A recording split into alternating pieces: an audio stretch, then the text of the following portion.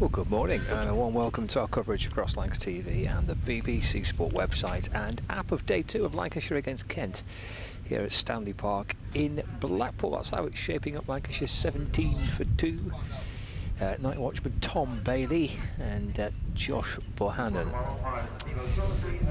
Resuming Lancashire's first innings, Daniel Bell-Drummond leading Kent out.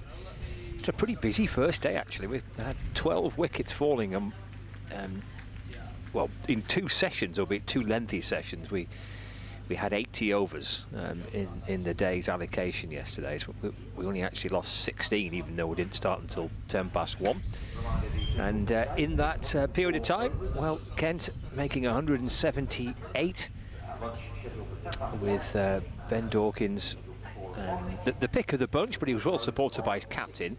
Dawkins making 54, Bell-Drummond making 33, and they put on 87, those two. And then it was the Liam Livingstone show, really, after tea. He picked up 5 wickets in the evening session, finishing with 5 for 55.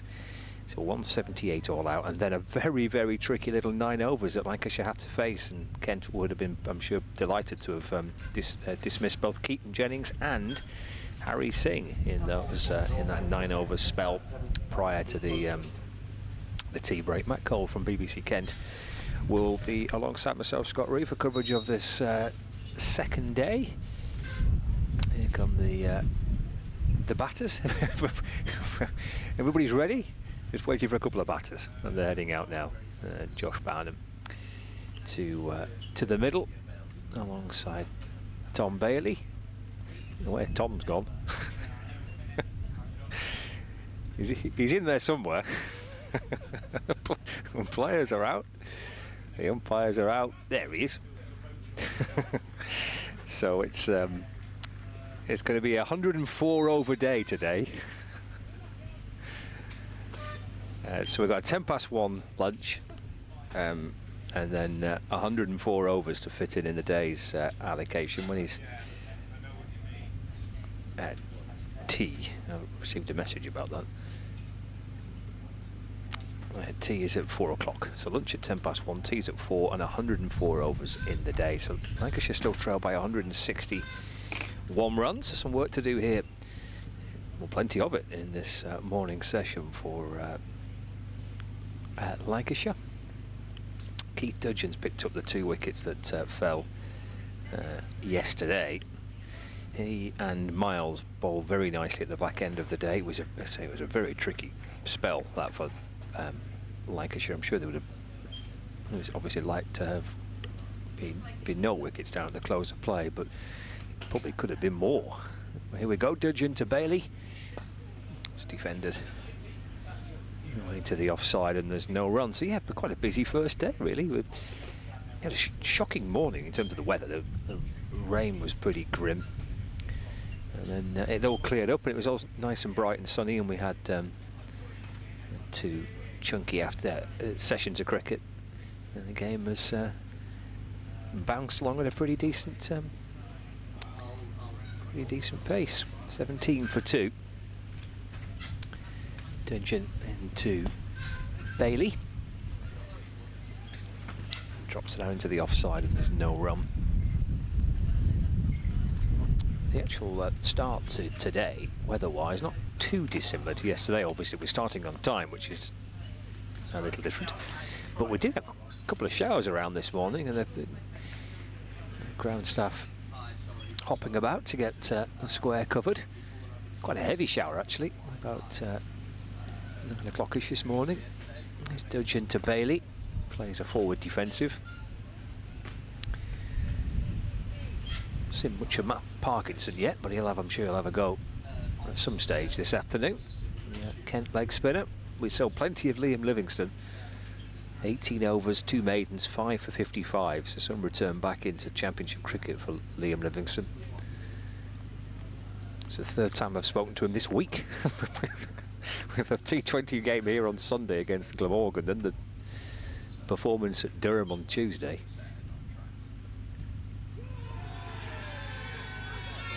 Well, he wants the little, I think the LBW he's gone up for there. Bailey's played at that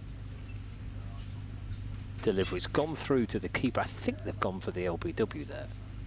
but they will have potentially be asking for a little caught behind as well. Either way, it's not out.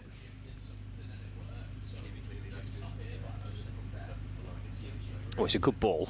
So maybe Keith Dutchin just felt like he probably deserved a wicket. Because that's beaten Bailey's inside edge. I don't think that's hit the bat looking at that replay. It's a good replay from behind. This is defended back down the towards Dutchin.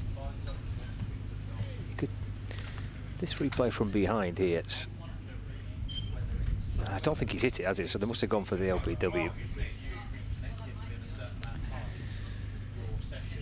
First shout of the morning. 17 for 2, final ball of the over. Through to Chris Benjamin, and there's no run.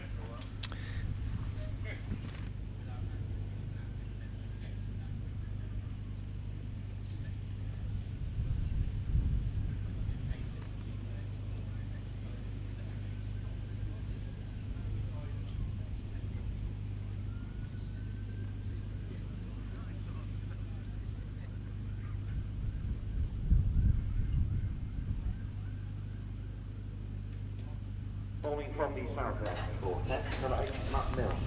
Be Matt Milnes. It's these two that bowled the 9 overs yesterday, actually, Milnes and Dutchin. Dutchin got the 2 wickets, but Matt Milnes actually last night, it was a pretty testing spell that Bohannon, in particular, I think he faced the bulk of the bowling from Matt Milnes to try and get through. Got a wee bit of a good fortune along the way. There's a chance which just didn't quite reach the fingertips of short leg. It's turned out towards Jack. It's Finch, isn't it? Under the helmets at short leg, Harry Finch. Yeah, there was a chance going his way at the back end of yesterday. He got fingertips to it. Just couldn't quite get a hold of it. Got through it, Josh Bohannon. He'll be hoping for a slightly easier day today, but I suspect not first up at least. A couple of slips in the gully. Here's Milnes. Tapped back towards him by Josh Bohannon. There's no run. It's again quite a breezy day, but that's all right. I think the forecast now is pretty dry for the rest of the day. Maybe those clouds that may be in and around the area will get pushed away by the pretty strong breeze. But there we go, plenty of blue sky there. There's enough. There's enough compared to what we saw this time yesterday, where it was tipping it down. Milnes to Bohannon. Looks to cut it. Just chops it away to point. There's no addition to the score, but yeah, you can see the trees. A little bit of a battering in the westerly breeze, but hopefully a nice dry day. Went for a walk along the front this morning and I've got a fair battering on the promenade. Blimey, it was a strong wind. I didn't walk very far. So turned around and headed back to the car. Driven away by Bohannon to mid-off, where Beldrum fields, and there's no run. Good morning, Matt. Are you well? Good morning. Very well, thank you very much. Yes, sorry I'm a bit late. I was chatting to Josh Bohannon and Tom Bailey in the pavilion, and apparently they needed to get out and do something. I can't remember, so I've come over now.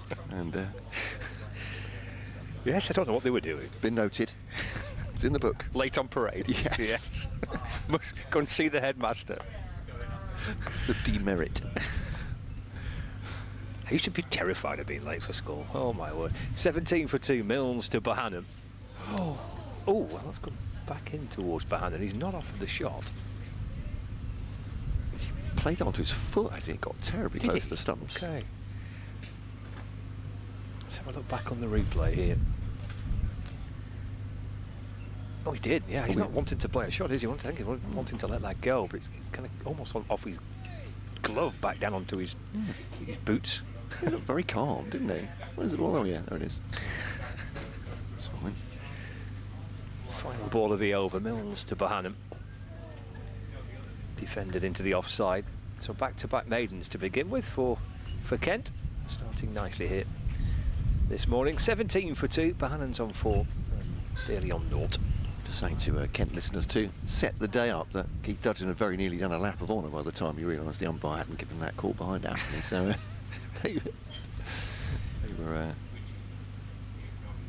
they were convinced. Umpire less so, and I gather it's the umpire that makes the final decision. So 17 for 2. Yeah, that Kent total looked, certainly after a decent stand between Dawkins and Beldrummond. Yes, they have 87. All fell around them after that, and 3 quick wickets after tea. Looked like a pretty thin total, but this pitch is an interesting one. Here's Dudgeon to Bailey, up on his toes, playing that into the onside. Tall man, fielded by Ekansh Singh there. They've got 2 slips and a gully in. Well, I say gully, Daniel Beldrummond is wandering off to talk to Matt Parkinson. Well, he likes to chat, doesn't he, Matt? And he's the, he's a skipper, Daniel, so he can do what he wants. Dawkins at 1, Northeast at 2, I think. Harry Finch, I believe it is at cover. Actually, no, that's Bertie Foreman. But there's a wide, well, extra cover mid-off. Matt Parkinson mid-on. Short leg under the hat. That'll be Harry Finch there, and might be interested in that one. In fact, it's gone down the leg side to be stopped by Chris Benjamin, the wicket keeper. So he has that short leg in there. They've got a mid-wicket as well. And where is Matt Milnes today? Feels like one of those puzzles, isn't it? Where's Mad Dog? He's backwards, deep backward square. There we go. Long leg, if you like. So no runs so far for Lancashire in the 3rd over of the day. Dudgeon once again on the money. He doesn't look much troubled as he plays that, but just plays it down into the ground, and there's no run. Mad Dog sounds like a character from a Western film, doesn't it? Like, something starring Clint Eastwood. Clint Eastwood as Mad Dog. His dad listens to the commentaries, so if you're listening, perhaps you could tell us about Mad Dog. Is it ironic because he's such a genial man off the field, or is it the growling he does when he's coming into bowling? Dudgeon then to Bailey. Oh, that's a good ball. It squared him up. Hip high, it goes through to Chris Benjamin.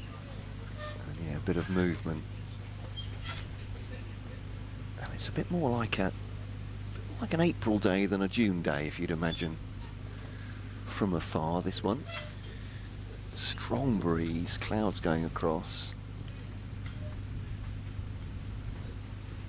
It's not exactly chilly, is it? But it's brisk again. Yeah, a number of people still wearing shorts. This one could be the first run of the day. It is indeed. Tumbling stop by Matt Parkinson in the covers.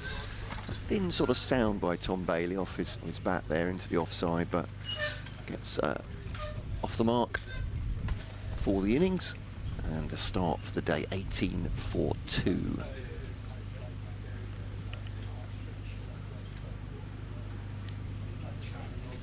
And welcome wherever you're listening. And there has been some technical issues with the BBC commentaries today. We're live with the Lancs TV, obviously, with the pictures. So wherever you're listening, you're very welcome. I'm Matt Cole, beside me, your host, Scott Reed. It's a swing and a miss, that one's a pull and a miss from Josh Bohannon. I mean, she's such an attractive striker and good timer of the ball. That one has gone through to Benjamin, and there is no run. It's not the first one to be deceived here at Blackpool in this game so far. Josh Bohannon, there's a chat with Tom Bailey mid-pitch. There are a few brave souls, aren't there, in shorts? Yeah. You say. Well, maybe a little bit later on it could be kind of a bit more short weather, but there's definitely a bit of a chill around the calf if you're wearing shorts. Jump your calves. Chilly calves on show today. Good start, this, isn't it? Just the one run so far. Yeah. There's Milnes, fires in the Yorker to Bailey, who digs it out, jabs it down the ground. Parkinson tumbling away to his left of field. 18 for 2. Yeah, I think it's that breeze that's taking the edge off temperatures. Saying yesterday with the forecast. Never mind what the high is, what does it feel like? Does it feel What like? does That's it the feel key, like? that's the key thing to look at, isn't it, on the forecast? Bring up your weather app. I said, oh, it looks like 18 degrees, but then just look a bit closer. Balls to Bailey, that's tickled away down to fine leg. Played across the line, Bailey. Got one or two of the Kent boys interested, but gets a single, moves to 2, 19 for 2. We had the wind chill factor, quite a strong wind. Found that out on the prom this morning. Yeah. Got blown out to the Isle of Man. Yeah, pretty tricky. I soon turned and walked the other direction. I was walking into the wind, which obviously is a bit of a stupid thing to do. Milnes to Bohannon, forward in defence. And there's no run. I was walking northbound on the prom, and I thought this is a stupid idea because I'm walking into it here. Yeah. Turn round. The teeth of a gale. Yeah. Headed south instead. I mean, not that I've walked for miles, obviously, but a bit easier going in that direction. Quite a few people walking the dogs on the beach as well this morning. Yeah, I remember from last year going out for a very similar walk and being drenched and weather battered within about 20 minutes. I did exactly the same thing. Okay. Milnes to Bohannon, that's a lovely ball that beats him. Super stuff from Milnes and from Dudgeon. Lancashire bowled beautifully yesterday as well. I did, yeah. The new ball, the 3. As usual suspects for Lancs, Anderson, Bailey and Balderson yesterday. It's always an argument, isn't it, about the balance of batting to bowling in terms of pitches and what's the perfect spot, but... Clipped out towards the leg side, the first runs for Bohannon. And it's a 4, clipped away to square leg. So he doubles his score, he moves on to 8. Couple of fielders on the leg side, but managed to find a gap. Nicely fielded. A big shout there, I'm not quite sure who that came from, and Finch had one hand in the air, didn't he, as it whistled past him, but I don't know whether maybe that's from Matt Milnes, just disappointed with delivery perhaps, but is it a shout catch? You know, I don't think. Yeah, I don't know. I mean, it was in the air a little, wasn't it? But yeah. He's a little flirt at that, I think, Bohannon. And that's the spot though, isn't it? It is, yeah. You were talking about Matt Milnes had found that area yesterday. It's on a decent length as well, on a good length, about 4th stump. And he's just getting some extra bounce. And Josh Bohannon looking frustrated with himself, but I've got sympathy from there. It's leapt up a bit. I'm not sure quite what he's supposed to do with that. No, there's been a few, hasn't there, from Milnes especially, from that southern end of the ground, which he'd say he's managed to find a little spot. And did a bit. There's a couple bounced quite sharply on Bohannon yesterday. Yeah. Well, we're not talking outrageous here, are we? They're not grubbing along the floor or bouncing head high, but just making it a real test for the batters. And as Bailey faces Dudgeon, drive, good stop from Matt Parkinson, puts out a paw and stops them getting more than a single. Hassan Mahmood comes round to cover, and Bertie Foreman comes over to congratulate his teammate.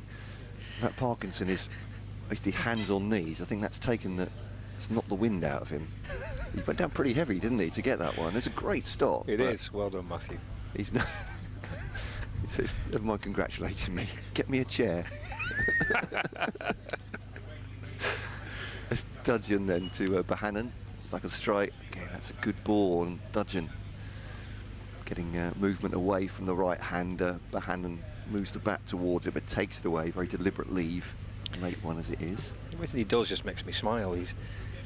Matt Parkinson. Yeah. He's great. He's especially when he's in the field. He's brilliant to watch. He's full of fun, I think it's fair to say, and quite often mischief. You'll be aware of that, Scott. Just be that little bit careful. 2 slips in the gully in. There's a Dudgeon bowls to Bohannon.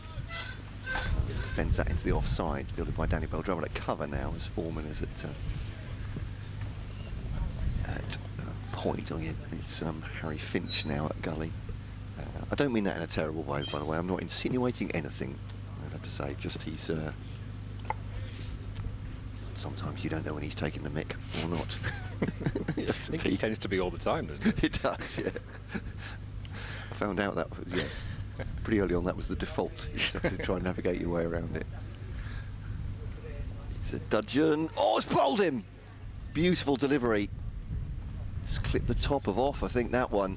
And Josh Bohannon holds the pose, but the bails have flown off, and Dudgeon has a third. Goodness me, he has 3 for 7, and that one is bowled. Dudgeon, is Daniel Bell-Drummond sort of miming what's happened there, and Bohannon's not exactly played round it. A bit of wobble there. Perhaps, have a look at this on the replay. But it's 24 for 3, and only just 7 runs for the... see what that's doing. It's nibbled in, isn't it? Not much. Yeah, it's a good delivery. He's played down the wrong line. It's taken the off stump. Marcus Harris comes out 24 for 3. Yeah, if anything, it's just slightly held its line, isn't it? But it's a little bit of nibble in. And yeah, he's played inside it, hit the top of off, and that is another wicket for Kent. So 24 for 3. This game moves on apace, Scott. It does indeed, yeah. Well, that felt pretty good, wouldn't it, for Dudgeon? Nice for the fast bowler to see one just kissing the top of off stump. Oh, very nicely. They've been excellent so far. I mentioned how well Lancashire bowled yesterday with the new ball. And Milnes and Dudgeon, only 2 bowlers we've seen so far for Kent, but they've been very good. It's tough batting out there, isn't it? I think it does. It does make Ben Dawkins' knock look even better. I mean, he did have a bit of luck. Yeah. Well, you probably need a bit, don't you? But yeah, I think he scored 3 runs in the first hour yesterday. It was a, it was a real dig in. But how do you approach it? So Harris to face the first ball from Dudgeon. Has 3 for 7 and gets behind that, turns it to mid wicket. Matt Parkinson again, no run. I spoke to Liam Livingston last night about it, and he kind of described it as a typical club wicket. Right. Kind of a little bit tacky. He said there's plenty in there. So it doesn't feel like a day one pitch. But then did admit that yesterday it was pretty slow going yesterday morning. But yeah, it's right. It's been quite a tacky pitch. 24 for 3 as Dudgeon bowls to Harris. Off. Yeah, probably quite unfairly asked Ben Dawkins yesterday, what's the talk? What do you think this will do? Will it flatten out? We'd seen big 4th innings score here. He just looked at me and said, no idea. Which is fair, I think. Asking for Yeah, the teenager. Yep. Can you predict the future, please, for me, Ben? Would you mind doing that? So 24 from 14, and again, there's no great scoring rate. It was exactly the same for Kent yesterday, wasn't it? And they were 2 down for 24 in the 16th over. It's a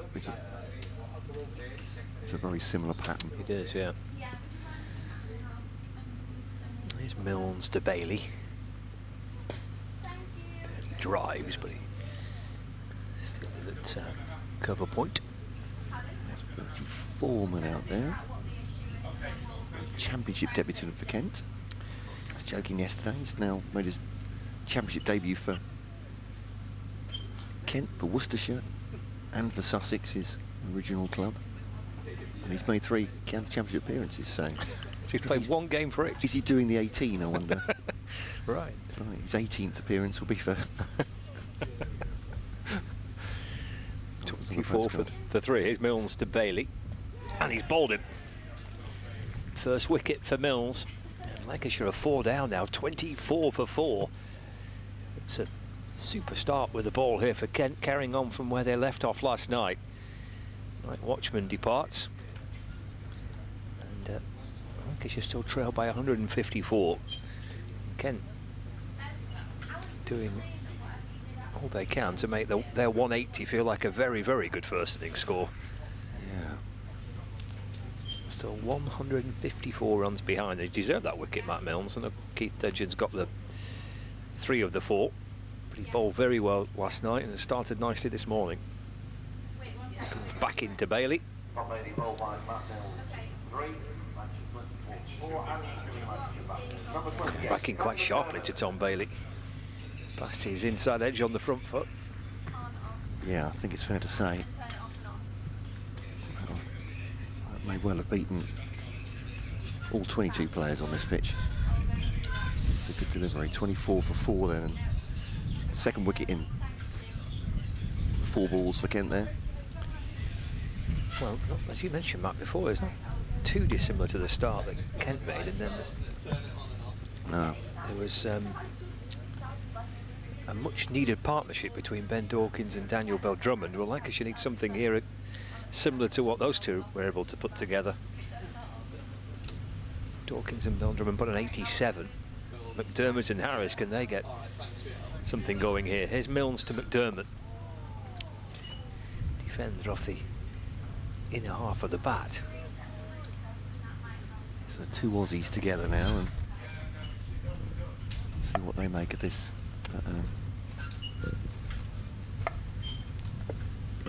Yeah, McDermott's making his first-class debut for Lancashire. Drafted into the red ball team to again, just to help out with a few challenges that Lancashire face with players being out. Fascinating to see what he and Livingston make of this pitch.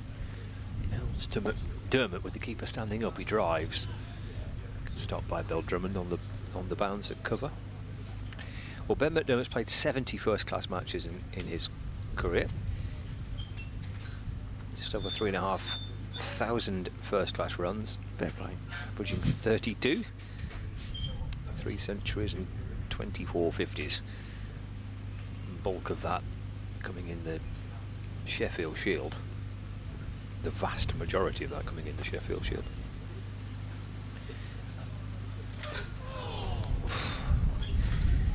Tricky here. Don't get too many pictures like this in Australia, I wouldn't have thought.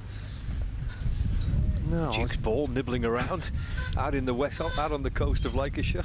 I thought that had done him. No, he's looking at the toe end of the bat. Yeah, Kent's a little low, isn't it? Goodness. Yeah. Not easy, this, is it? 24 for 4. Here's Milnes. 1 ball left at the 15th over. He's off the mark, McDermott. Clips it down to fine leg for a single. Keeps the strike as well. 25 for 4. Lancashire trail by 153 runs. McDermott's on 1. Harris on 0. At the coffee hut this morning, and the gent there asking if we'd still be here tomorrow. I think what he meant was the whole of tomorrow, but so I made a joke about that. So well, it's rapid. May not be that rapid, but you might be right at this point. It's a very nice coffee as well. Thank you for that. Not at all. Froth Me Silly. Is that the name? That's the name of the Oh, coffee, thank you. Yes, coffee sorry, brand? yeah. Froth Me Silly. I like that. Yeah, now you mention it. Yeah, that is. I didn't realise that was the name of the vendor. So Dudgeon to continue. 7 overs, 3 for 7. Very similar to what was its drive into the mid-wicket area. Can't Singh stops it. Similar to what Tom Bailey had at one point, wasn't it? The figures and Balderson going for almost nothing. Matt Milnes is going for an extravagant 2 1/4 and over. 118, 1 for 18 off 8. And batting really hard going out there. Can Lancashire find the pair to dig in like Dawkins and Bell-Drummond did yesterday for Kent? This is pulled away. That's a great shot. That's 4 runs. I say that's 4 runs actually. Slowish outfield, and they're not going to get value for that. It's just going to be 2. I thought McDermott had timed that as well off the bat, but backhand swing pulls it up, it naturally, no, he hasn't timed it at all. Given that look at the toe end of the bat, and that shot again. Position. Yeah, big swing of the bat, but it stopped before the boundary. They've just got two there. I think Ben Dawkins has pointed out yesterday.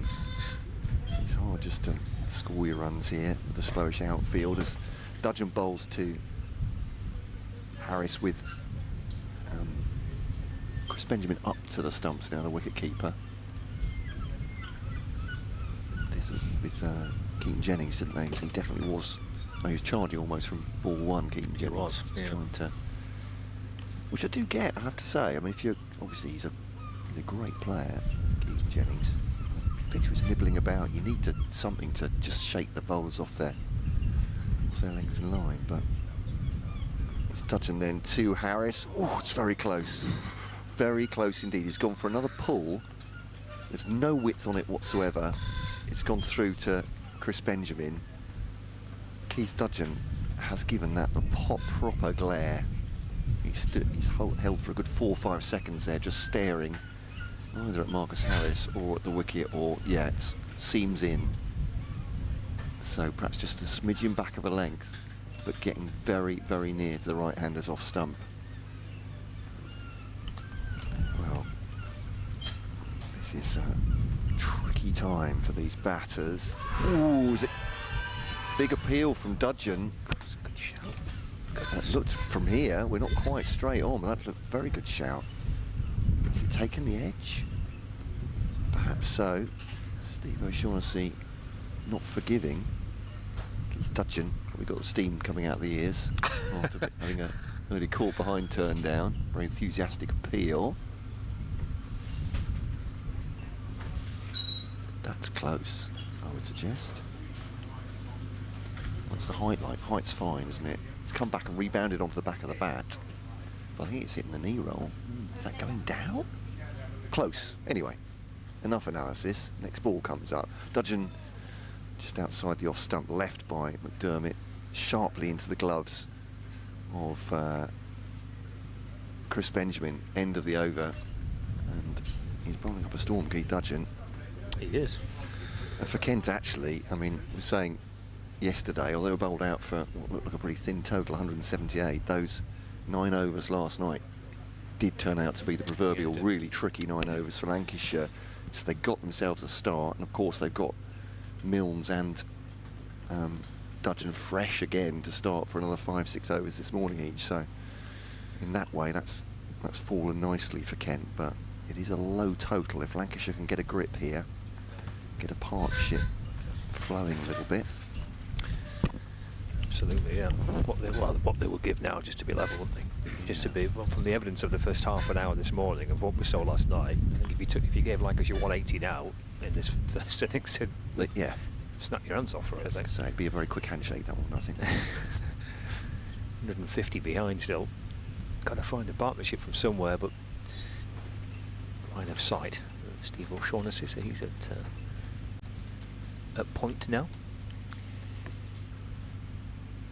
Milnes to Harris, whose judgment is spot on as he leaves that. Through to Chris Benjamin. 27 for 4, Lancashire. Blustery morning on the Lancashire's Fylde coast. Only a mile away from the sea. In the shadow of the tower at Stanley Park. Milnes to Harris. He's up for the LBW as Harris tries to flick it away towards the leg side. Maybe just sliding down.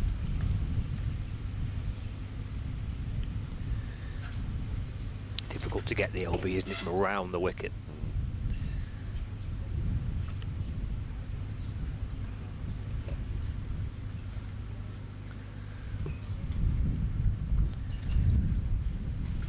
Two slips in a gully. Point.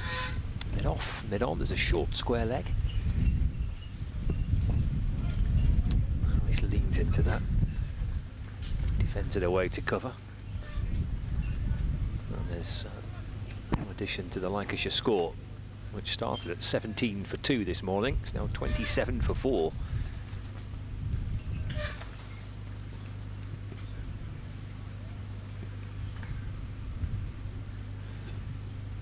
With a little bit of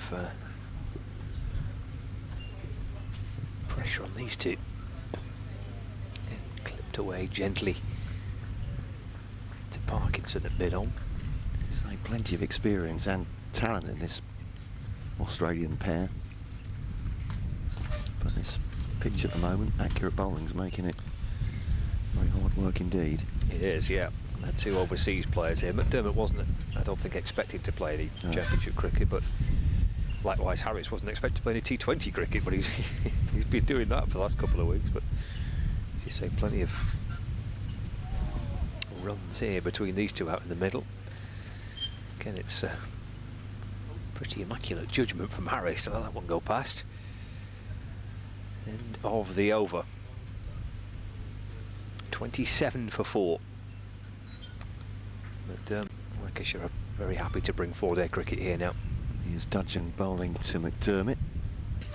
Sticks in the pitch a little bit and plays that off the back foot into the offside. That Parkinson fields again. Keith Dudgeon, stern looking, concentrated. I don't know how much fast bowlers grind their teeth when they think of appeals not given. Is he thinking, he should have had 3 already this morning? Never mind 1. 3 for 9 of his 8 though. Shows how accurate he's been bowling. This one's off the pads. Decent shot that from McDermott. Will they come back for 2? They think about it, but Milne's coming on it, sidearms it into Chris Benjamin. And they'll just settle for the 1. So it is 28 for 4. You can hear some activity around us. It's Lancashire's batting. Not the only people finding it difficult today. I've heard some. You probably need to switch off and on again. Yeah, it's a classic, that wasn't it? Yeah, it was. We'll reboot the system. Yeah. Switch on and off again. Dudgeon to Harris, just getting a tiny bit of width there as the ball seems away from Harris, waiting for it and just trying to push it past Foreman at point. The great cricket writer Paul Edwards is delighted that the Wi-Fi is working now. So he's been very, very happy, man. I think he had a few issues yesterday trying to get on the Wi-Fi. He takes it all in his stride, though. That's the most important thing. Dudgeon then onto the left-handed Harris, works it away. It's a good shot, just angles the bat. Foreman chases it. They're coming back for 2. Look over the shoulder from Foreman. I'm quite sure whether he was just checking if he had a relay or whether, no, it's a great throw into the wicketkeeper, isn't it? Maybe just checking how many they were taking there, but comfortable 2. It's a nice shot from Harris. So just opened the face down to backward point. Still yet to see Hassan Mahmood, have we? No, that's right. He'll be tearing in at some point. So Dudgeon's into his 5th this morning. Bowls to Harris. It's again just angling the bats. 2 slips in the gully. That's Daniel Bell-Drummond fielding it there. And there's no run. Harris has 2. Dermot has 4. It's 30 for 4. It's a rebuilding job or a digging in job for these 2 here.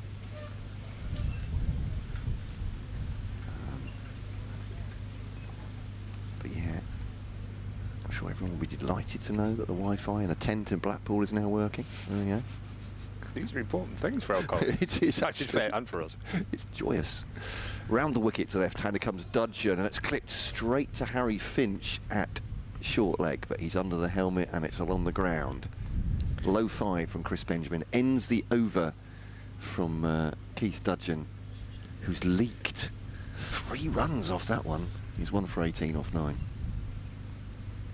I say this every time we come to an outground, but we obviously take it for granted. Listeners and viewers probably take it for granted, but it is quite an operation to bring coverage of 4-day cricket, well, indeed any cricket, from away from the headquarters, and it's it's a brilliant kind of team effort, whether it's those involved with providing the live stream and the radio commentary, or all the rest of the work that goes on to stage these grounds. It's defended by McDermott, and there's no run. We just saw there the big marquees that have been constructed for the hospitality, the big tent there, which is where the written press and commentary position is located, and the bars have been built. The ice cream vans are in.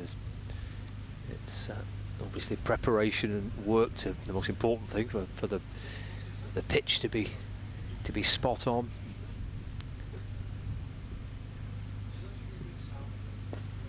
Defended by McDermott, played it with the impression that maybe that just bounced a little more than he was expecting, but deflected away into the onside. So there's a lot of work put into staging these games away from the main headquarters. A lot of time and being volunteered by people connected to Blackpool Cricket Club, as the case was when we were at Southport a few weeks ago as well. Mills, with the keeper standing up. Dermot plays it again. It looks a little uneasy, uncertain, and now he's looking at the toe end of his bat. It just gets a little bit low there, isn't it? And I think Mills thought he was through. It's a little bit of a glower as he turns. In the previous ball, he played it as if he just bounced a little more than he was expecting. So just signs that there's a little bit of uneven bounce. 30 for 4. Oh, there we go again. That's left by McDermott. Manages to get everything out of the way of that. It's a terrific take by the keeper. Yeah, he's standing up, isn't he? And Mills not in considerable pace, and it's no gardening by McDermott there, is he? But he's just looking at the offensive area. Or has he just rolled the fingers over that, maybe slightly? But yeah, Mills has a quick look back at the umpire. Say anything, ump? No. Well, it's this little cheeky look back, wasn't it? From Mark just Mills. in case. Yeah. 30 for 4. Into McDermott. Fiddles it away through the onside. The unmistakable chase from Matt Parkinson. Shuffling after it up towards the long on boundary. They spot that run from a mile off. They've run 3 between them. 33 for 4 now. Dermot moves on to 7. Yeah. I think it's just impossible for batters to say they're in on this, is it? Both McDermott and Harris have had their moments where you think, well, they've hit that cleanly, look like they're coping. But in the context of this, they have only put on 9 so far, but this could be an important partnership for Lancashire, an important one for Kent to break. Mills come round the wicket, then to the left-handed Harris for the last ball of the over. Ball's a beauty too to Harris. He kind of walks away to square leg and says, well, not much I can do about that, just glad I didn't nick it off. End of the over. Really is a terrific start by these two, who bowled beautifully for 9 overs last night, and they've bowled beautifully for 10 overs this morning. They've picked up 2 wickets between them. Mills has only gone for 9. Dudgeon's only gone for 7 in this spell. And I think we're about to have our first bowling change, and this will be the first bowl as a county cricketer for Hassan Mahmood, the Bangladesh international. So he does replace Dudgeon. He takes his cap and his glasses after a 5-over spell of some venom. Take a wicket. So Hassan Mahmood. Then his first ball in county cricket. He'll be bowling to Ben McDermott. It's on the money, I'll tell you that. On off stump, straight back. So not the tallest Hassan, but from those that saw him bowling in the nets and on the outfield at Beckenham in the Durham game, he gets it through pretty rapidly, gets some bounce as well.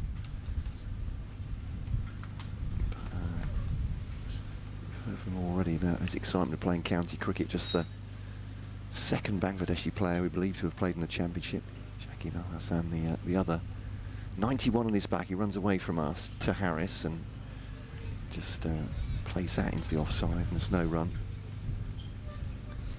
I'm saying you just need to plonk it on a length here, but accuracy will be really important, I think, for Kent's first change. Hassan Mahmood, and presumably Ekant Singh to come after him if Milnes isn't going to get through a sixth. 26 years old. He's played 13 tests with 2 5-wicket hauls, 26 one-day internationals, 26 T20 internationals as well. Goes to Harris. No respecter of that. Well, that's a good stop. Tries to drive it past Dudgeon. Tumbling stop the fast bowler at mid-on. And there is no run. So, I'm always interested to hear from, I mean, obviously, joining a new club, you're going to be pleasant, aren't you, about your new club and also the surroundings, but the number of overseas players who say how important it is or how excited they are to play in the county championship particularly. It's great to hear for those of us that love the competition. Hassan is pulled away. Is that going to be 4? It may be more. Umpire stops. It's 6. He has gone a bit short to McDermott. And that is the first 6 of the innings for Lancashire. They moved to 39 for 4. Dispatched. It was, wasn't it? Yep. He certainly middled that one. Yeah, it's picked him off stump. That has gone. So yeah, food for thought. The young Bangladeshi bowler. Keith Dudgeon went to the umpire. Oh, they have to do that, do they? When it's gone out of the playing surface, just to Right. There was a smile, Keith Dudgeon, as he tossed the ball back to Hassan Mahmood. Gets wide of the crease now, bowls to McDermott once again, clips this into the onside, thinks about a second, actually. Sort of judders to a stop at the non-striker's end, does McDermott. No ball. There we go. Free hit. Indeed. The cricketers are not the only ones a little bit caught in T20 mode here. The whirling lasso from Steve O'Shaughnessy, perhaps, but there's a single taken as well. 2 for the no ball, so 9 so far off Hassan Mahmood's first over, if you like. Outside the off stump, left by Harris, through to wicket-keeper Benjamin. There's no run. Yeah, as far as settling into English conditions as well, this isn't quite the norm, I suppose you'd say. Coming to an outground. It's doing a bit under cloudy skies, a bit of rain as well. But, it's Bangladesh v Australia in this over. Marcus Harris doing a whole bunch of gardening up and down the pitch there.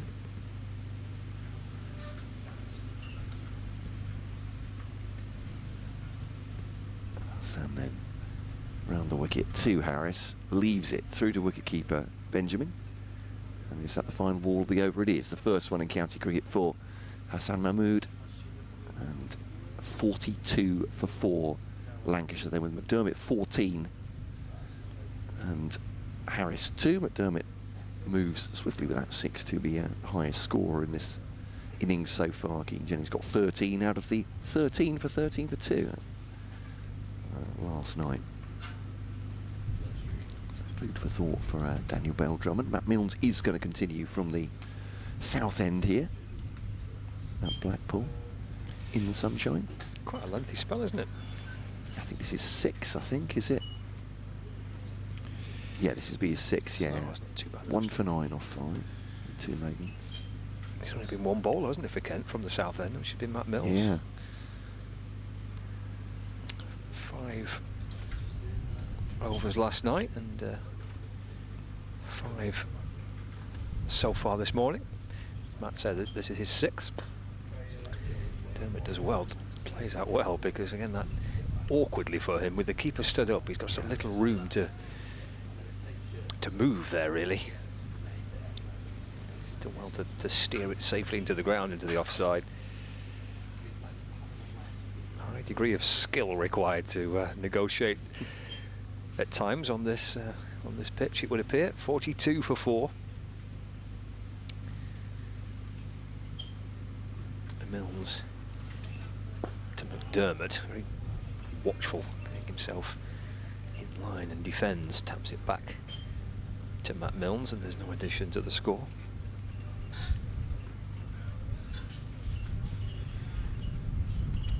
Yeah, looks like we're getting thinner cloud now, sort of long wisps. Do you know much about clouds? Can you? Can't say I don't. Can't say I do. If the big fluffy ones are blowing across now, we've got sort of long streaks of cloud. Milnes to McDermott, who gets in behind it and defends. I don't recall my geography teacher describing them as being big fluffy ones, but maybe he missed out there. Cumulus, those Cumulus big fluffy nimbus. ones. I heard of them once. Simpsons clouds, one might say. But now that it's more the effect of it's a blue sky and you've got your, maybe it's your primer coat when you're brushing. Looks like that, okay, brushing across there, so it's not quite covering all the blue. Now, I reacted to that as if I knew what you were talking Yeah. about, as if I'd done some painting before. Yeah, I've seen it done. I've seen the TV programmes where they do this, yeah. There's a change to the field here. We did have 2 slip catches, but we've now got a slip and a gully, and there's a leg gully, as well as the forward short leg. Sam Northeast had in his hand in his pockets at leg gully. He's clipped that off his pads. Down to fine leg for a single. Are you not much one for the DIY, Scott? Can't say. I mean, I'm absolutely hopeless at it, really. Me too. I have kind of tried, but I think you've got to have a natural kind of flair for it. You've got to be able to do it. I blame me dad. He's equally as useless as I am. Does he have a right of reply? No, he doesn't. No, fair enough. No. It's like that. 43 for 4. It's defended by Harris to mid-on. Absolutely. We blame the parents. He's good at many things, my dad, but I don't think DIY's up there with his qualities. I think if you don't naturally take to it, and then, well, when are you going to do the DIY? It might be once a year. You're going to take on something you've never done before. Really, I think a trained professional is probably a better idea. Final ball of the over. Harris on 2. He's around the wicket to Harris. Clip that away off a thin edge down to fine leg for the single. Keeps the strike as well. So 44 for 4. Lancashire. Harris on 3. McDermott on 15. Trailing by 134 runs. I like to think, I mean, relatively recent thing, DIY as well. You know, back in the day, they wouldn't think of doing those things themselves. You get someone who knows what they're doing to do them. Exactly. And, you know, keeps the economy going. Trying to think of other excuses. I should have a list really by now. So Hassan Mahmood with his second over went for 9 of various means in his first. Let's get through another one. He's bowled 6 in a spell to start here. Mahmood there. Oh, is he gone? He has! Caught at second slip. He has his first wicket in county cricket. Sam Northeast, I think it is, diving to his right. It's an edge by Marcus Harris. It's taken low, and there was just a minute hold, I think. Everyone making sure that the fielder got his hands underneath it.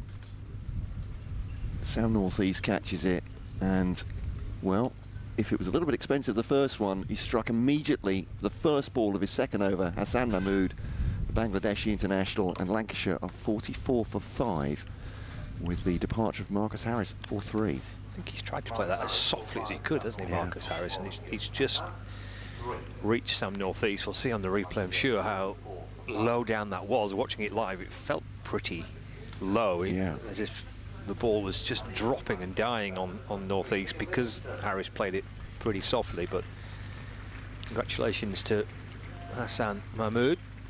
Yeah, it's a good catch. Didn't go at it too hard, Harris. Yeah, he's taken it about maybe 6 inches off the ground, but making doubly sure as the elbows hit the ground that he's clutched it. She has. What do I know? But it feels like a kind of a shot caught between two minds there, Harris. Yeah, it's a bit of a nothing shot, as it were. Yeah, a little. But I mean, it's, yeah, very well. It's easy to criticise, but I don't think we should necessarily on this pitch. It's No, one it's that fair. has kept the batters guessing all the way through, isn't it? Absolutely has, yeah. But a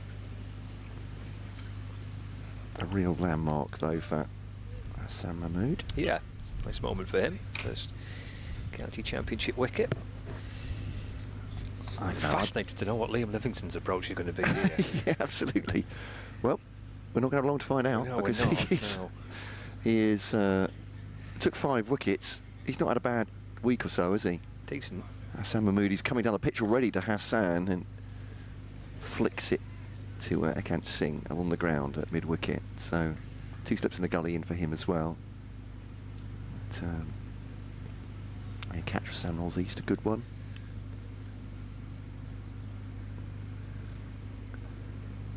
Had a brief exchange with Sam Northeast, all friendly, last night. He said, who would you like for interview? I said, Ben Dawkins. He said, do we need to get his parents?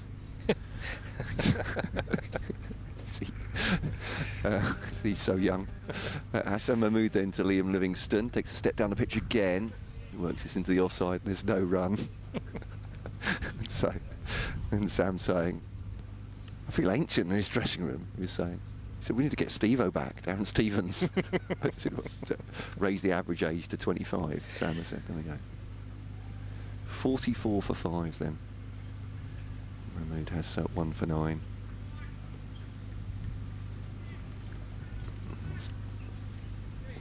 But it is just so difficult. So Harris may be disappointed with the shot, but he's not the first to be left wondering on this pitch. Liam Livingston, I don't think, will be leaving anybody wondering about his intent. Steps down the wicket again. Just does defend that into the offside, though. Daniel Bell-Drummond fields. I asked him about how he might look to play. Yes. And he had a wonderful glint in his eye as I asked him the question. But he said he really enjoyed yesterday. I mean, it's been 5 years since he played a championship match. He said he was pretty tired. I said it's only day 1, Liam. But he said he was pretty goosed yesterday. That's, oh, is he offered the batter? He has. It's caught by Benjamin. Doesn't get anything on it.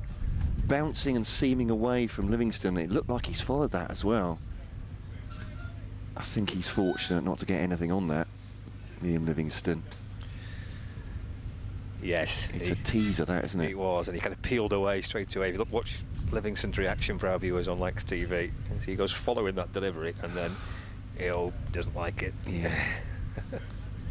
I'm not saying it was a T20 shot, but you can understand that he might follow that and be cutting that down for 4, but he's got 2 slips and a gully in there.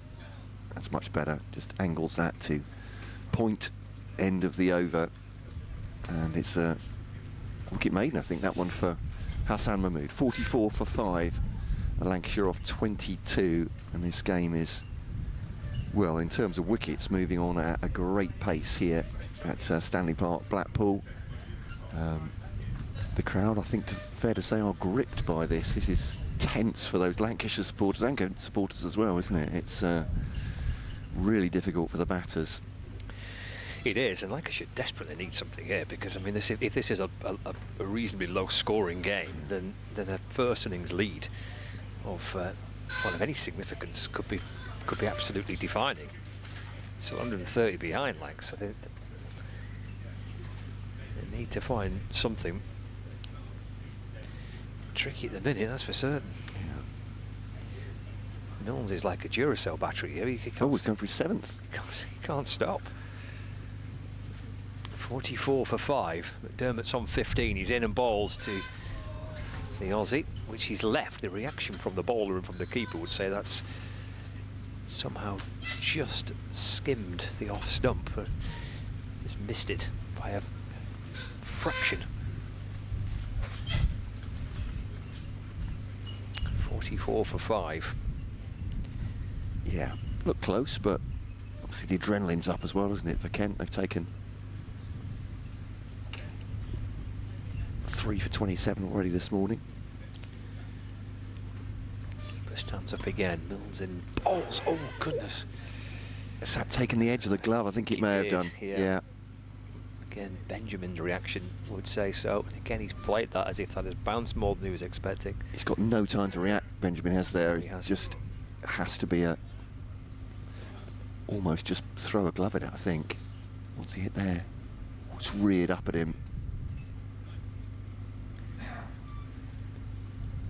Yeah, has it taken shoulder maybe? From the reaction of the bowler and wicketkeeper, I think so. Mills to McDermott on the front foot, squeezing the ball away into the offside for no run. I almost caught myself saying, you know, obviously from an optimistic point of view this morning, and as previewing for BBC Radio Kent listeners, that, you know, if they could get a first innings lead, and then said, well, probably more looking like trying to keep the Lancashire lead down, because just didn't think that it would necessarily carry on like this pitch. But that delivery from Matt Milnes indicating that there's still a great deal of jeopardy in it for the batters. Mills to McDermott. The defence has come back off his inside edge, and it's not ricocheted back onto the stumps, but it could have done. I mean, this is so tricky, isn't it? Milnes has bowled beautifully, and it's proving to be quite a fright for the batters to try and negotiate. 44 for 5, Lancashire. Milnes sets off, balls again. Well, he's got something on that. He's just kind of flicked it away. He's going to come into the tent here. It's gone down for 4 leg byes. Has he got bat on that? I think he may have got a little bit of bat yet. No, he hasn't. No, it is 4 leg byes. Tried to help it on its way. Just flicked his pad. Racing down towards the boundary. Score moves on to 48 for 5.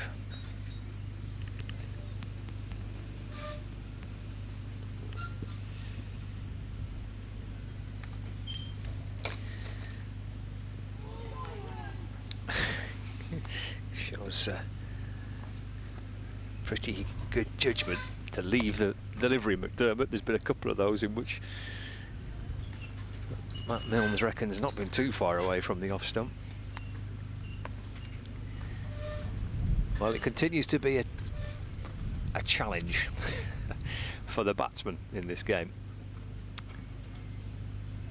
Milnes has bowled 7 overs this morning. Now he's gone for 1 for 15.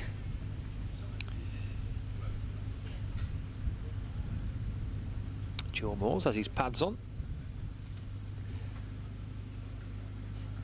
Due in next on debut. Liam Livingston's on strike. Hassan Mahmood from the north end of the ground.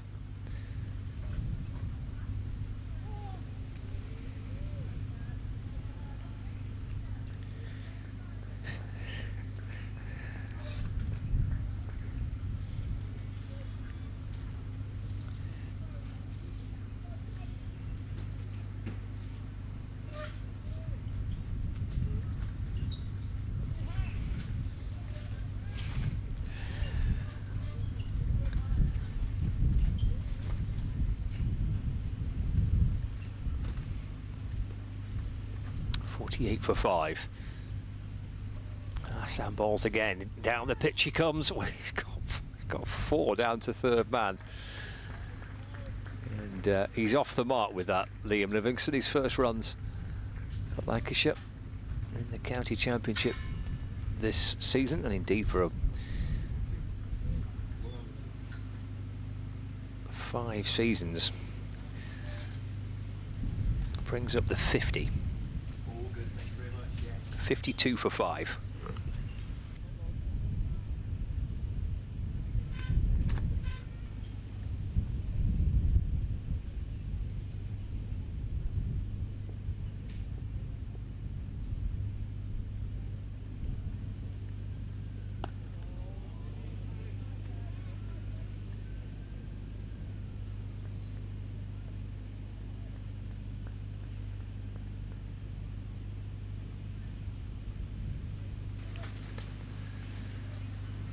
Yeah, it was. Well, it was good to chat to Liam again last night. I mentioned before, I spoke to him 3 times this week, but he's such has been the impact he's had both on the T20 games in the last couple of fixtures and indeed yesterday's match. But he said how much he did really enjoy playing yesterday. Down the pitch he comes, he swings at this one, Liam Livingstone.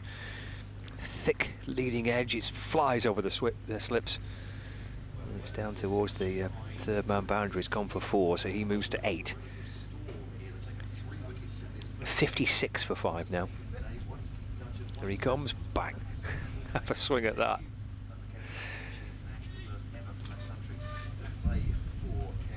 He's on to 8. But he did say, which I thought was quite an interesting point. He said he was knackered because it was quite a long day and he's not done that for a while. He also said he thinks it's almost a completely different sport, T20 cricket compared to red ball cricket. 5 years away from playing red ball cricket. He says it's a completely different game. But it was a really interesting conversation with Liam Livingstone last night. He defends this next delivery. He can, I think you can certainly listen to it and watch the video via BBC Lancs Cricket. I think Lancashire Cricket have got it available on their various channels as well to watch that video of Liam Livingstone. But I thought the way he talked about T20 cricket and then reflected back on his first day in red ball cricket for 5 years and the comparison between the two and where he's at now and where the game's at now compared to when he last played. Really interesting insight from Livingstone last night. Flick down to fine leg. Is there any bat on that? There isn't. Leg buys 4 of them. Takes the score on to 60 for 5. Livingstone remains on 8 and McDermott on 15, trailed by 118 runs. I was just saying, Matt, the conversation I had with Liam Livingstone last night, he was talking about how he thinks it's almost a different sport now, T20 cricket compared to red ball cricket, and so it's just a completely different game in his opinion. But I was just saying it's a really interesting conversation. Yeah. And whether it's Kent supporters or Lancashire supporters watching and listening, worth digging out that interview, because someone who's not played a red ball game for so long, not played in championship cricket for so long, has played T20 cricket and 50 over cricket for the last 5 years. What's it like now playing championship cricket and red ball cricket compared to 5 years ago? And I thought his insight into that was absolutely fascinating. Yeah, it's, as you say, Matt Mills is into his 8th here, isn't he? He is, yeah. 1 for 23 so far, 8 in this spell now. Sorry, I raised my voice because there's something happening every ball from him, which is probably why he's saying to I'm sure he's saying to Danny Drummond, yeah, just give me another one. I'll just keep coming down the slope here. And that one just outside, off stump. McDermott has dealt with it. There's no run, but as you say, it's a fascinating insight from, and who better than a man that's been effectively out of the red ball game for 5 years to judge. Short leg in, slipping a gully through the wicket keeper. Not sure who that shout was. It's excitement more than anything else. Chris Benjamin is standing up to the stumps. And so yeah, Sam North East is a leg slip. He's going fine. I know he's going back to slip. He was at a sort of leg gully. Short leg is Harry Finch. So Stewart just passes by. 12th man here. Saw him bowling earlier today. Not selective this match. He strapping on one of his calves. That's the injury he's coming back from. So yeah, 2 slips. So no, 1 slip. Sam North East is just getting some exercise here, isn't he? He's going back to that sort of leg gully position. Backward short leg, maybe. As Milnes comes in to bowl to McDermott, clips that very pleasingly off his pads, but he'll just get the single as Kent Singh fields at mid-wicket. I was just saying to Kent listeners, Liam Livingstone, well, Kent fans and players will be quite happy to see the back of him for a bit, I think. Are you still going back on about that T20 quarter final? You know, we don't see Liam Livingstone that often in the flesh, obviously, as Kent supporters. And following the cricket team as we do as commentators, and yeah, put them to the sword in the T20. 5 wickets. Ooh, that has taken a strange bounce, and somehow McDermott has worked that away behind square. So, yeah, Scott Reed, I'm still going on about it, but you can understand that Livingston has 8. He comes under strike now. 16 for McDermott, but 62 for 5. And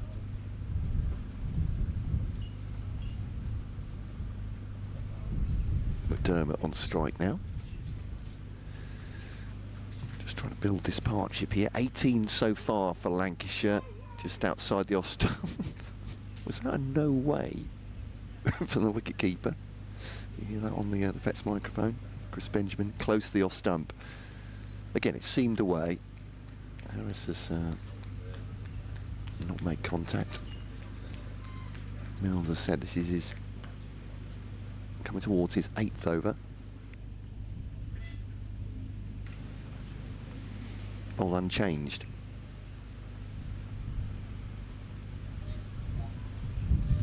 The second morning of this game, and that one just rises off a length again through to wicket-keeper Chris Benjamin.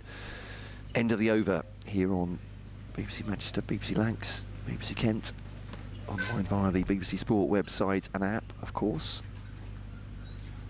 On Lancs TV with the pictures. Myself, Matt Cole, and Scott Reed. Delighted to have your commentary.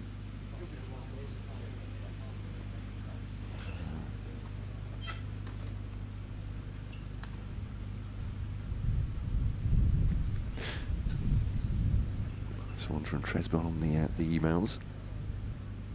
Kent Cricket at bbc.co.uk, our relatively new email address. We've been blessed by the BBC with our very own email address. It's taken a while, a bit of persuasion. Hassan Mahmood to continue then. Bowles, that's a great delivery. Is he gone? He has indeed. He's edged it behind. Ben McDermott goes. Sorry, Liam Livingstone goes. And has followed that one from Hassan Mahmood, and he's got him for 8. And Mahmood has 2 for 17 on debut. And it's almost no noise from the crowd. The batter held for a moment, Livingstone, but he's followed that one through to Chris Benjamin, and they are 62 for 6 now. An entertaining 8 it may have been, but they have seen the back of him here. Mahmood, yeah, getting movement and just edging behind Livingstone. He goes for 8, caught by Chris Benjamin, and Kent bowling up a storm here. And Hassan Mahmood as the last 2 to go, his first 2 in English cricket.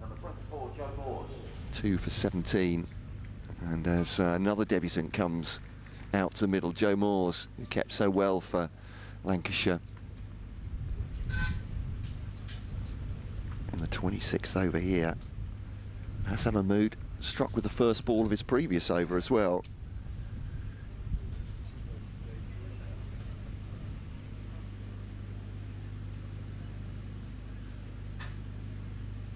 And once again, first ball of the over.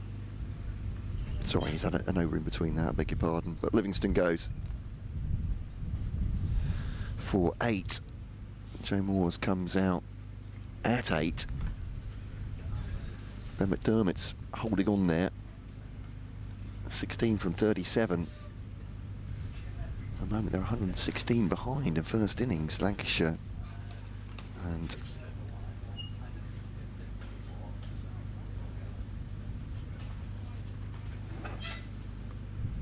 well, real jeopardy here.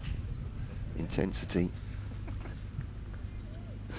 Hassan Mahmood will go round the wicket to Joe Moores, the 17-year-old making his debut for Lancashire, left-handed, and just plays that to Daniel Bell-Drummond into the offside.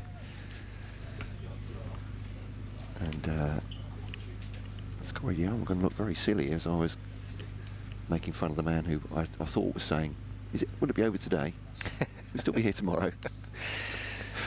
It's 62 for 6. Yeah. It's moved on a bit, hasn't it?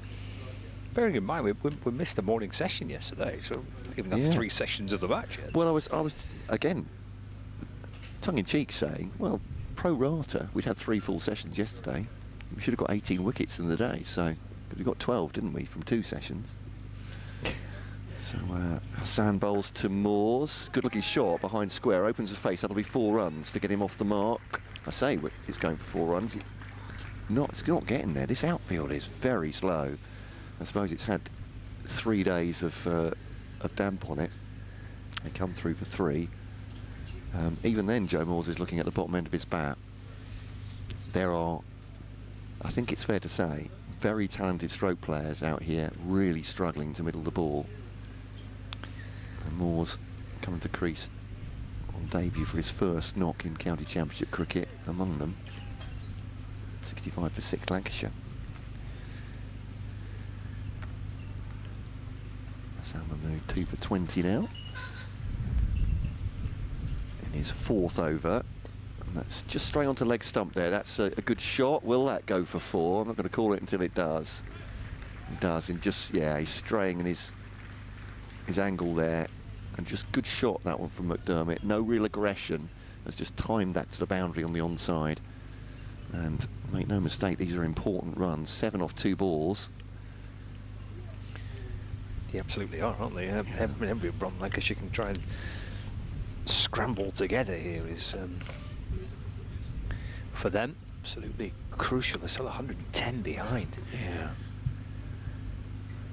See what happens at the other end with Milnes will bowl a 9th in a row, but Hassan here bowling, and that's pulled away.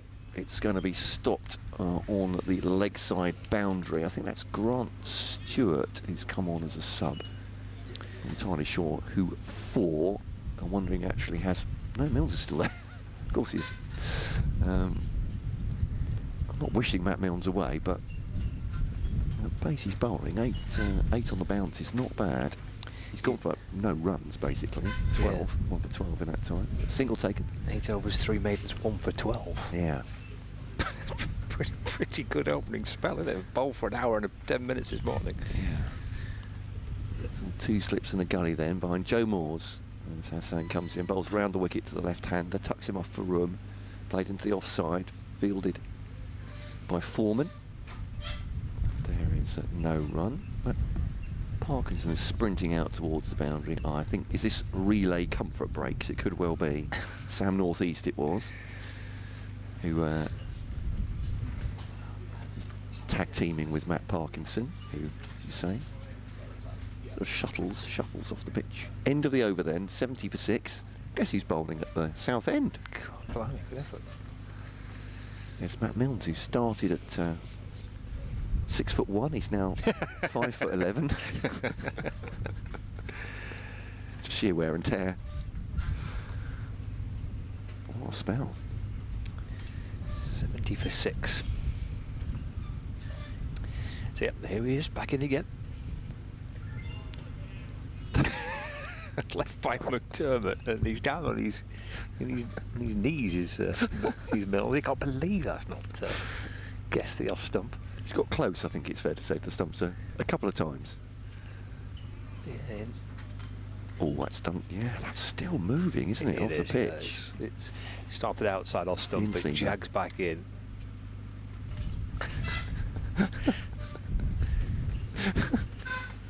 Left on his haunches there, Matt Milnes. Yeah.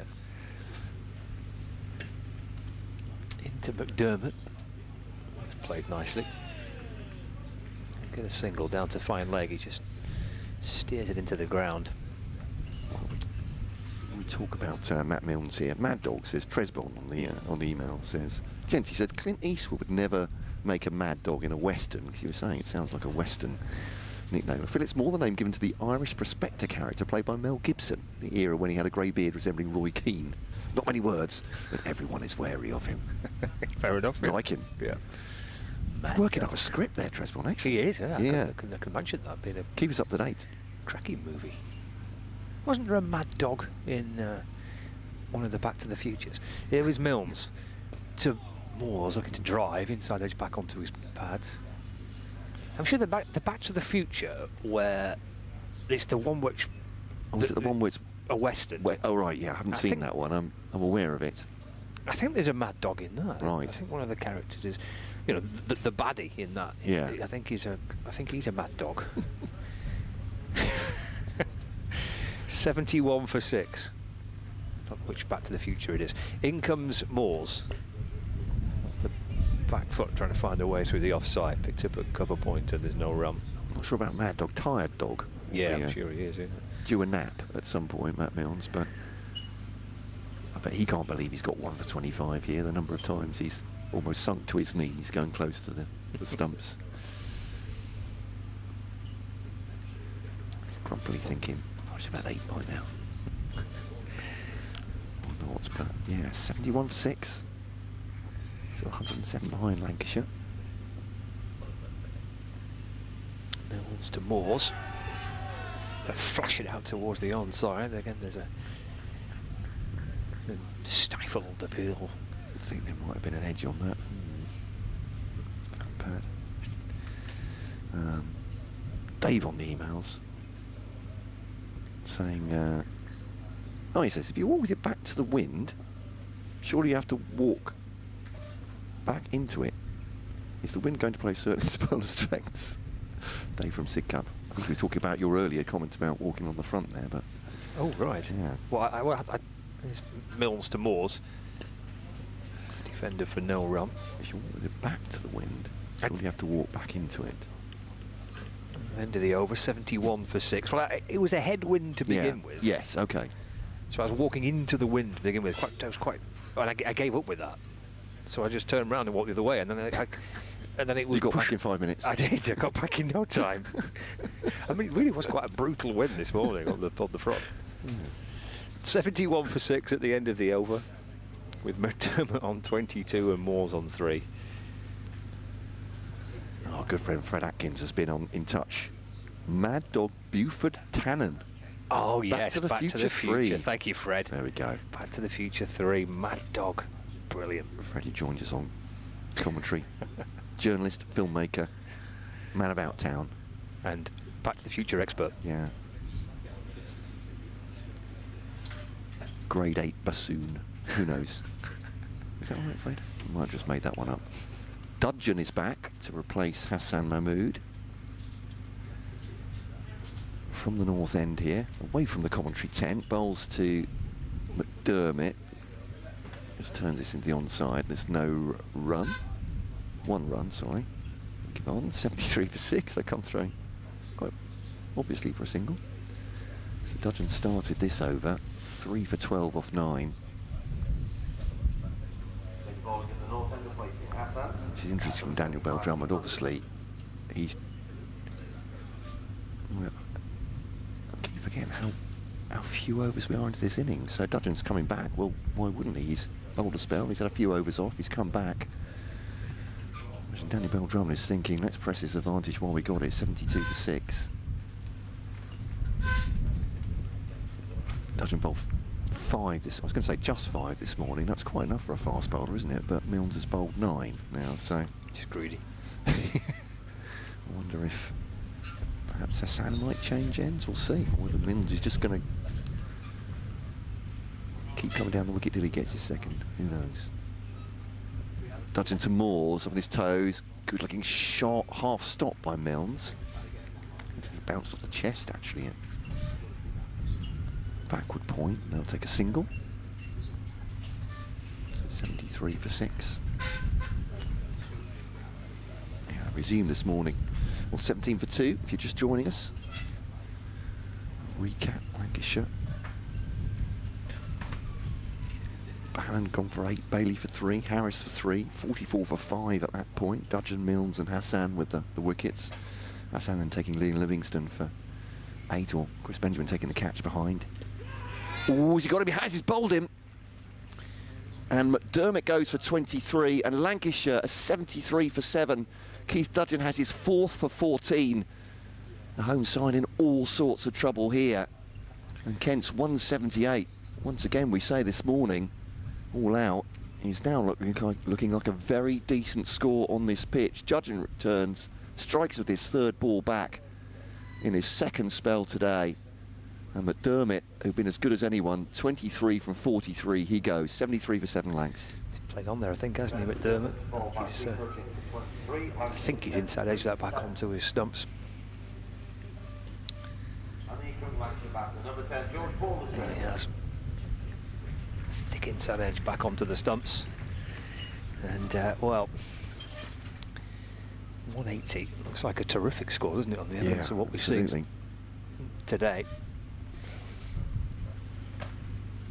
And Kent are eyeing up.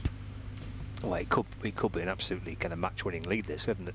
Well, yeah, given the nature, and I mean, it sort of defies what you normally think about. Certainly from the history of this pitch, what we've seen over the last couple of years, with plenty of runs on the third and fourth days, and you know, 178 been put in by Jimmy Anderson. You think, yeah, good job. And Lancashire bowled really well on it too. And suddenly, this second innings is looking just as tough, if not tougher, than the first. Yeah, last season in this fixture, Lancashire won the toss. They bowled first. They bowled Kent out for 374. Lancashire then scored 639 for 9. Yeah. I don't think we'll see Declared. 600 in this match, frankly. And then Kent's second innings, they got 330 for 8 by the time we got to the close of play. It was a kookaburra ball game, but the previous two, which weren't on this pitch in 2024 and 23, as Dudgeon bowls now. It's down the leg side. Balderson didn't look very comfortable, the left-hander, as it came into him. And Benjamin takes it down the leg side, no run. Yeah, have you got the scores from... And Essex in 23. So yeah, they were pretty high scoring games. Durham made 400 plus in 2024, and Lancashire still won.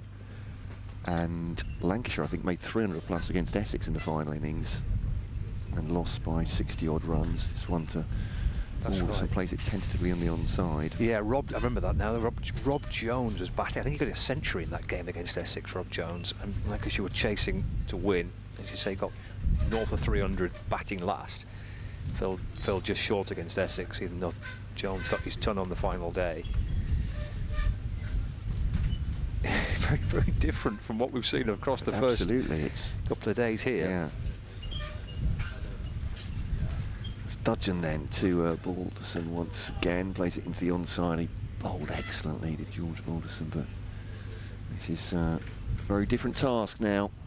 Dudgeon will take his sweater from Steve O'Shaughnessy, and little aside, a smile on his face. Well, of course he would. 73 for 7. Lancashire still behind by 105. Yeah, and this is almost last chance saloon to continue the Western theme. With, I mean, Balderson's a proper batter. You know, he's a opening batter and has done so far this season. So Balderson and Moores, can they do something that's not yet been done for Lancashire, which is find a partnership of some description, try and drag themselves somewhere near that 180. Only 2 players have got into double figures. Jennings 13, McDermott's 23, and scores of 0, 3, 3 and 8. 73 for 7. And Hassan returns, but this time from the southern end of the ground. So he's replaced Matt Milnes, who has decided to let somebody else have a go. Milnes 9 overs, 3 maidens, 1 for 13 for an hour and a half. We've all met that kid in backyard cricket. Wouldn't let go of the ball. No. Yeah. It's a fabulous spell from Milnes, but he's having a breather for the moment. 73 for 3. I move for Kenton and balls to Moores. That's turned into the onside. It's down here, Lancashire, and yeah. So those, as you're saying, those matches, when Lancashire beat Durham, century for Keaton Jennings in 3-5-7, and Durham bowled out for 2-3-6. So life in that one. And Lancashire second innings, 155, and then but Durham made 414 in the final innings. Centuries for Beddingham and Ollie Robinson, the wicket-keeping version. Slightly different feel to it this week so far. 73 for 7. One of his runs for Moores. It's off the edge down towards the third man boundary. Yeah, and that other game, Essex 282 in their first innings, 100 for Tom Wesley there. Lancashire bowled out cheaply, 145 in their first innings. Then Essex, the century from Dan Lawrence, 292. This is back in 2023. And Lancashire still made 383 in the final innings with that, as you say, that Rob Jones century, but didn't win that one. So,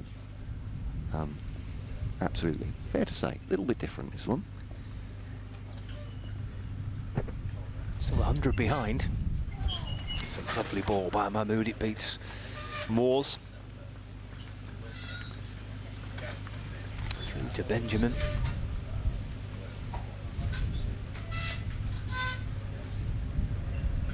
Two for 29 for Hassan Mahmood. Start to life as a county cricketer. His debut for Kent. Keith Dudgeon, 10 overs, 4 for 14 at the other end. A couple of those wickets coming last night, and 2 coming today. 2 slips in the gully weight. Thuds out towards the onside, but up a short square leg.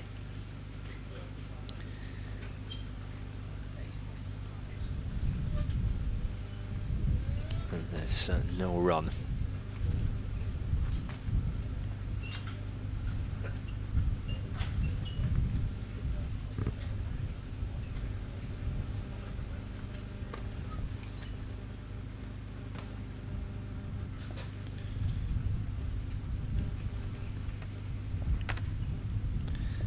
Ball of the over.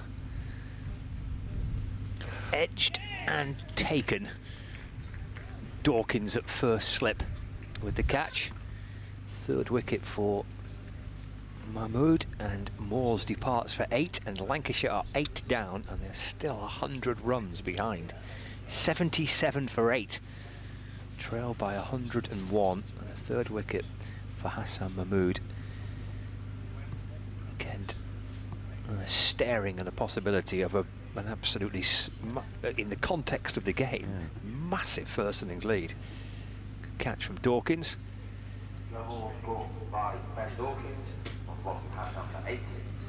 Moores departs on his debut.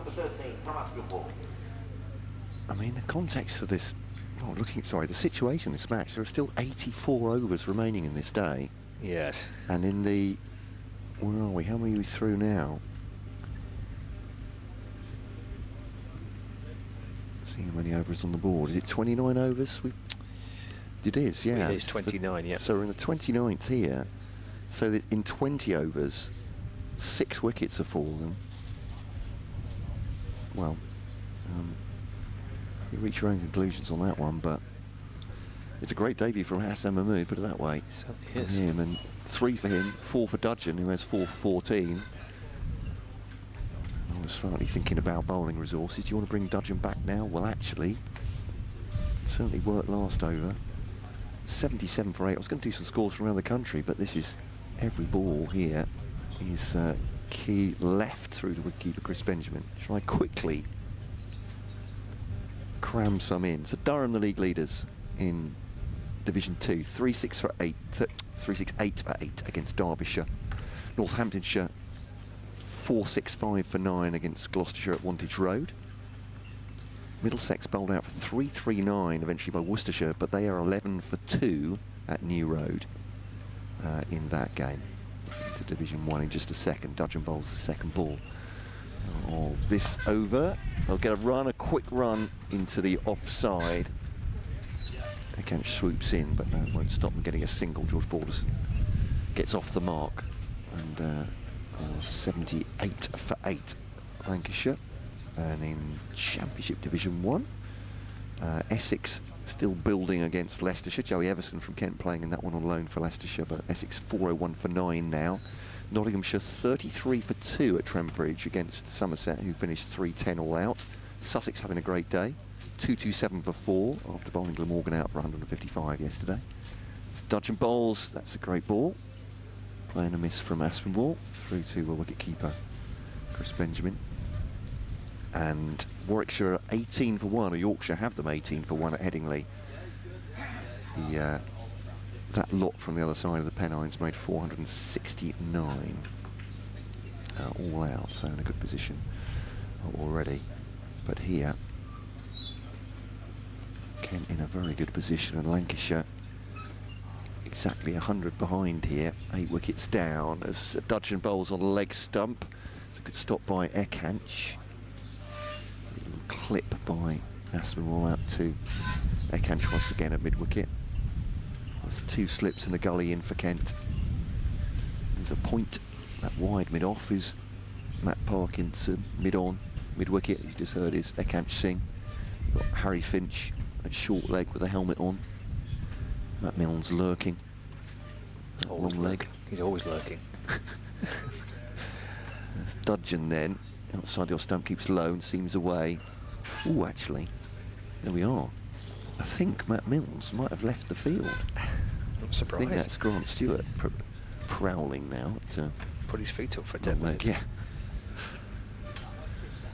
What an extraordinary morning we've had. 6 wickets falling for 64. Dudgeon has 4 in total. Hassan has 3. Just the one for Milnes. 77 for 8. Sorry, 78 for 8. I beg your pardon. As Aspinwall faces, we're going to eke out here.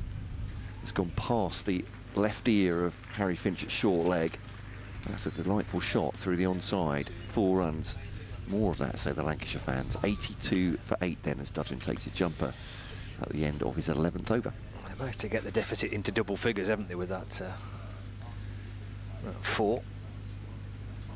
Flicked out towards square leg.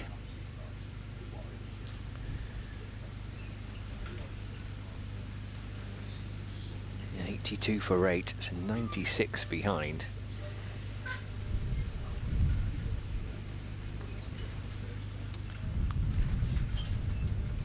Coffee shop doing a good bit of business. Froth Me Silly. Indeed. Great name.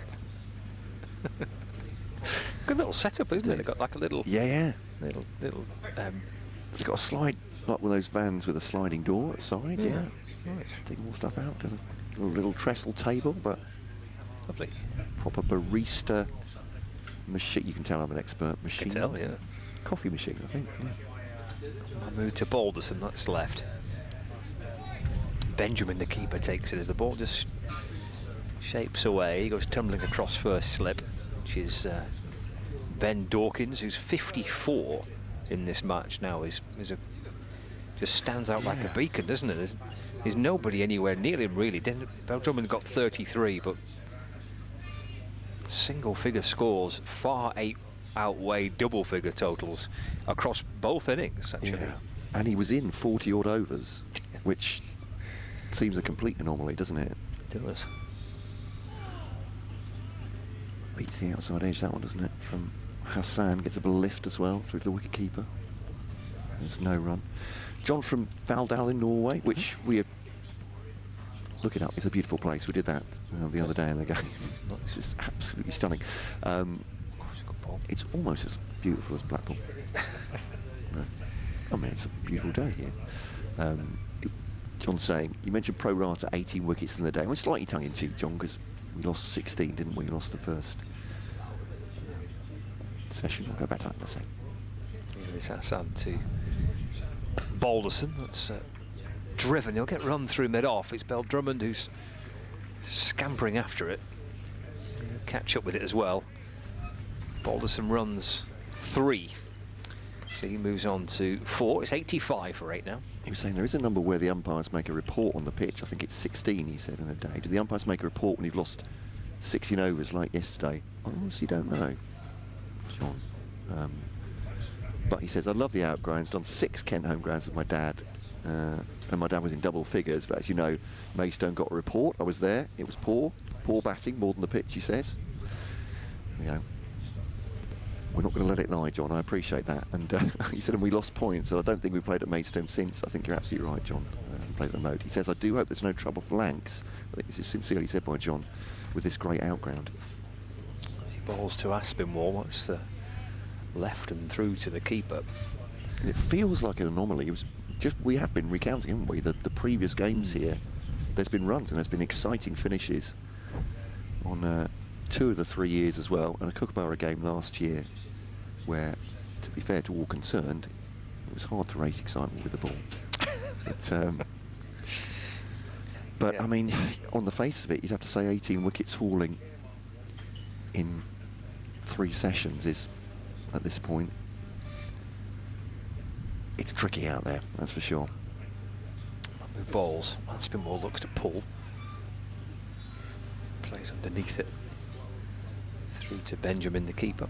He gets some good carry, doesn't he, Mahmood? And I was I'd just seen highlights, was asking Lorne, the Kent scorer, who'd seen him bowl, setting the nets, and as far as his rehab when he was in Kent, not actually as a Kent player then, but that connection has led to this. I was saying, you know, he's a skiddy bowler from what I could see, you know, it shoots on a little bit. He said, no, he gets good bounce as well. Getting some good life. 1 ball left of the over. He's into Aspinwall. Ball plays forward, it's deflected down to gully. It's fielded and there's no run.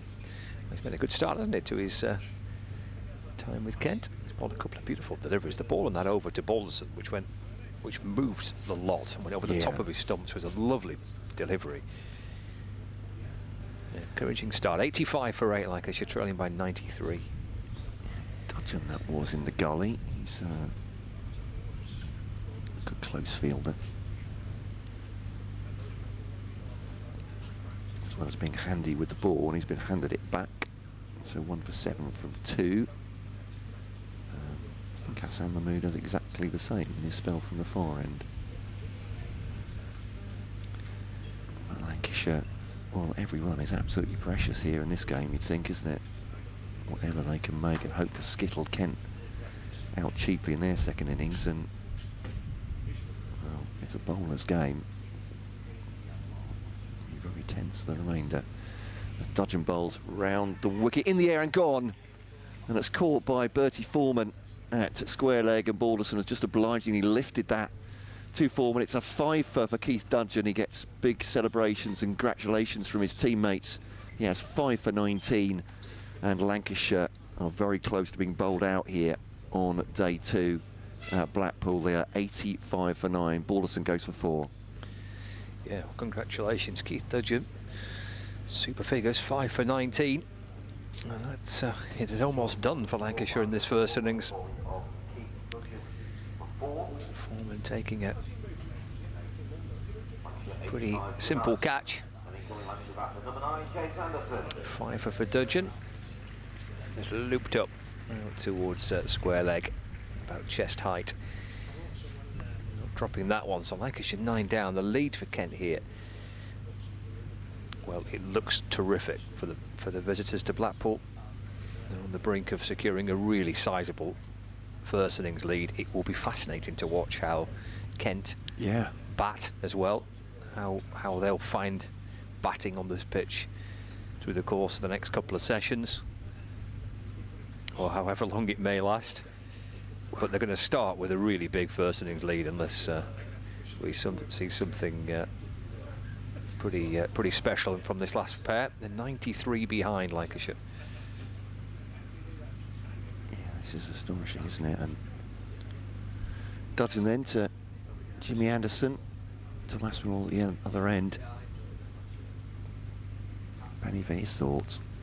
He may just be back of his mind, I'm sure, we're thinking about bowling on this a second time, and we're going to need to bowl tightly once again against Kent. But breezy here, sun's out for a moment as Dudgeon bowls to Anderson. That's down the leg side, taken by Benjamin. It's come round the wicket, Keith Dudgeon. It's 5 for 19. Just looking what he's bowled this season. Keith Dudgeon. So yeah, a couple of fourthers already. The draw against Durham in the first game of the season, the win against Derbyshire. His first 5 wicket. He took 7 last year in the first game of the season for Kent. Just, Anderson squares him up a little bit, plays it up to mid-off. And there's no run.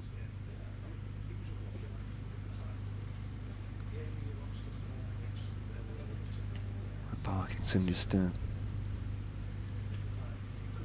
bit of chat to Keith Dudgeon. Parkinson not needed in this Lancashire innings so far. Dudgeon round the wicket to Jimmy Anderson and stands him up a little bit too outside the off stump. Offers the bat to it. It's getting quite close to the body though, to be fair. It's gone through to wicketkeeper Chris Benjamin.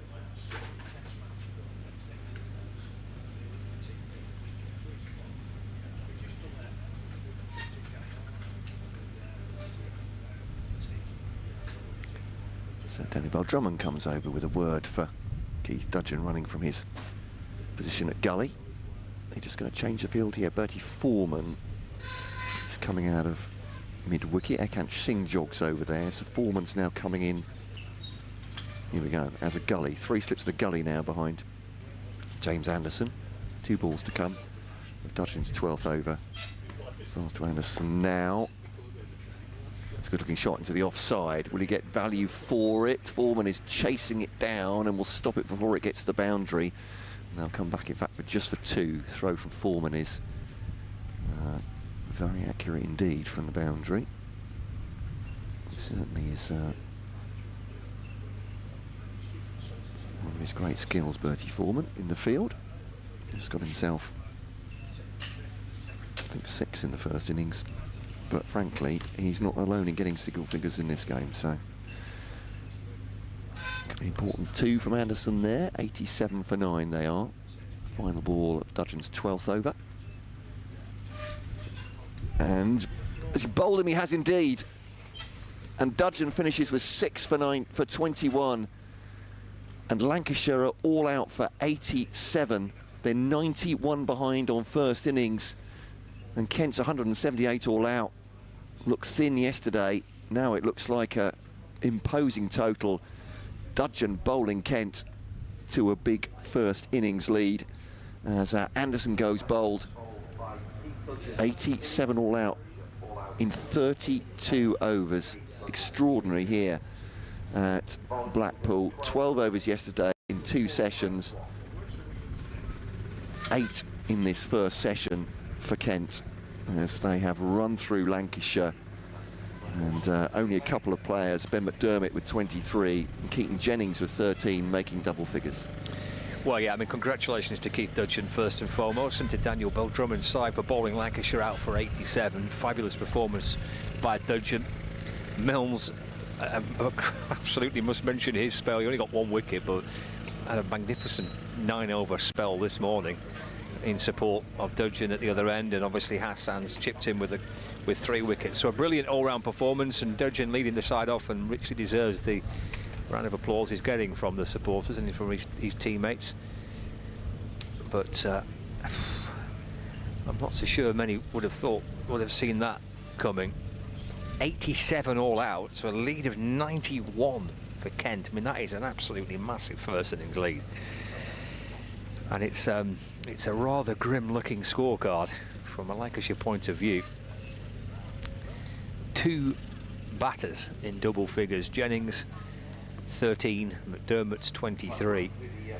And the scores of 0 and 8 and 3 and 3 and 8 and 8 and 4 and 2 and 4 not out. 87 all out in just 32 overs. And just 3 bowlers required by Kent. Milnes 1 for 25, Mahmood's 3 for 32, but the star of the show, Keith Dudgeon, 12 overs, 3 maidens, 6 for 21. And that is where we stand. A lead of 91 for Kent on first innings. That could be the match-winning lead right there. It will be fascinating to see how Kent bat in their second innings over the course of the next, well, however long. We'll see. We'll take a break with Lancashire 87 all out. First innings lead for Kent of 91 runs. To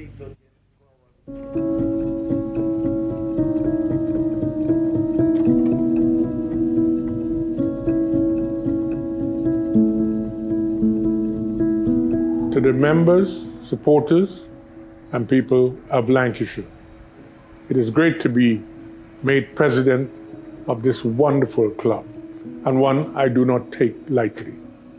When I first arrived here, I had no idea what lay ahead. What began as a chance to play cricket became something I never expected. It became home. The best years of my cricketing life were spent wearing the red rose. And that could be it, it is. And what a great 100 this is from Clive Lloyd. We won trophies and made memories I will always carry. He's pushing it, he's taken a single to Lloyd. And it must be out, just look at that. But trophies only tell part of the story. What made Lancashire truly special was the people. You embraced me not just as a cricketer, but as one of your own. The friendships and connections I have built here have never faded, and I know they never will. My promise is simple: cricket comes first. It is my great hope that we return to Division 1 of the County Championship, and that our women's team continues to grow into one of the most formidable sides in the country. Across both men and women's cricket, we must be ambitious and we must be bold. What excites me most is what lies ahead. The next generation carrying the red rose with the same pride as those before them. The future is ours to shape together. Lancashire will always hold a special place in my heart. We are the Red Rose together.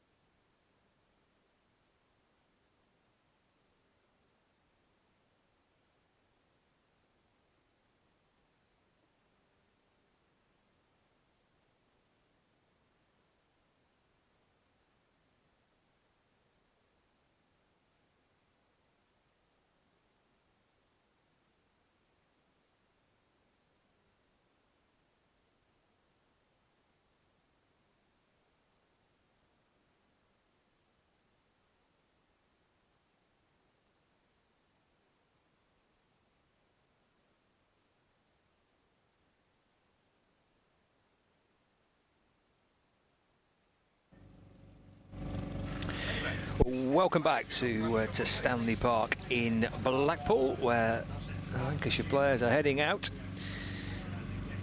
with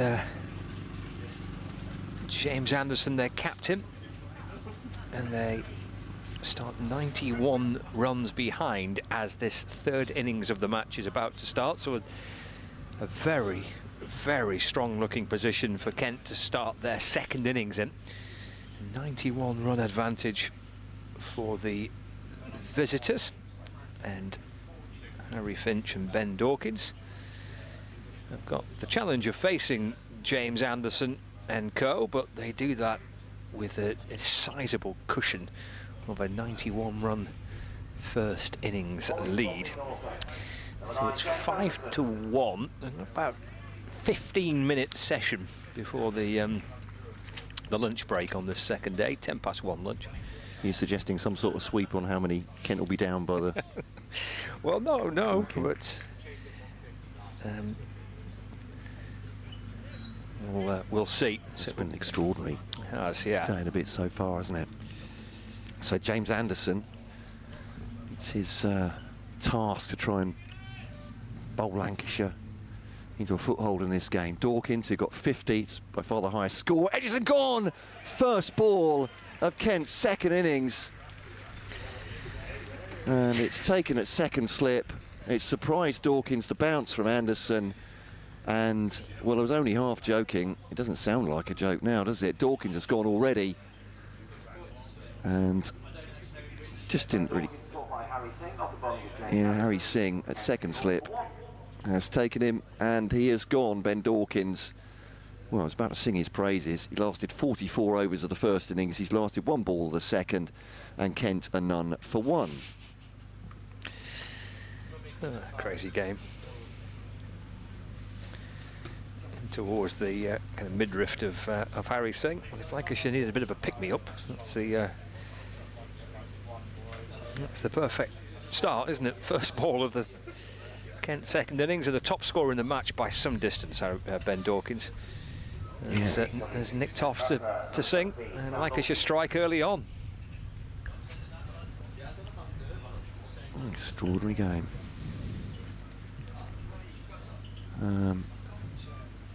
Plenty has happened, I think it's fair to say. That's 9 wickets. Session 1, day 2. And Harry Finch with a word to Sam. What on earth would he say to Sam Northeast? It's doing a bit, Sam. I'll be at the non-strikers end. Good luck out there, mate. I think it's all right. It's only James Anderson on a pitch that's given 9 wickets in the first session of day 2. So 3 slips in the gully. Harry Singh has Dawkins for a first ball off the bowling of Jimmy Anderson. Now to Northeast. He's gone for a quick single, and why not? He's just pushed down on it. It's a defensive shot as much as anything into the offside. It's Ben McDermott who fields, and they take a 1. And I'm not even joking. It's a great idea from Sam Northeast. Why not? You might as well at this point. Almost play push and run. Yeah, Dawkins has vaguely got to the pitch of it. It's just left him off the pitch, isn't it? It's gone to Singh. Anderson charging in to Harry Finch, leaves that as it seems away from him. And there is no run. Yeah, what would Kent take as a second innings score and a target for Lancashire? If they score 100 in this second innings, Yeah. would they reckon they'd be happy with that? I mean, it sounds ridiculous, doesn't it, in any other context, but Yeah. what, 191 lead on this? Yeah. It's Anderson to Finch, keeps it low, but it's outside edge, past third slip, and it'll go for 4. And this is well, I mean, obviously this is a problem for Lancashire in a low-scoring game. You're 91 runs behind, and even at, dare I say it, at 5 for none at this point, 5 for 1 rather, you're thinking, how on earth do we get back into this game with that deficit? What an extraordinary, extraordinary game this one is. Wickets tumbling. minute by minute. Anderson to Finch. And defends it up to Tom Bailey at mid-on. I mean, gets to the point, I guess, as well, don't you? We speak to players and they say it's as much in the mind, isn't it? I mean, Well, that's it, yeah. Finch is doing a bit, but I mean, how much is it kind of then becomes a kind of psychological battle? Talking to Paul Edwards, he said he thought Kent bowled really well. Particularly Dudgeon and Mahmood with the 9 wickets between them, but Anderson now not to be outdone. Seeing away from Harry Finch, end of the over. Kent are 5 for 1. They lead by 96. They are in their second innings here in the sunshine here at Blackpool. Day 2, session 1. Kent already 1 down in their second innings, but with, as we're saying, in the context of the match, what looks like a very healthy lead.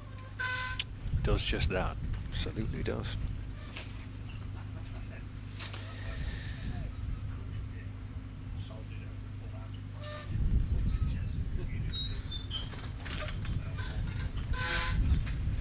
Saturday cricket at Blackpool, bringing in a few young cricket fans. Bowling from the south end, number 8, Tom Bailey. Tom Bailey to stir things up at the south end of the ground.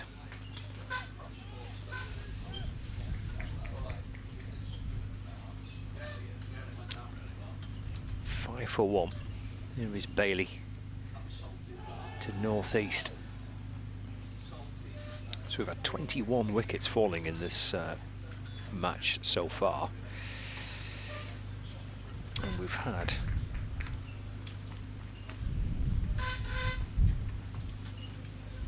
69 overs, I think, in that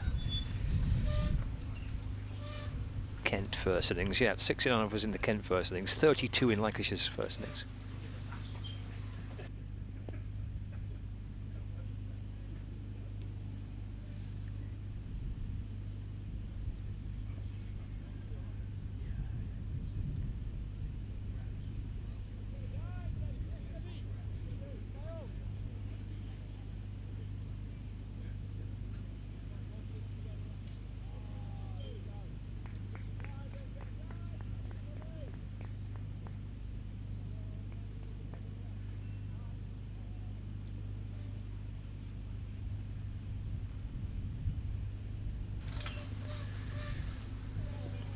Inside the line of that Finch, and through he goes to Joe Moores. We've had 100, well, prior to this innings starting, 100 overs in the match and 21 wickets fallen as well. We've got 10 minutes remaining of the morning session. Well, he wanted a single here, Finch. He's sent back by Sam Northeast.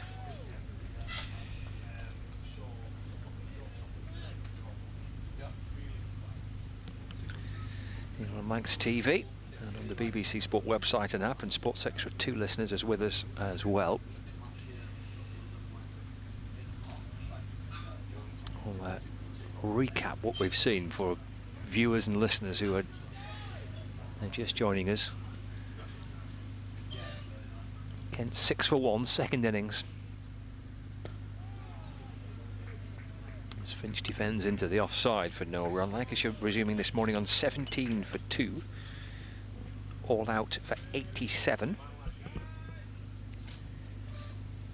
Ben McDermott's 23, the top score for Lancashire. Only Keaton Jennings, the other batter, to reach double figures. 6 wickets for Keith Dudgeon. 6 for 21.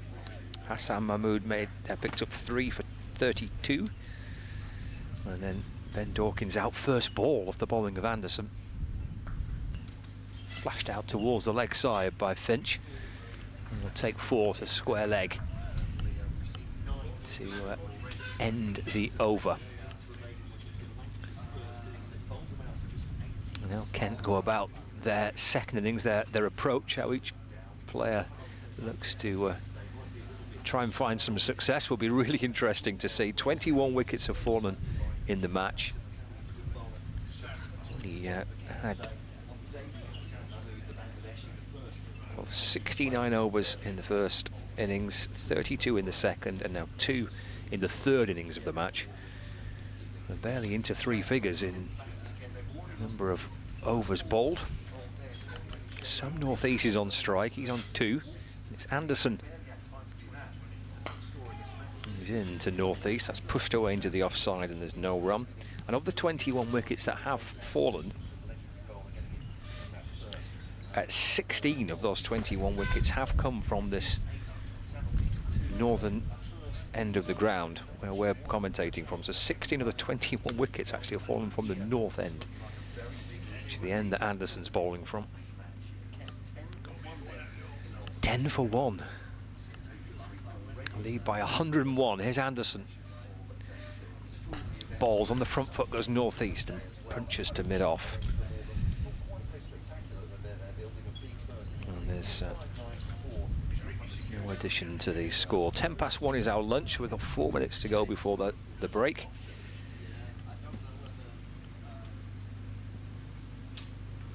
Dawkins the man out for Kent. Lancashire have got 4 slip catches. Anderson's on the prowl for another one. Over the wicket, in and balls to Northeast. Fires in the Yorker, really well dug out by Sam Northeast. Gets bat on ball and in the nick of time. And just like yesterday, as we get to 1 o'clock or just after, the sun comes out, which Kent will be hoping that's a good sign for them. They'll be hoping the sun shines and things get a little easier through the course of the afternoon.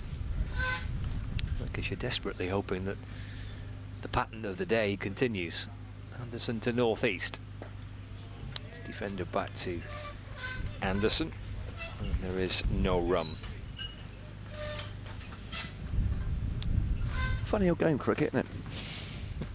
This has been pretty difficult to predict. Well, I mean, even with we've kind of 12 wickets on the first day, didn't we? But I wasn't quite expecting 8 to fall in the morning session today. Oh, actually 9, isn't it, with the Kent wicket? 9 in total. In Northeast defending, fiddles the ball out to backward point, and there's no run. Yeah, it looks like he had to react late to that one, didn't he? He's trying to play it into the onside, and that goes a little bit skew-whiff, ends up on the offside. 1 ball remaining of the third over.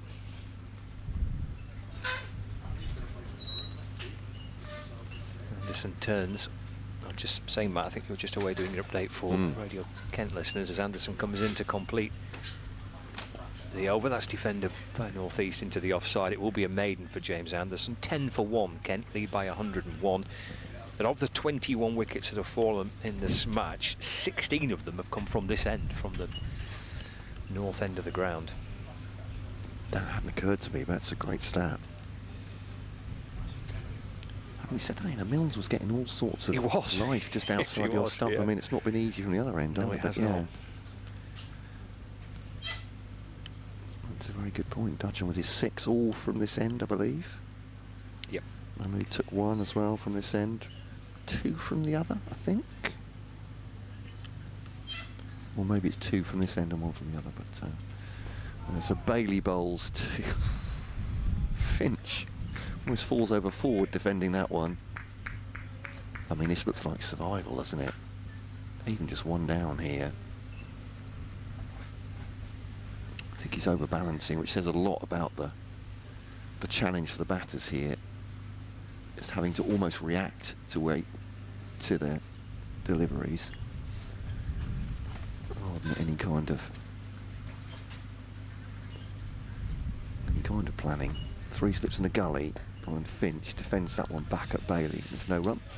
I suppose one thing we have to say is that the Lancashire might well be concerned as to what the match referee will, how he will mark and judge this pitch as well. It only needs to be deemed as being below average, and then you start to get yourself into the possibility of losing whatever points you might get from the game. I don't know. It'd be interesting to see what That happens with that. Bailey to Finch. It's a good-looking shot. Very good start by Bailey. It's a good start, which I've got to say, I think, and I've been reading quite a bit of stuff about it. I think Nick Friend on the Cricketers has written some really interesting stuff. I know we spoke to the groundsman at Worcestershire about it. It seems a bit of a nonsense, this the new regulation about the below average, and indeed what constitutes a pitch being below average, and then the result is that you lose all points gained from that match. That does seem like a bit of an extreme addition to the regulations this season. It's Lancashire. Oh, Harry Finch just played that down towards his stumps, and I think it's a lovely bit of footwork because he just back-heeled that away from his off stump. I think he has. It's a no ball. He's overstepped. Oh, it's a no ball. There we go. Tom Bailey. But watch the reactions of Finch here. So yeah, chopped down to the ground towards the stumps. Yeah, just outside of the foot there, very nicely. Don't know if he'd heard the umpire's call at that point. It almost seemed to be nonchalant, didn't it? Yeah. That's a little flip, wasn't it? So no ball, 2 to the total, 12 for 1. The lead at 103. Finch straight back at Bailey again. He pulled off one great stuff of his own bowling in the first innings, and that's a couple in this over. Lancashire are subject to something similar with regards to the pitch being rated below average from their last home match against Middlesex, which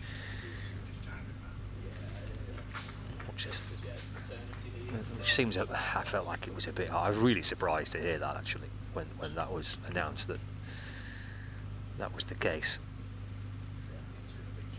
It seems a tad unfair to me. It's Bailey to Finch. Defends this one. With regards to, sorry, Matt, with regards to the game at Old Trafford, I'm referring to. Obviously, we don't know the situation here, but the match at Old Trafford, Lancashire are doing their best to try and generate pitches and surfaces at Old Trafford for 4-day cricket, which are going to produce results, which are going to produce games of cricket which will end in a good match. And yes, the ball dominated bat in that game against Middlesex, but I'm not certain to the extreme where it would justify a punishment. It's Bailey bowls to Finch, lifts him off the pitch. That bounce just outside the off stump from the far end through to wicket keeper Moores, and that's the end of the over on a dangerous delivery. 12 for 1. And dare I say, in the context again of the Test match at Lords, absolutely, these ground staff, they are not, they're not lackadaisical about preparing pitches. Yep, quite right. And that is lunch, so 12 for 1. What a morning! A puff of the cheeks from Scott Reed. I think both sides will be feeling much the same. And as they come off the field, North East with 2, Finch with 8. It's a lead of 103 for Kent. If you're just joining us, bowled Lancashire out, taking 8 second innings wicket in the first session. 87 all out they were. A top score of 23 from Ben McDermott. Jennings with the second highest score of 13. Everyone else in single figures. Dudgeon 6 for 21. Hassan Mahmood, the Bangladeshi on debut, 3 for 25. An extraordinary morning at Blackpool. The last couple of deliveries from Tom Bailey. I don't think we'll expect much different in the second session. Join us.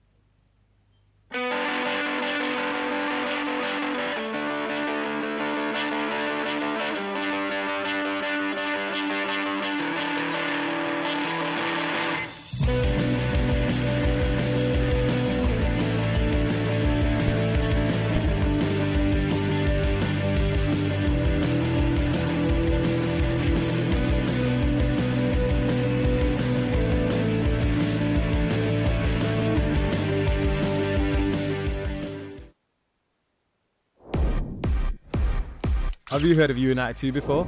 Do you like exams? Because we don't do any traditional end-of-year exams. If you're having a bad day, that shouldn't dictate whether or not you pass or fail a year. We have 4 main subject areas. Business, media, digital and sport.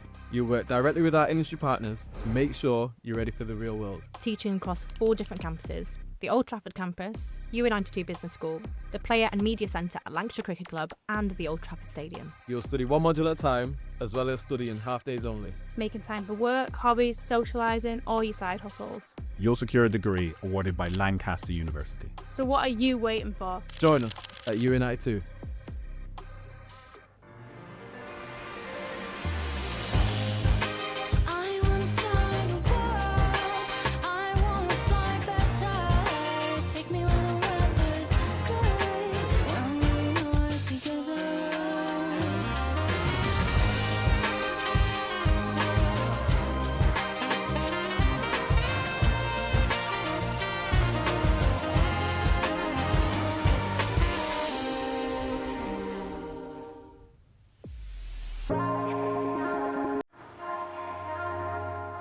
Two names, rich in history. Barton's, our family-run business with over 100 years of experience in drinks distribution, and Lancashire Cricket, a club drenched in tradition, heritage and globally recognised moments. Since 1917, Barton's has been supplying the finest wines, soft drinks and premium beverages across the UK, partnering with world-class brands to bring unforgettable experiences to every occasion. Now, we're excited to announce we will be bringing that same passion to cricket fans at Emirates Old Trafford. As the official wine, spirits and soft drinks partner of Lancashire Cricket, we're elevating matchday experiences, hospitality and celebrations across the next 3 years. From the first ball to the final cheers, Barton's is here to make every moment one to savour. Barton's and Lancashire Cricket, partnership built on passion, unforgettable moments and history.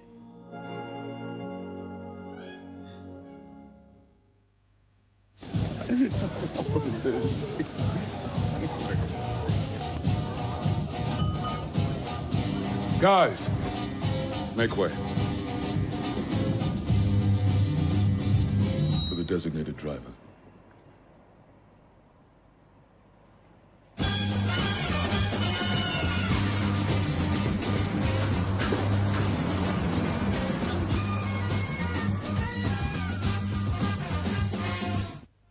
When I was a kid, there was no professional women's cricket.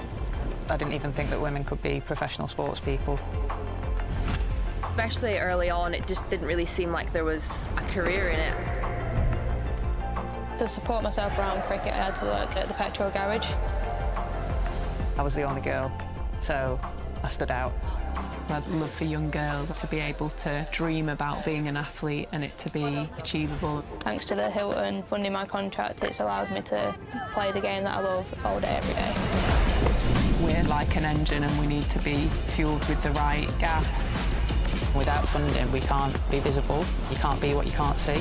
As a team, it feels like we're breaking boundaries. Thunder and Lancashire always want to put women's cricket at the forefront, and now I think that's really shining through. It's mad to think that without the Hilton funding, like, we wouldn't be playing cricket every day, training. Well, we could be, but we wouldn't have any money. We wouldn't, yeah, true.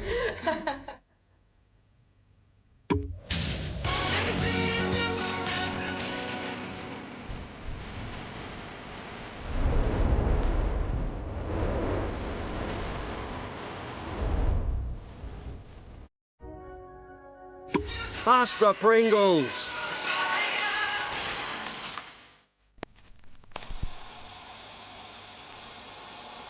Fumble a bag, now I will not fumble a bag. Your call is important to us. Do not hang up. Fumble a bag, now I will not fumble a bag. Act like you know how this goes.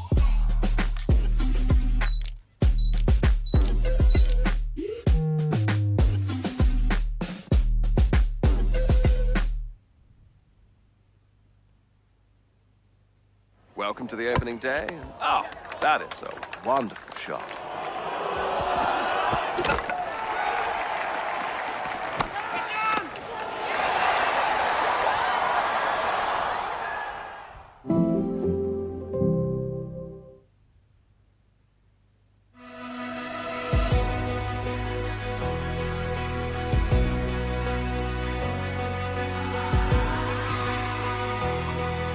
Introducing Lancs TV Plus, dedicated area for members, bringing you closer to the game than ever before. Watch every men's live stream fixture all in one place. Every ball, every moment, live. And this season, don't miss the War of the Roses. Lancashire against Yorkshire, streamed live for the first time ever. Unlock exclusive content you won't see anywhere else, from behind-the-scenes access to mini-documentaries. This is Lancashire like you've never seen it before, all in one place. This is Lancs TV Plus. This is the Red Rose. This is cricket.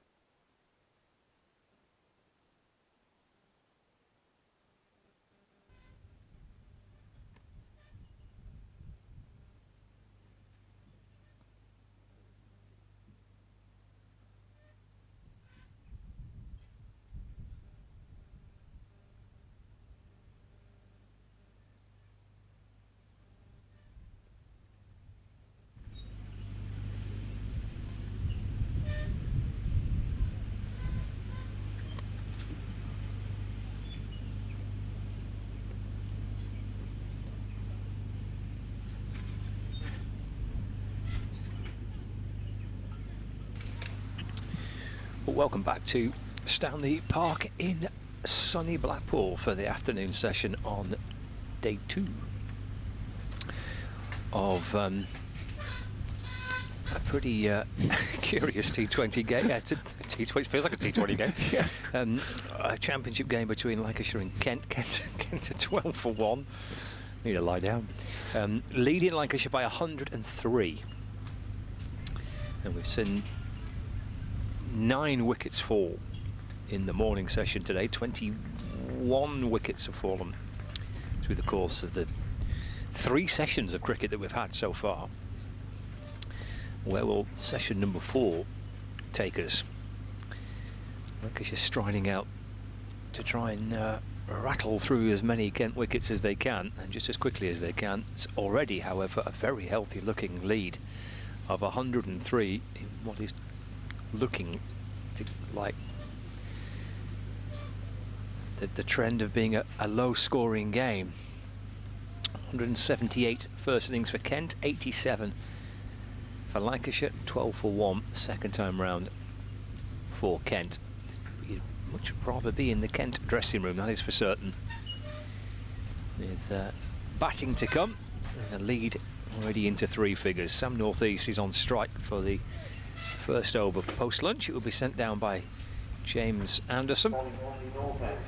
Finch at the non-strikers end unbeaten on 8. Scott Reed and Matt Cole with you through the course of the next couple of hours to take you up towards the tea break. Here is Anderson, then back underway after tea, and that's lunch rather. That's a push towards mid-off.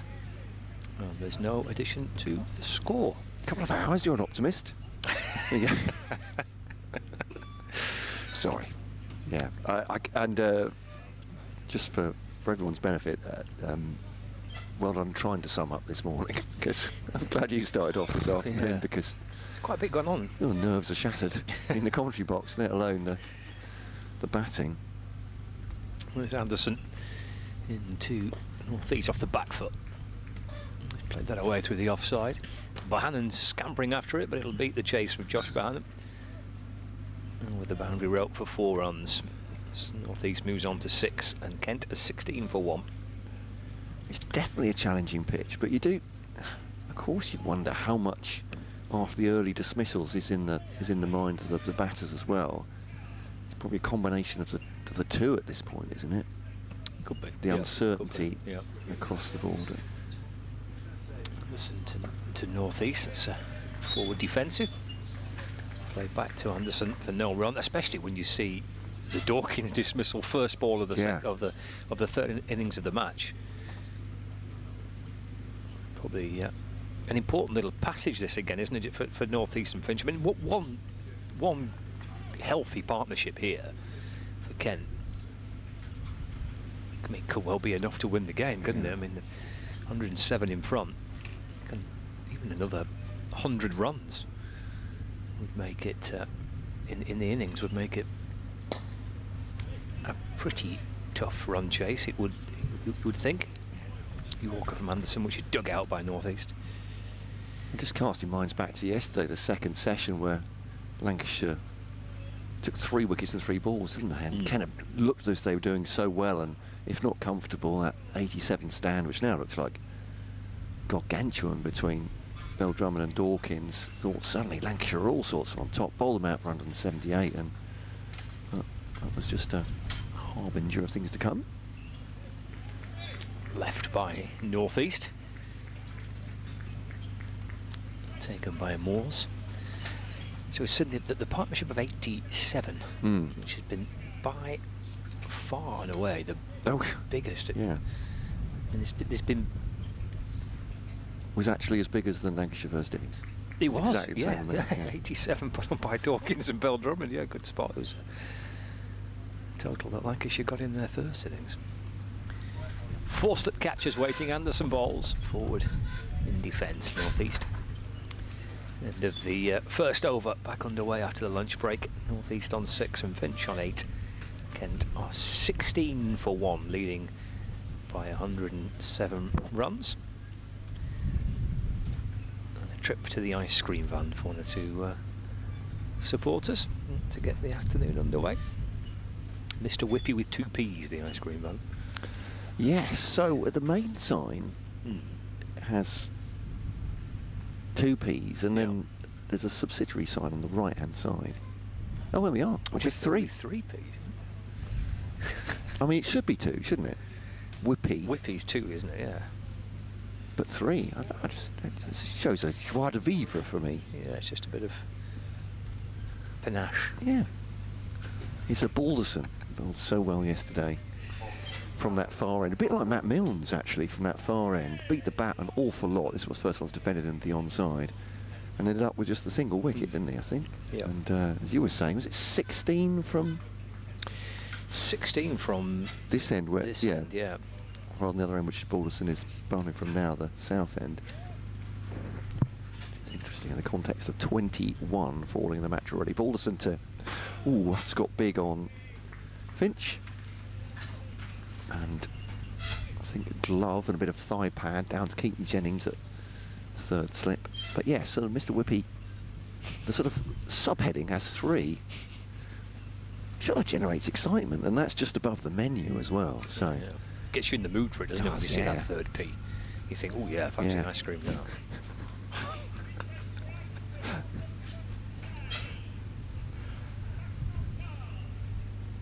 Balderson to Finch, pads up almost, thigh pads up, shoulders, arms. Not the tallest man, I think that's his thigh pad. Bounces away harmlessly. Yeah, we're not really seeing much periods of calm with the bat, apart from the Dawkins and Bell Drummond partnership. Yeah, we'll go back to that. 44 overs Ben Dawkins was in the best part of. Is Balderson hurried Finch again, and he's almost down the ground defending. No, it's a no ball, is it? It is. Yeah. A few struggle from that end. Yeah, Milnes was having real trouble with his foot marks yesterday evening, wasn't he? He was. The sawdust has come out for both ends at times in this match, but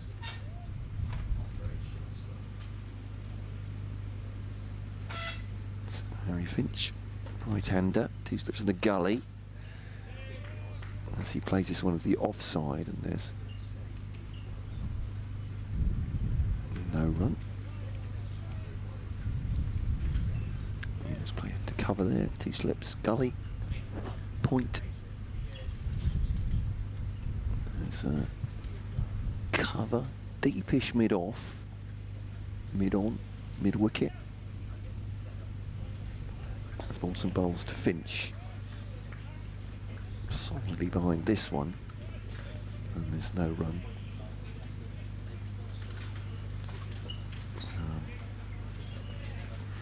Some gardening by Harry Finch. I always find that interesting, isn't it? So what difference does it make? Is it more kind of a psychological thing, a reassuring thing, really? It's maybe more for the mind than from the the surface. Balderson to Finch. Decent shot, that one is clipped away to the offside. Slow outfield, so will it go for 4? It won't. It'll be picked up by Bohannon at the 2nd attempt, actually just skimming the fingers the first time. And he throws in, and they've taken 2 from that. End of the over. 20 for 1, lead of 111. North East 6, Finch 10. I think he needs a smaller cap, Josh Bohannon. It keeps blowing off. Every time he chases the ball, cap blows off. I know it's windy, but Marcus Harris's cap didn't blow off when he was running alongside him. He needs a smaller cap, or just to tighten it up. If you can do that, I don't see caps have that option. I don't think they do, actually. They're not the fitted ones, are they? Or, you get different size of caps, don't you? You can, on the ones with the bands at the back. Well, he's in conversation here with his captain. It's Josh Bohannon. He's the club's vice captain. And Anderson as captain. So the Lancashire's field got themselves 2 slip catches in a gully, and then 3 on the offside. There's a backward point, cover, and a mid-off. Mid-on, mid-wicket, and fine leg. Just chopped away off the toe end of the bat by Sam Northeast. There's no timing again on that, is there? It's a really thick, woody sound.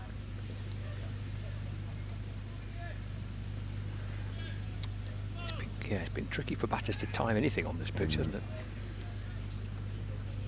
A couple of lovely. I mean, Dawkins played a couple of beautiful cover drives in the first innings. Yeah. But not a lot more in the match. In truth, Anderson comes in and bowls, defended by Northeast. Just drops it out into the offside. Harris jogs up from extra cover. Jennings comes up from slip, from gully rather. Sun just disappearing behind a cloud. Largely blue sky. Still continues to be quite blustery. 20 for 1, lead of 111. Anderson to Northeast on the front foot, defending calmly away into the offside, no run. And rehearses the defensive shot.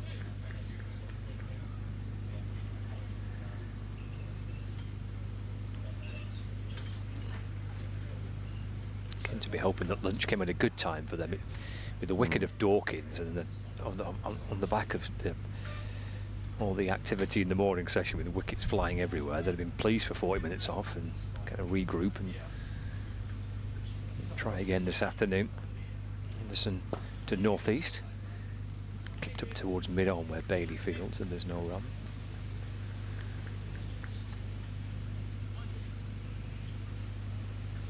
Northeast on 6 and Finch on 10.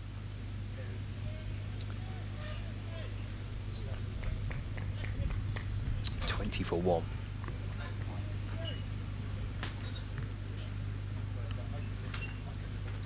There is Anderson. Balls once more left by Northeast. Through to Joe Morse.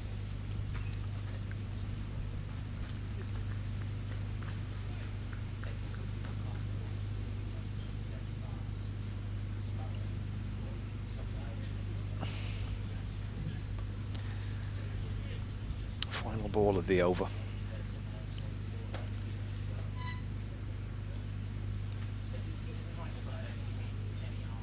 Anderson into Northeast, just nibbles his way through to the keeper, but again with the ball barely getting up. I mean, it's about shin height to young Joe Moores. He's a maiden over. 20 for 1. So we're 7 overs into the Kent second innings. Finch has 10, Northeast has 6.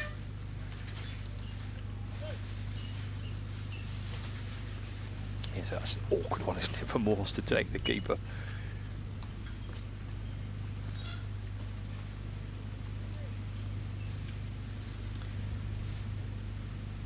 Leading by 111. Yes, the Bolton bowls once again.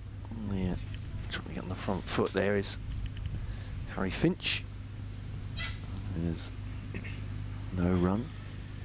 I think much of a chance to say, but Harry Finch made his seasonal debut for Kent at Surrey. Came in as with injuries in the Kent squad to open in the T20 match there. Got himself 64, did pretty well in the following game as well, but now playing his first county championship match of the season. He's onside, there's no run. Kept for Kent throughout most of last season, but Chris Benjamin preferred to in both forms this year. Call from Adam Hollyoake has pretty much been backed up by Benjamin's form so far. Didn't get a chance to say that either, as he was out first ball yesterday. So I'm just recapping my notes now, really. There's a brief lull. Balderson to Finch, good bounce. I mean, there's a shout of excitement. I don't think it can be appealed because Finch's bat was quite a long way away from that, I think. Yeah, it came back in a bit, didn't it? To back in, back over the stumps. There. Balderson, Lancashire just hoping to try and see if they can generate uncertainty here, and that's come back in quite a way, hasn't it? Just generate a sense that it's still an absolute nightmare to bat on. Yeah. Finch holding the pose after steering that off stump into the onside. He's not the tallest man, but he's getting low, isn't he? I think maybe it's just not getting up very much. He's making sure that he gets right behind it, but hard yards out there for all the batters so far. Balderson will definitely test their concentration as Finch beats him, is at the edge! No, says the umpire. I think if I was to say anything about that, it was that George Balderson went up a whisker after the wicketkeeper and slips. There was excitement, but umpire Harris at the far end says, sorry, it's umpire O'Shaughnessy now at the far end. Is that right? It is, yeah. Says it has not hit the edge, and that's the end of the over. An impassioned plea, I think it's fair to say. Yeah, missed the bat, didn't it? But he's deflected off his back. Yeah. Leg. Which is outside the line, isn't it? So, I think so, yeah. So, final ball, a second of Balderson over. Finch behind it. And that is the end of the over. A maiden for George Balderson. By no means the first of the match for him. They've been sprinkled liberally around the first two innings for these sides. Kent 20 for 1, a lead of 111. Not only, obviously, is it Nelson, but Kent lost 3 on 111 yesterday. What does that mean? Absolutely nothing. You never know. Could be a crucial bit of information. Is it a predictor of future performance? Almost certainly not. There is James Anderson. He's shuffling back and steers the ball out towards the leg side. Aspinwall scoops it up. Northeast comes round for 3 for 1. The score moves on to 21 for 1. Brings Finch on strike. Taking guard from umpire Harris.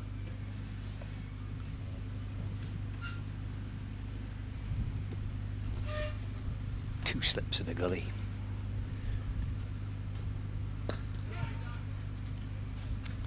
Nudged away off the back foot by Finch. Bouncing out to mid-wicket where Balderson fields. No addition to the Kent score. Such was the pace of the morning session. I barely had a look at any of the scores anywhere else this morning. I think I've got through one read of the good effort. The other eight games. Or 7. I think it's 7 games, isn't it? Because Surrey played. Yes, they did. They played last week, didn't they? Yeah. Anderson to Finch. Turn to the onside for no run. Surrey Hampshire was it last week? Was, yeah. The game was brought forward, wasn't it? Because they've got the Test match at the Oval this coming week. Oh, by the way, if you missed the news earlier, Ben Stokes looks like he's going to play some Championship cricket for Durham potentially. So he's back in training with Durham today. There's a suggestion he may well play a Championship match. Begins on Friday. Forward goes Finch in defence for no runs, and Durham are set to take on Northamptonshire at Chesley Street this coming Friday. There's a suggestion that Ben Stokes might play for Durham in that Championship game. He's seen out in the nets with Durham's batting coach Dale Benkenstein today. 21 for 1, lead by 112. The Kent. Anderson's in. Left by Finch. Through to Moores. And there's no run.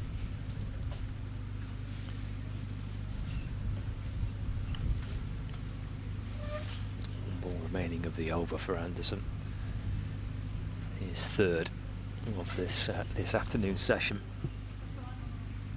We've still got 70 overs left today. We're a longer day today, 104 over day. Making up time for weather yesterday. Finch defends to mid-on, where Bailey fields. It's the end of the over. Kent at 21 for 1, leading by 112 runs. So the scores elsewhere in Division 2 then. Start with Durham, the leaders. They're 377 all out in their first innings, and they have Derbyshire at 16 for 3 in reply. Northamptonshire 465 all out. Gloucestershire 28 for 1 in reply. And Worcestershire 44 for 2, replying to a Middlesex score of 339. The scores from Division 2. Something's caught the eye of some North East. It may well be that illuminous jacket. Yeah. That's on the chair. Is it the jacket, or is it the? I think that. Is it the pass on the lanyard of the steward there, sort of blowing around as well? Yeah, it's a steward. Oh, I've been told. The supporters sitting in the front row there has just pointed at the steward, basically get out the way. Balderson is. The sign language was quite obvious there, I think. It's North East nudges that into the onside. It's Aspinall Fields at mid-wicket, and there's no run. It's again 21 for 1 here. Stewart now hiding behind the side screen. What have I done? But it was sort of blowing in the wind, wasn't it? I think maybe it was a white pass on a lanyard maybe, and he's just at the corner of his eye was seeing that. To the offside, fielded by a wide mid-off, and there's no run.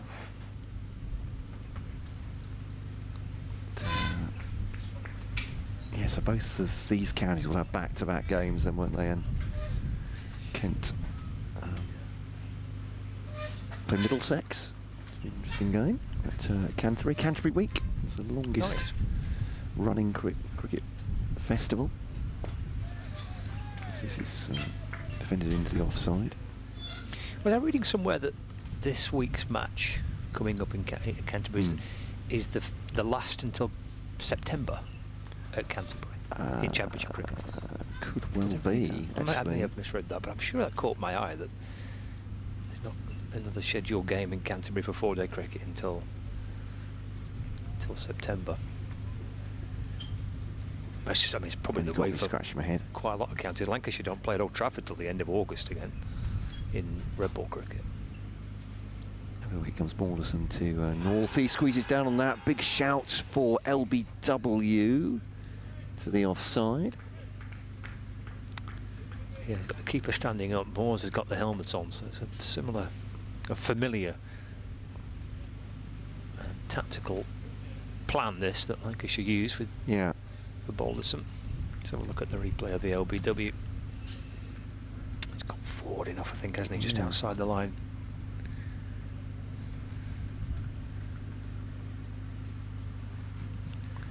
Backed outside, umpire judges. North East cuts that away, and that looks like it's going for 4. It is. We'll run to the rope. There we are. Gets on top of it enough control through backward point for 4 for Sam North East. He goes on to 11. Finch has 10. And every run is absolutely sacred, isn't it? In this, absolutely is. Yeah. In this game, so. I'm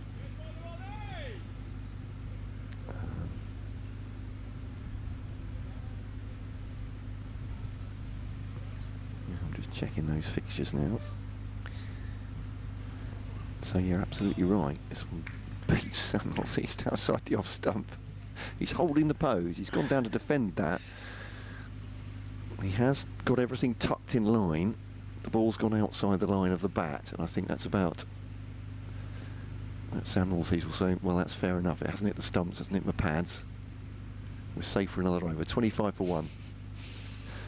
It's probably not what he's saying at all. I'm going to put words in his mouth. But you're absolutely right. So, yeah, Middlesex in Canterbury Week. 174th Canterbury Week. Sorry, again against Middlesex in June. Then they go to Merchant Taylors in late August. Northamptonshire in even later August. And then it's Worcestershire, September, yeah. Right. 3 of the last 4 are at home in September. Anderson to Finch is down the leg side. Finish with 3 home games. What that means means you're at home for 3 means they've games. got some away games to come, I suppose, as well. Yeah. Okay. I think Lancashire down there in September, aren't they, for the return fixture? Yeah, when's that? Yeah, penultimate fixture for Kent. Yeah, and they finish at home to Gloucestershire.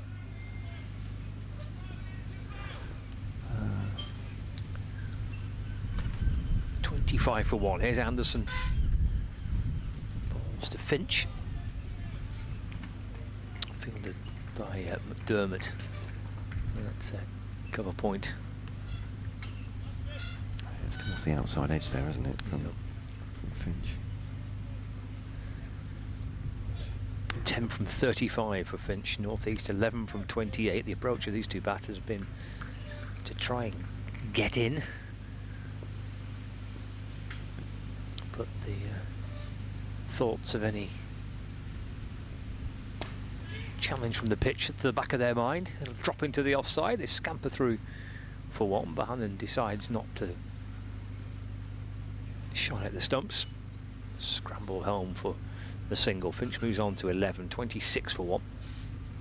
I said before, when Sam Northeast took a quick single just before lunch, it's a good approach from Kent, isn't it? Because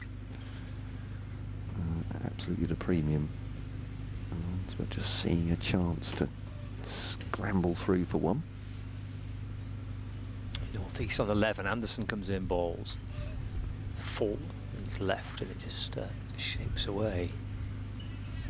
John Moores, the keeper, takes it, leaning down to his right-hand side. He's got a couple of slip fielders for company. Liam Livingston at first slip, and Harry Singh at second slip, and then the gap to Keaton Jennings at gully. Then McDermott's at backward point. Bannon's in this kind of hybrid cover, wide mid-off position. Pushed away by Northeast into the offside. And there's no run. And the leg side has Bailey at mid-on, Harris at short-ish mid-wicket. Balderson is at a slightly deeper mid-wicket. And then Tom Aspinwall right at the top right of the screen for viewers on Lancs TV, down at fine leg. A final ball of the over, 26 for 1. Anderson to Finch, that's pushed into the offside. And there's no run, just a single coming off it. So 117. Patience is the approach here by Kent. Early into this afternoon session, they're hoping that all the fireworks of the morning have been extinguished. Spotted. 2 members of Lancashire's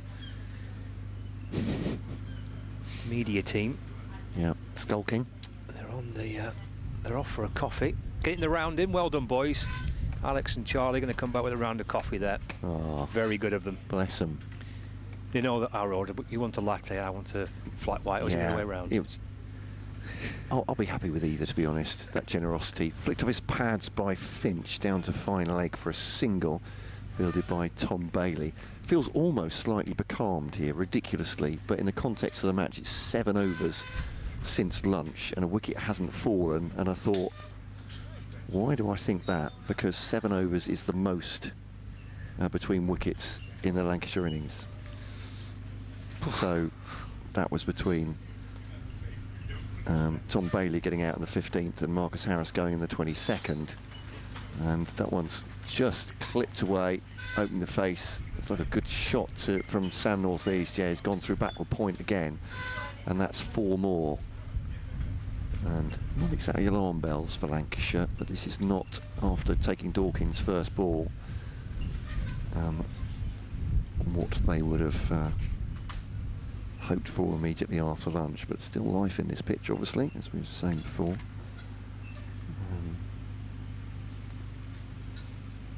Balderson to Northeast. He wasn't playing that into the offside, that's for sure. Like he was trying to just drive that through mid-wicket. It'd end up at point off the bottom of the bat. On the ground, though. It's been a bit of that, hasn't there? A bit of false shots in this, in this match. So, yeah, the morning was just head spinning, wasn't it? 9 wickets falling. Kent just trying to steady things. North East 15, Finch 12. North East pushes forward on that one. There's no run. Up to James Anderson. Did someone have the roller on this at lunch? All the life's gone out of it. Heaviest roller possible required. Must be something that can shift some sand on the beach. Get that on there. Right. Roll that up and down for a bit. It's Balderson from the south end to North East. Wristy flick, square of the wicket, and he moves on to 19 with a boundary, and 9 off this over from George Balderson. It's a little bit full. On middle, I don't think it was on leg actually. Maybe just straight down leg, wasn't it? And so North East has taken advantage of a rare bad ball from George Balderson. Just lost the direction a little bit on that one and helped to the boundary with a flick of the wrists for 35 for 1. Balderson 2, North East. Bat and pad, they're going to come through for a single, or is it a leg by? Umpire says the latter. It's not quite Woody Sound, must have been quite firmly on the pad. It was a shout of a sort of half appeal, but it was always going down, wasn't it? And ended up on the leg side. So, end of the over. And Kent are 36 for 1, then a lead of 127. North East has 19. Finch has 12. James Anderson has the 1 wicket fall in the Kent second innings, which after we've been dazzled, bamboozled by all the wickets falling in the Lancashire innings, Dawkins went first ball of Kent's second innings. I thought for a moment we might be talking about, well, who knows, wicket every other over, but Kent have dug in at this point, which is the frustration, I'm sure, of Lancashire and their supporters. Yes, he's trying to radiate a bit of calm back towards the Kent dressing room. Got through the post-lunch spell of James Anderson, 4 overs, 1 maiden for 6. Tom Bailey, his replacement. North East wants a single here. Punched it to mid-off for 1. His partnership is worth 36. Yeah, I'm just checking. That makes it the second highest partnership of the match. Does it really? It really does, yeah. Goodness. If any more statistics were needed for quite how extraordinary this has been so far. Finch defends. Dave on the emails. KentCricket@bbc.co.uk, our new email address, by the way. It's a great afternoon, especially for us Kentish man, he said. What does the future hold for Blackpool with a new facility at Preston? The Lancashire plan to play first-time cast games there, he says. Keep those wickets tumbling. That was obviously when Lancashire were in. Dave from Sig Cup. Come back to that. There's Bailey's into to Finch. Cautiously defending out towards the leg side for no run. I think the understanding is that they will continue to play red ball cricket at kind of Blackpool or Southport. Liverpool's kind of fallen off the list at the minute, but I think the intention is still to try and play at least a championship game at one of the club grounds. But the Farrington development, which is pretty much up and running now. Finch goes back and across and defends, and there's no run. We'll also be staging a bit of cricket. I think there's a possibility, actually. I think Kent are slated to play there in the one-day cup this season. They've pinpointed 2 fixtures that they might well play one-day cricket at Farrington. I think one of them is against Kent. I think they're obviously just waiting for that all to get kind of approved. You're right. It is penciled in at the moment for the 28th of July. Bailey to Finch, whipped out towards the leg side. And that'll be 4 runs as it cracks into the wood just over the boundary rope. 41 for 1. So yeah, I think even with the Farrington development, the idea is still that Lancashire will use a Blackpool or a Southport to play a round of championship fixtures, and the Farrington complex will also be used. There's barely balls of beauty to Finch that beats him. Will be used for kind of second team cricket as well, women's team cricket, age group cricket, the odd men's first team cricket, training facilities as well. So it's not just kind of the men's first team that will play. Far from it at Farrington. It's a place which will be used for all different aspects of Lancashire's various sides, men's, women's, boys, girls, and there's also a community oval on it as well. So it's as much a community site as it is for Lancashire. They've got 2 ovals. One side is the professional, which is set up with, I think, as many pitches across the square as there is at Old Trafford. I think the dimensions of the outfield are the same as Old Trafford, and then the other side of the site, with a pavilion, kind of triangle-shaped pavilion in the middle, is the community site, and that will be obviously used for the local community as well. So it's not just Lancashire's various age groups and professional teams that are played there. It's very much a community kind of hub as well. And it's built from scratch, is that right? It wasn't an existing club ground? No, it's completely built from scratch. Yeah. Exciting development. So yeah, Kent. What's on the fixture list? Something set in stone. There we are. So that's the intention as Balderson continues to northeast, just leaning on that one up towards mid-off, fielded by Tom Bailey, and there's no run. Kent will also go to Rugby School, their final group game at Warwickshire on the 11th of August. They play at, just looking at any other outgrounds, well, they play at Beckenham against Notts Outlaws. They're also coming to Kent for their cross-group game in the coming to Canterbury for the cross-group game in the T20. 2 runs there, as that's tucked into mid-wicket by Sam Northeast. He moves on to 22. Finch has 16 here. 43 for 1. So, yeah, a number of the counties are using that competition, aren't they, to a bit of outreach. Yes, yeah. Which is nice to go to the outgrounds as well. I'm sure supporters will enjoy that. It's Balderson to northeast down the leg side. I'm not sure he's got anything on that. It may well be byes. It is byes. Umpire O'Shaughnessy signals 4 more to the total. And I move on to 47 for 1. Just on the Farrington project as yes. well. I mean, Paul Allett, who's been kind of the beating heart of really of the whole development since the idea was first mooted. He's been kind of the man that's overseen this really for Lancashire. And when I went to Farrington for the official opening, I recorded a piece with Paul Allett, who gave us a bit of a guided tour around the facility, and I'm pretty sure he said that the number of days which that they could have ticketed matches was restricted to a certain number, maybe like 20 days where you can actually have a ticketed game.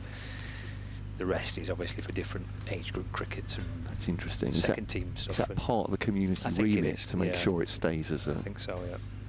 Very much as a resource, I suppose. Yeah, interesting. Balderson to northeast, keeper up to the stumps. Joe Moores. He works into the onside, not very far. A couple of strips away. Tom Bailey fields it at mid wicket. It's a great setup, and everyone's done a fantastic job. So Paul's been very much kind of key for that development and getting it up and running and off the ground, and it looks looks really good. It would be a fantastic community asset for kind of a place right in the centre of Lancashire. Listen to northeast, straight through to the wicket keeper. Is that beating northeast? Looked like he played it. We're actually behind him here. Gonna get my excuses in. There we are. Actually, we're below pitch level here, aren't we? Effectively. Yes, the square's kind of slightly elevated, isn't it? Yeah. Not exactly in a bunker. You know. But, there are occasions where we're slightly unsighted by the wicketkeeper, rudely standing behind the stumps. So that's a quick single take and drop in and run and putting the fielder under pressure maybe there. Ben McDermott doesn't pick it up cleanly. They do get through for 1 at the end of that over. It's 48 for 1 then Kent, a lead of 139. North East 23, Finch has 16. And I was actually apologising at the break for not seeing that Jimmy Anderson had been bowled, so my apologies if it seemed ridiculous if you're watching the stream, but couldn't see through the non-striker. I was trying to read from Jimmy's body language exactly what had happened from the rest. I could see the fielders were excited. There was no noise whatsoever. But there we go. Oh, it's a hard job. Such a tough job.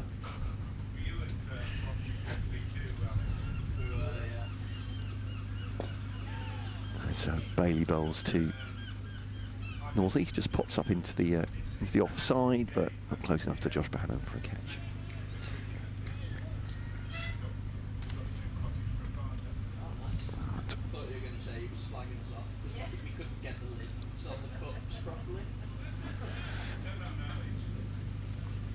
Some lively chatter from the back of the box. We'll try and talk over that, I think. Quite right. Protect the innocent. Anything's possible with it. And not get going. Do we have to apologise in advance? I think just in case, let's just apologise in advance. Yes, it's a sound decision. I've been on the course. When in doubt, just say sorry. Most terribly sorry. Tom Bailey in conference with Josh Bohannon, so they're taking one of the slips out, are they? They're moving Harry Singh, is it, to cover? Or is that, no, it's Marcus Harris. I was going to say, not quite as, they've got 2 covers then for, and a point. So men on the drive for Sam North East, who faces on 23. Bailey to him, and that's almost gone through him. And he's left leaning on his bat. As if using it as a walking stick, that leaning on it for comfort. Sam North East, it's beaten him all ends up off the pitch through to the wicketkeeper. And no shout or excitement from the Lancashire fielders. I wonder if that is just a metre of the way this game has gone, is that he's not out. Not another day. It's a great delivery. And that's defended by Sam North East off the off stump. Asks for permission to handle the ball, throws it back to Marcus Harris. No run. Yeah, they've kind of got staggered slip catches, haven't they? They've got Singh at first slip, and there's quite a big gap to where Jennings is. He's effectively at a gully position, and Harris at kind of short cover, catching cover. And there's a backward point. Ollie Sutton is an extra cover, so he's out there as a substitute fielder, possibly for Liam Livingston. And Bohannon's at mid-off, and then you've got a mid-on, mid-wicket and a fine leg. So no ball as Bailey bowls at North East. Sorry, I mean, you're over. Oh, sorry. Rudely. It's all good. Putting the size 12s in there. Yeah, no ball called. I gave the old no ball signal just in case you didn't did. spot it. Excellent. It's teamwork, you see. You're doing a bit of umpiring at any point, Scott? I did actually a few years ago, yeah. Never again. What a thankless task that was. Really? I'm sorry to hear that. It's very much a charity type game, you know. As Bailey bowls to North East. I'm just taking this one over now. You might as well. It's cut into the offside. Good stop, wasn't it? It was a good stop, isn't it? Is that Ben McDermott? I think a point, yeah. Nicely done. I've completely lost the flow of this now, but I'm just taking this Bailey over. Yeah, go with it. It's mine. Yep, it's all yours. Possession is 9/10 of the law, and all that. North East 23, Finch 16. This is no ball off this over as far as additions to the total. Defended by Sam North East to the offside. There'll be one more to come. You know, I've heard from a couple of our staff about umpiring, obviously in village and club games. It's actually quite a few years ago, this, but I gave someone out who's actually a mate of mine. I gave him out. Yeah. And he's still, every time I see him, will mention it. Bailey to North East, and defended up to mid-on. one of our former producers who ran one of the village clubs, and probably still is actually. But I'm not going to mention him just in case anyone from the club or the opposition is mentioning. But so he was umpiring, one of the batting side umpiring. Didn't give an out against his own side, and very much, I suppose, like your friend throughout that day. The opposition captain was going on and on about him. He said, to the point where I just said to him, I don't care enough. I honestly don't care enough not to give it out if I think if it's not out, if I thought it was out.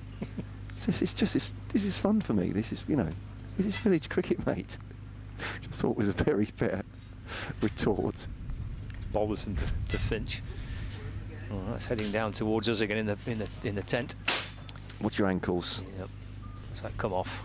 I'm still yet to take issue with Grant Stewart. Actually, some throwdowns to him, and he had the glove. Led by. Missed one, hit both ankles. Not ideal. Not ideal. I just glowered at him. I thought as if it would make any difference. Give him the stare. Of course not. The famous He's such a nice stare. man. Yeah, right.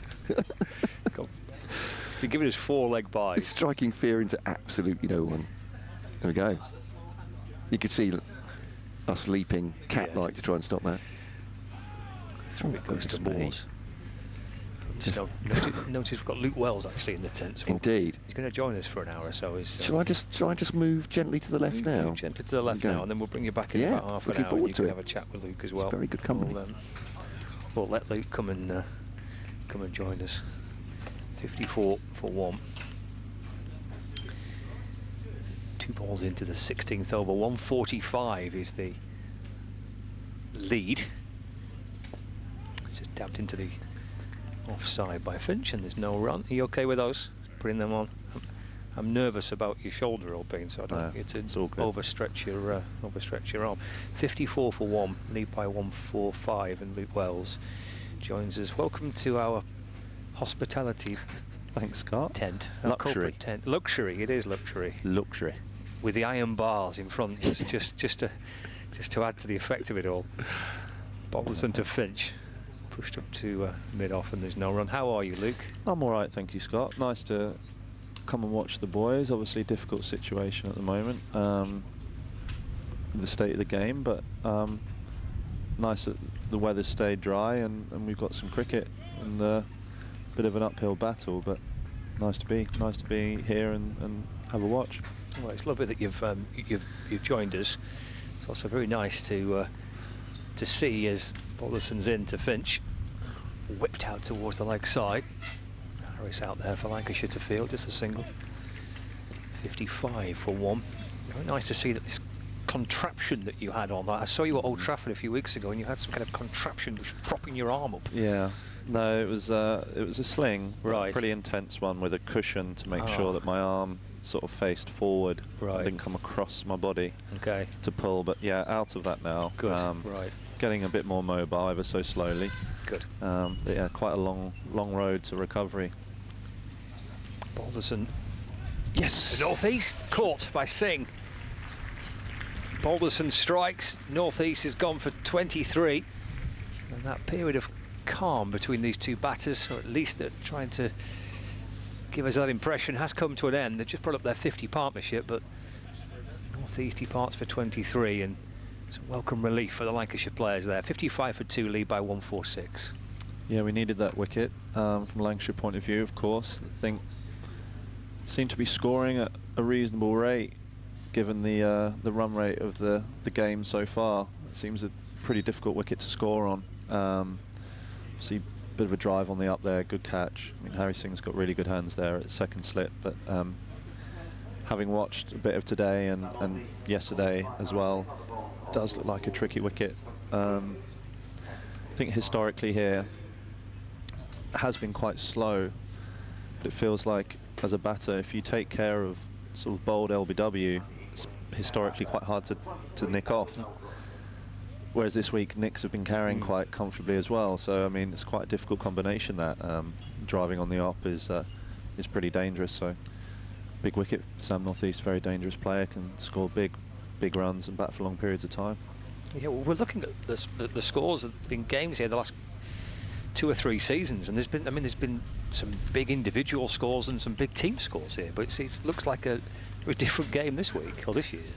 Yeah, as I said, I think it's, as a game plan, as a batter, previous years, you know that if you take care of bowled and LBW, try and get out of your crease, and try and negate that dismissal, unless you drive very hard at the ball, it has been quite hard to nick off, and nicks tend to sort of fall short. Whereas, you know, today there's been a lot of dismissals, defensive shots that the edge has carried quite comfortably. Finch on strike. It's Bailey for Lancashire in balls, left by Finch through to the keeper. So I think if you combine that, it's obviously quite tennis ball bounce here as well. It's obviously not particularly hard surface, quite tennis bally, which means it's quite hard to drive, quite hard to score. The outfield seems quite slow because of the rain. Put all those things together, and a good bowling attack from Kent, you know, grouping in good areas, it leads to tricky scoring. 55 for 2. Finch on 17. Bailey bowls calmly forward in defence, just drops it away into the offside, and there's no run.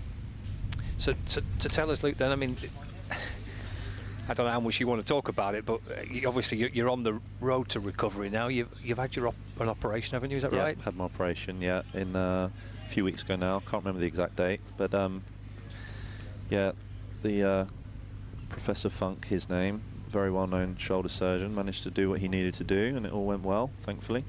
Bailey over the wicket to Finch, through to Moores, and there's no run. Was it always the case it probably had to be operated on? I think in the end I had the scans done, and I was hoping I wouldn't have to. Right. But the extent of the damage meant that in reality I didn't have much choice, as the risk of redislocation is a lot higher if you don't have surgery. Okay. So I had to make that call, but it was a little bit of a no-brainer once we got and saw the scan results. Right. To be honest. It's Bailey over the wicket to Finch. Tucks it away into the onside. Tumbling stop by Balderson. They get through for a single. Finch moves to 18. 56 for 2 now. So, yeah, unfortunately, surgery was really the only option, just for my long-term stability of the shoulder. But that obviously means a much longer layoff. Mm-hmm.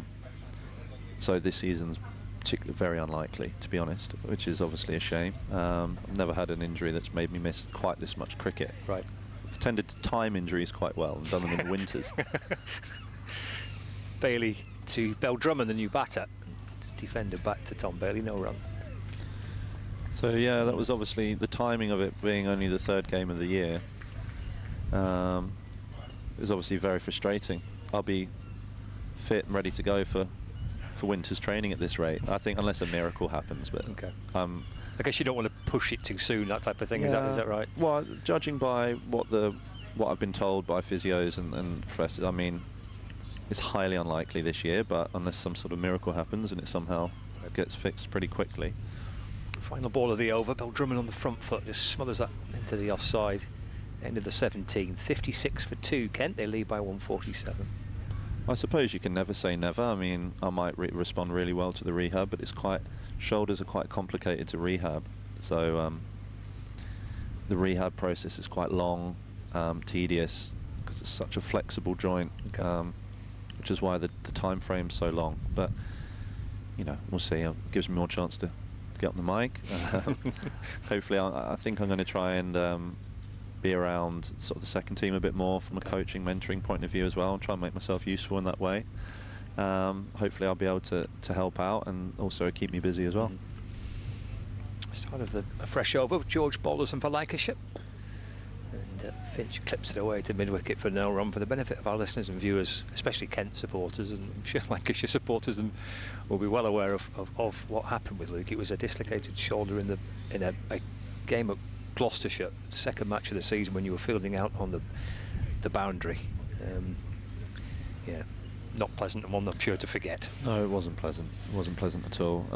You know, especially with Aj Singh Dale's injury as well. Balderson to Finch.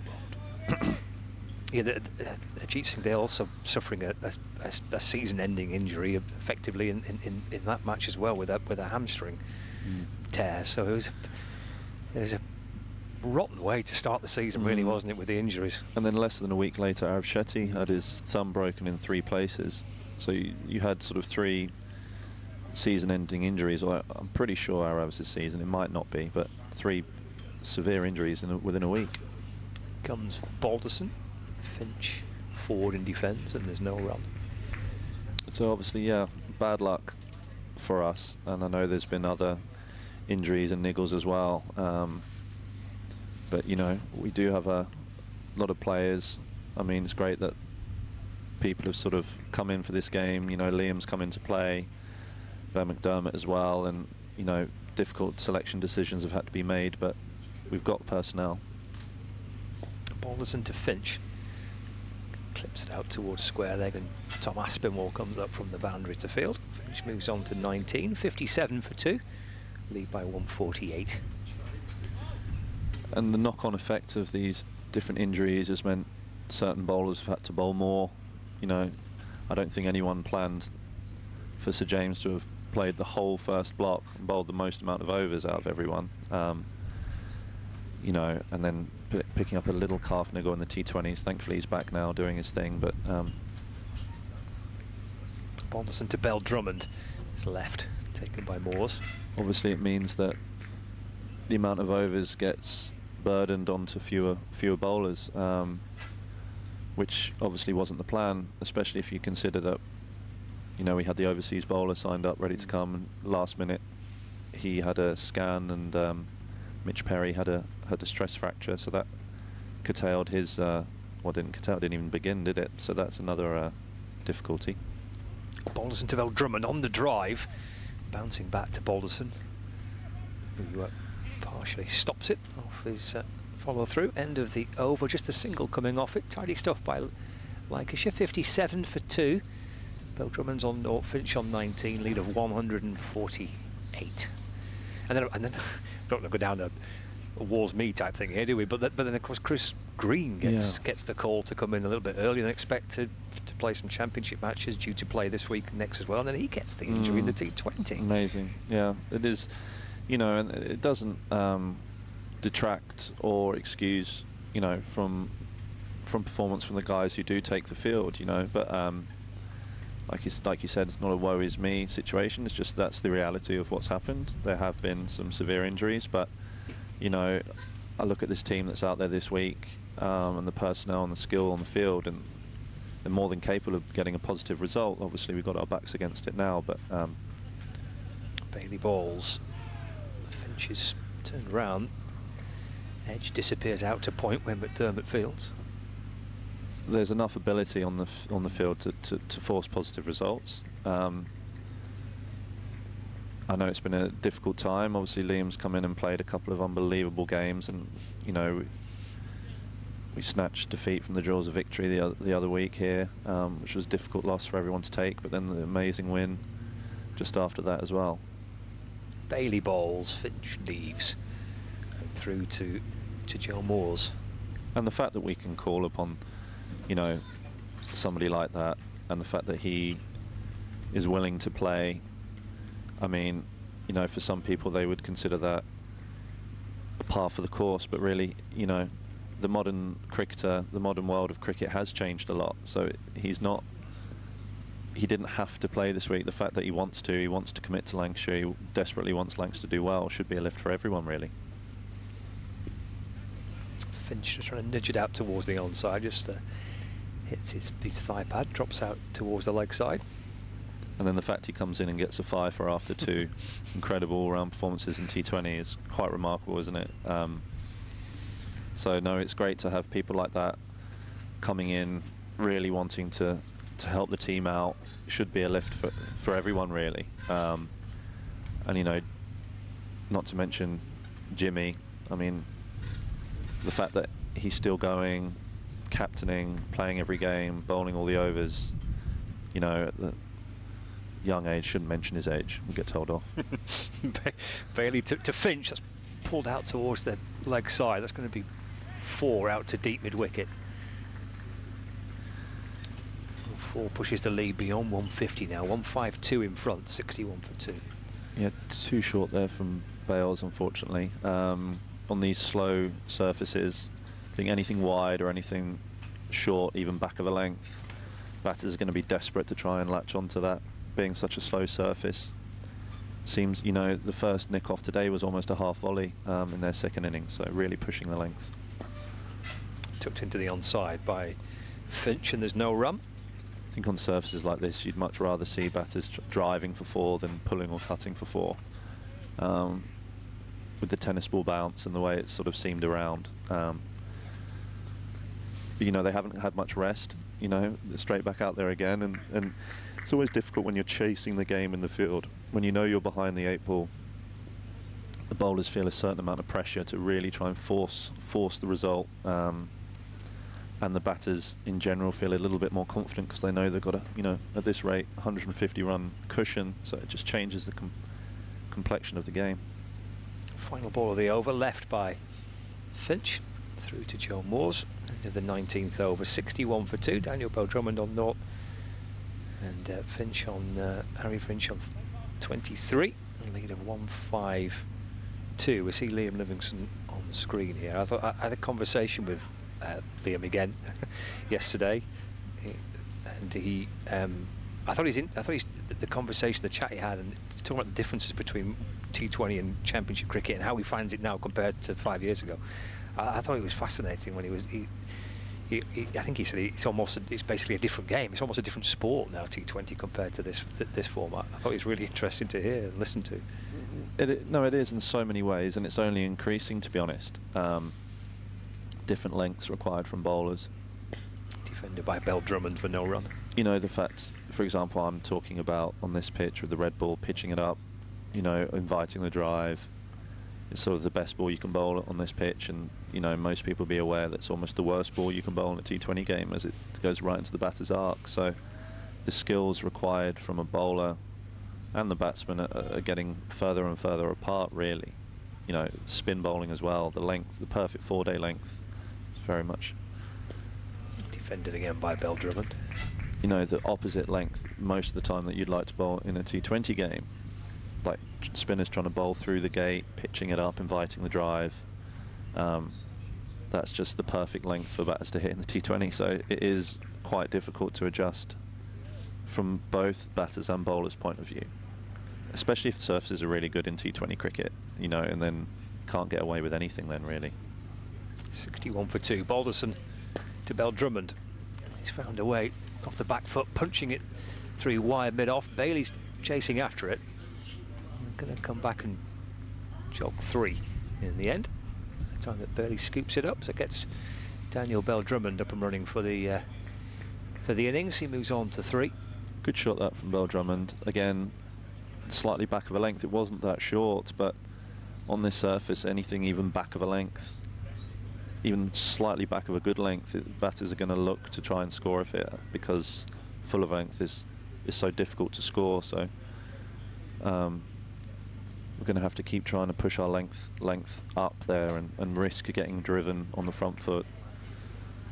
Seems to be the most difficult sort of balls to face on this surface. Halfway through the 20th over, Finch on 23. Defenders up towards mid-on, and there's no run, and presumably the margin for error is so small as well, isn't it, I guess? Well, it looks like the margin for error is small on the shorter side of things. It looks like you've got quite a nice margin full. Right. So I think, you know, looking at our first wicket, Dawkins there, I mean, that was basically a half volley. It didn't do that much wrong there, Dawkins, but it was so full swung, tennis ball bounce, and carried, you know, waist high to second slip from a very full length. So your margin looks like you can afford to miss full. Tap back towards him by Finch. I think it looks like if we persist with that fuller length, again, that ball there, very full, you know, on certain pitches, much quicker, truer pitches, you know, you might be driven on the front foot much more readily, but on here it looks like batters are wary of the drive. The amount of nicks that have carried today. 64 for 2. Balderson to Finch, who plays very calmly off the front foot, just pushes into the offside. End of the over, 64 for 2. Bill Drummond on 3, Finch on 23, live on Lancs TV and across the BBC Sport website and app as well. We're at Stanley Park in Blackpool, second day of Lancashire against Kent. And we have Luke Wells with us in our tent, our commentary marquee. And one or two inside the ground enjoying their Saturday afternoon with a drink and chatting amongst friends. I see a bowling change. Bailey 4 overs for 12. He's been replaced and Tom Aspinwall comes into the attack. Lead of 155. Got Daniel Bell Drummond on 3. Aspinwall has 2 slips and a gully. Point, cover, mid off, mid on, mid wicket. And a fine leg. That's a terrific shot. Just punched through the offside. It'll race out towards the boundary. Takes Bell Drummond to 7. The score now to 68 for 2. Yeah, a bit of a, again, broken record for me, but that is an example of that slightly too short, slightly too wide. On this surface that just sits up.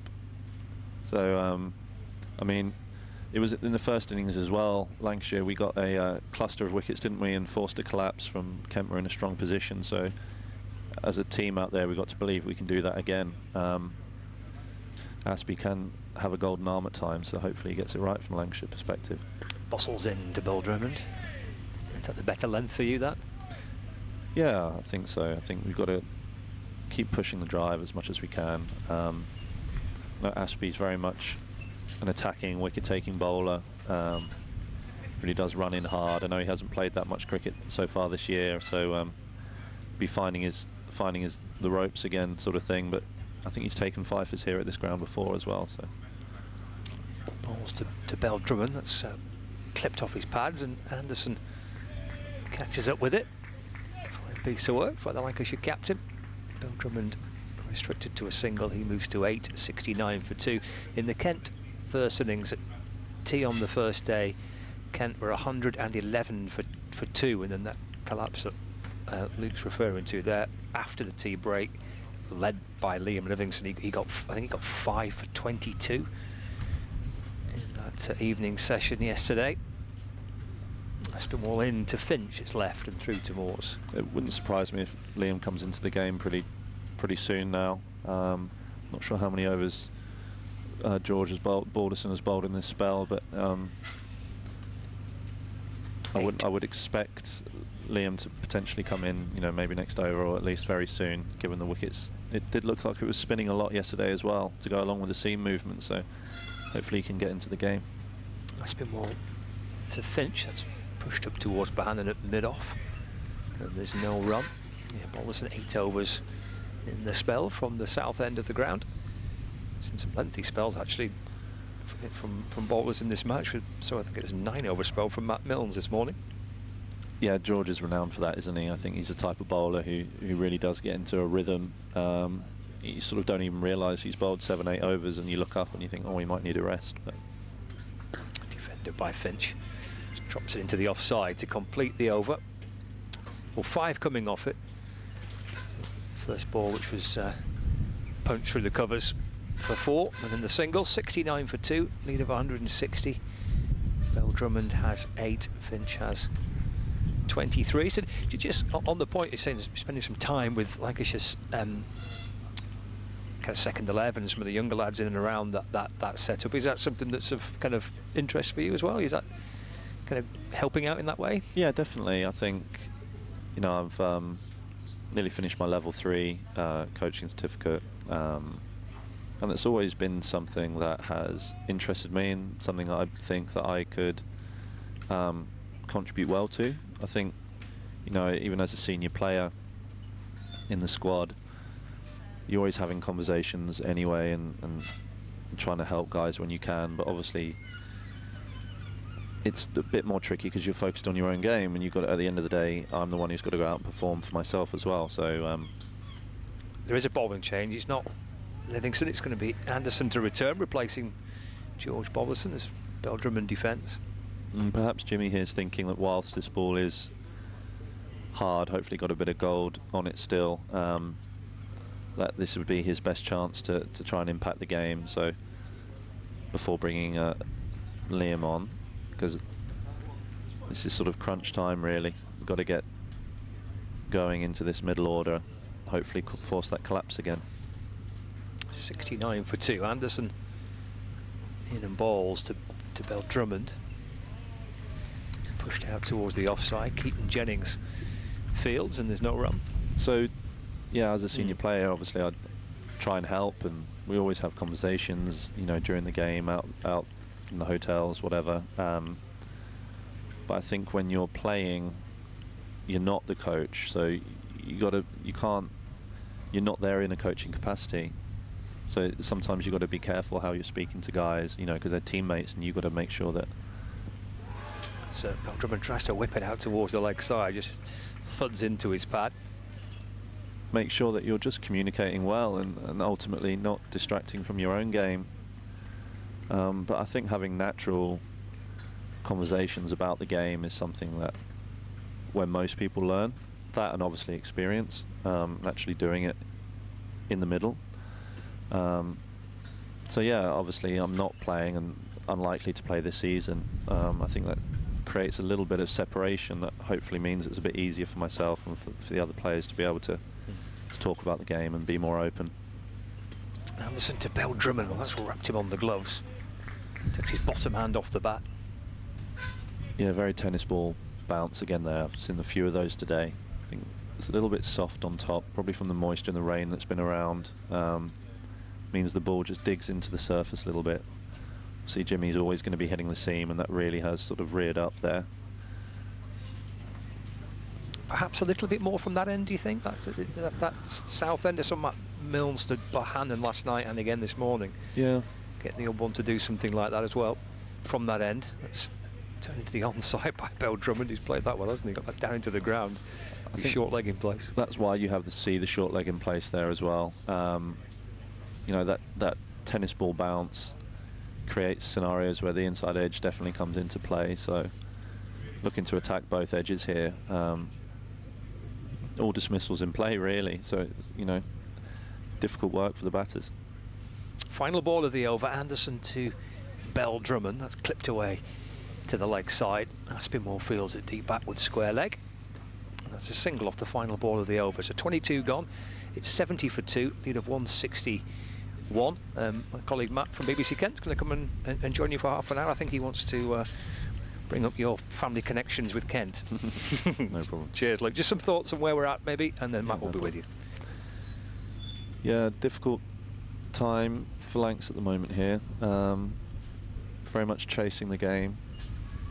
I mean, Jimmy has been the one all season and for numerous seasons, the one we turn to, England turn to try and force that breakthrough. So bringing himself on to do so once again from a Lancs point of view. Aspinwall then to Daniel Bell Drummond, just drops the hands. That goes through to wicketkeeper Moores.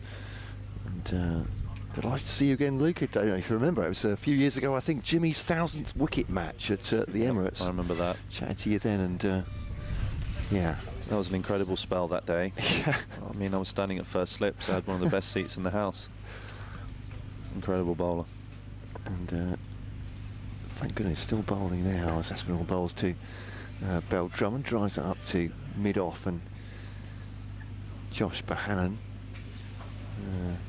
just for Kent listeners, obviously, not just purely for Kent listeners, but your dad Alan was at Canterbury, wasn't he, for he was 3-4 year spell at the end of the 90s? Yes, he was. I think from 97, yeah, I think he moved. Many memories of the Neville County Ground, to be honest, as a youngster. Aspinwall bowls to Bell Drummond, defended back to the bowler, just flicks it up on the outside of the boot through to Josh Bohannon. And because I was doing a lap, I haven't listened in on you and Scott. I mean, it sounded very rude if I did, wouldn't it, really? But just it's the commentary. But so hopefully I won't go over too much of the ground you'd already covered. But Aspinwall now bowls to Bell Drummond, takes the bottom hand off as he works that away. But those of us who weren't listening, including me in the last half hour, this pitch has been a an interesting one, I think it's fair to say, isn't Yeah, it? What the guys made of it?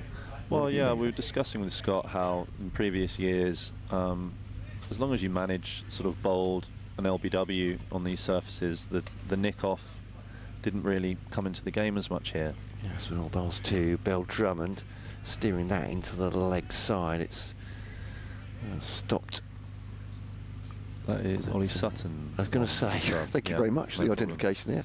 Recognise him from the 12th man, yeah. No wrong. It means that if you did sort of manage the stumps as a batsman, yeah, it was nicks were unlikely to carry because the pace of the pitch would often die, whereas this game, defensive pushes are carrying quite comfortably to the slips as well. Yeah, we saw that, I suppose, first wicket down. It's left just outside the off stump, close to the off timber from Aspinall, ends the over. It's a maiden, and James Anderson will return from the far end. Means that, you know, if you combine the tennis ball bounce nature of the pitch, which makes it hard to drive, hard to score on the front foot, with quite a slow outfield due to the rain, and the fact nicks are carrying as well from defensive shots, it's quite a difficult combination that, to be honest, to manage. So I think as a batter, you're looking for any width, you're looking for anything remotely short to try and cut, pull away, anything too straight to clip. Sort of managing around full of a length off stump, driving looks difficult. So as I said, the complexion of the game is very difficult when you're 160 behind. Bowlers feel like they need to force the pace. Sometimes that produces, you know, more missed lengths.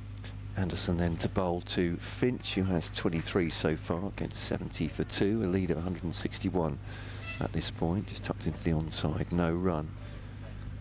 So as a bowler, you know, James will be feeling like he's really got to force the issue here. I know he's been in that situation a lot this season and responded unbelievably, you know, England's best ever and still doing it, so who's to say he won't do it again today, but constantly feeling like you've got to really force the issue can be quite draining. So Finch just plays that one to the offside from James Anderson. You'd think, I mean, with all that he's done in his career so far, it's still a mentally draining process, this, for a bowler. I think physically and mentally draining, you know, Yeah. I think it's... you mean forcing pace as well? Yeah, so, definitely. Yeah. I think he would feel like it's incumbent on him to turn the tide of the match again. He's obviously done that a lot. You know, I think it is a difficult wicket. It's not... I don't think it's definitely not less than whatever we got, you know, 87. Yeah. It's clearly a long way off par. But it did look difficult. But so the bowlers feel incumbent to do the job. Anderson to Finch and just nudges that one up through mid-off. In fact, he's going to get up for that. He's not going to go for 4, I don't think. Marcus Harris is going to cut that off before it gets to the boundary. Up the slight slope towards the south end, and they'll come back in the end for a 3 there. Yeah, it was around 3 there. Been a number of 3s today, I suppose. That emphasise what you were saying. Ben Dawkins was saying that last night as well, in terms of value for the shots. He's getting a number of 3s, slow outfield. And I have played on rocket outfields here before as well, so it's obviously very dependent on the weather. As Anderson bowls to Bell Drummond. It's Yorker length. Bell Drummond driving that one up to mid-on, fielded by Harris. I remember a few years ago we played some 50-over cricket here, and we played on the same pitch twice, a little bit further towards the zoo side of the square than what they're playing today, but I think we chased down 360 in one game and 330 in the other. It's, you know, one of the best surfaces I've played on. Yeah. Very different to this surface today. Anderson to Bell Drummond, gets big on him for a second. Bottom hand comes off the bat. Short leg stops it. Josh Bahan under the helmet there. And yeah, we were just saying in the first session, I mean, the Kookaburra game here last year ended as a draw, and there were 5 centurions, I think, in that one. And then the 2 games before that, Durham here, he beat them, but they made 400, Durham, in the final innings. And then I think the year before that, Essex won here, but again Lancashire made 300 plus. So, which speaks, as I said, perhaps the surfaces you're talking about here. But Anderson to Bell Drummond drives that into the ground. A little bit toe-endy, actually, is it? bounces into the offside. End of the over, fielded by Tom Bailey there. Kent are 73 for 2 off 24 overs, a lead of 164.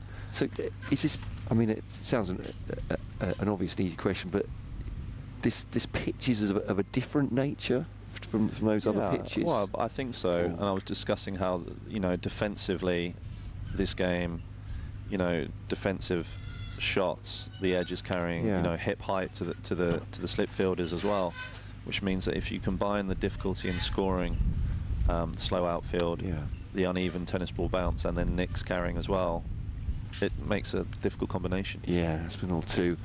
Finch is driven to the offside. It's a good-looking shot. Will he get 4 for that? He will not. And it's stopped on the boundary, more or less, by Ben McDermott, and throw back in. I see what you mean. And we certainly noticed with a number of the bowlers, actually from the far end, it looks like there's a, I mean, little ridge. There's a patch just outside the off stump on a decent length as well, where the ball is rising. But Scott was pointing out that most of the wickets have fallen actually from bowling from this end. Interesting. I haven't seen the stats, but as Aspinall bowls 2. Finch back at the bowler, no? Just out through memory, really, and the games you've described, I think the pitch has got better as it's gone. You know, I remember that Essex game you spoke about a couple of years ago. We nearly chased, you know, a big score there. I remember Rob Jones got a really good 100. You know, Durham nearly chased a big score. Aspinall to Finch pulls that away. That should go for 4. It has indeed. He's on that very quickly, just back of a length. Not much bounce there for Finch, but he's engineered that to the boundary. In this replay from, he's just gone back of a length, hasn't he, to Aspinall there, and it's been whipped away by Finch. Yeah, I think Aspie's missed his length by a long way there, to be honest. I'm not sure if he's tried to really dig one in, or if he's just lost his footing a little bit, but that's definitely not the length he was hoping for. Again to Finch on the full this time, slightly over pitching, but just steered up to mid-off, and there is no run. Aspie hasn't played a lot of cricket this season. He had a bad quad injury that he got just before the start of the season. Really unfortunate timing for him again. So, you know, it's his first sort of red ball game back. He'll be striving for rhythm here. Hopefully he can get on a roll from a Lancashire point of view. Runs away from us now, and Finch whips that one away, pulls it, and that'll be, I've completely lost that, but it's 4, I think. Yeah, it is indeed, a boundary as well, so just struggling again for length. Yeah, I think he just seems a little bit out of rhythm, out of sorts here. I think looks like he's really struggling with his lengths, which happens. You know, as I said, it seems like he's out of rhythm. I wouldn't be surprised if Liam Livingstone comes back on pretty soon, but you never know with Aspie. He does have a golden arm. Bowls now to Finch, and that's gone away from the fielder at extra cover, and that should go to the boundary, and that's 3 4s in the over. We're not seeing that very much in this match, that's for sure. As Finch moves on to 40 from 76. Bell Drummond 9 from 25, 87 for 2. Kent now on this partnership at 32, a lead of 178. And you talked about the pressure on Jimmy Anderson and the other bowlers as well to sort of force the issue and take wickets here. I suppose the other side of the coin is for Kent. They've got a big lead in the first innings. Does that relax you as a batter, I suppose, going out there thinking, you know, not that you've not got to do a lot, but you've got such a platform? No, it definitely does. I think it's such a funny game, this sport we play, isn't it? So I think, you know, a lot of it is perceived pressure, even though it's the same ball, same pitch, same 22 yards, but the game situation and the perceived pressure, the context around the game, what happened last week, context of the season, you know, can so easily affect players' minds, you know, and distract them from the moment. So, you know, Harry Finch playing really well here. Obviously played with Harry for a long time at Sussex together. Jimmy Anderson to Daniel Bell Drummond. He's running immediately on that one. It's driven through mid-off, and we cut off before it gets the boundary. Will it? Will indeed. Oops. Thrown back in by, is that Ollie Sutton out there? Yeah, it is indeed. Thank you. Yeah, 22 on his back, throws back in, and they might come back for 3. Yes, it does make a difference mentally as a player at times when you know you've got a bit of a comfort blanket of a 100-run lead or whatever it was. But you still got to do the business, still got to apply your skill under pressure. And so far, you know, Harry Finch is playing very, very well. Anderson to Finch now, squares him up a little bit there, comes off the outside part of the bat, but along the ground to Ben McDermott at point. I suppose we saw that very much for Kent in the last couple of seasons. I mean, particularly last season, got themselves into a real funk and found it very difficult, you know, batting collapses. Yeah, it's funny. I think sometimes confidence and lack of is very infectious. So I think if a couple of individuals are really confident playing well, a lot of guys feed off that. Sanderson bowls to Finch now, back at the bowler, and there's no run. But equally, it can have the mirror effect of that at times. You know, I've seen it before. We've had a difficult year when the year we did get relegated. We had a really difficult period of games where it felt like collectively confidence across the group had sort of drained away, and I think it probably happened to Kent as well last year. It can be very much a sport of momentum. As Anderson bowls to Finch, Bottom comes off into the onside. But it can change very quickly. You know, a week is a very long time in professional sport, so sometimes it can feel like things are going against you as a team, as an individual. But really it only takes sort of one performance. You know, for example, Liam Livingstone at the moment is obviously on top form. Yeah. You know, a couple of brilliant T20 performances and 5 in the first innings here, and sometimes that injection of confidence can really help. Anderson to Finch. Okay, that one got big on him too. Almost reacting to that, Lou, from Anderson. Is that bounce again off a length maybe, but just looked to get quicker on him? Tennis bally bounce. Saying, yeah.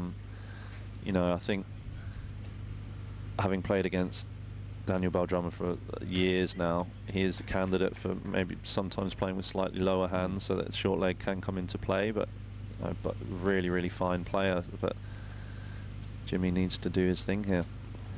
Finch just defending that one back at him off the back foot. So 3 off the over, 90-2, lead of 181. Just going back to Kent in that context. Well, actually both sides when they came down last season. So it's almost a lazy pundit thing to say, oh well, who will go up from Division 2 the following year? Oh, it'll be Lancashire and Kent, and that's not the way it turned out at all as a season for both teams, and particularly not for Kent, finished bottom of the county championship. It was really hard to turn that around, I think. For them. And again, I think sometimes as well as a batting unit, if you don't feel confident as a team in your ability to take 20 wickets, and the other team's bowlers are up and about, confident, causing issues, fit, firing, sometimes the pressure can be quite difficult. You go from a place of, as a batter, you think, well, if I get a good score here, we're going to win. And sometimes the flip side of that is, if I don't get a good score here, we'll definitely lose. And that's quite, but all these different narratives that you play in your own mind, and that can, if you let it, as a cricketer, batsman or bowler, if you let these different things come into your mind while you're trying to produce your skill, I mean, it makes the skills hard enough, let alone when you're thinking about all these different aspects and things you can't control. So I think the great thing about this game we play is that ultimately you're in charge. No one's bowling the ball for you, no one's batting the ball for you, and if you want to find an excuse, you will find one. But equally, the great thing is you've always got the next opportunity, and no one's stopping you trying to perform. So I think that's a nice positive way I try and look at certain situations, and however difficult it is, try and make it that simple, really. And because it's very easy to find excuses and reasons why you can't do it, because it is difficult.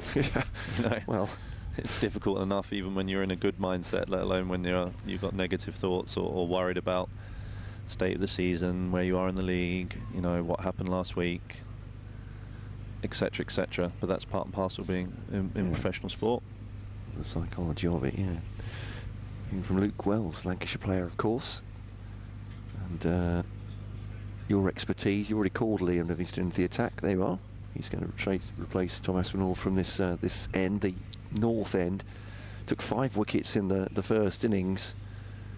The last 5 to go to take the match ball. He bowls to Daniel Bell-Drummond now, and it's off spin to start. But can adapt pretty quickly, Liam Livingstone, as we've seen in T20 cricket. I was speaking to him earlier about why he decided to bowl predominantly off spin to the right-handers as well. It's quite interesting. So that one goes on the leg side. Dot ball keeps a little bit low, and Bell-Drummond sees that into the onside. No run.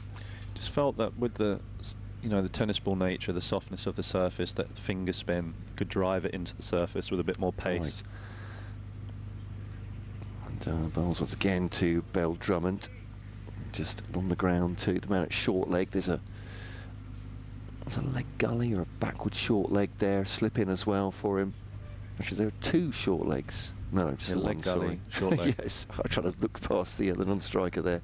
Harry Finch in my way. Shot. This is launched by Daniel Bell-Drummond. It's in the air, absolutely safe.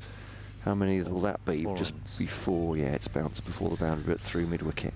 Yeah, and Leering was telling me that he felt like if he was bowling off spin into the right-handers, that he would very much shut down one side of the ground. So as people watching the stream will see, there's only 3 on the offside here. There's mid-off, slip, deep point. Everyone else sort of on the leg side, spinning it back into towards the right-hander.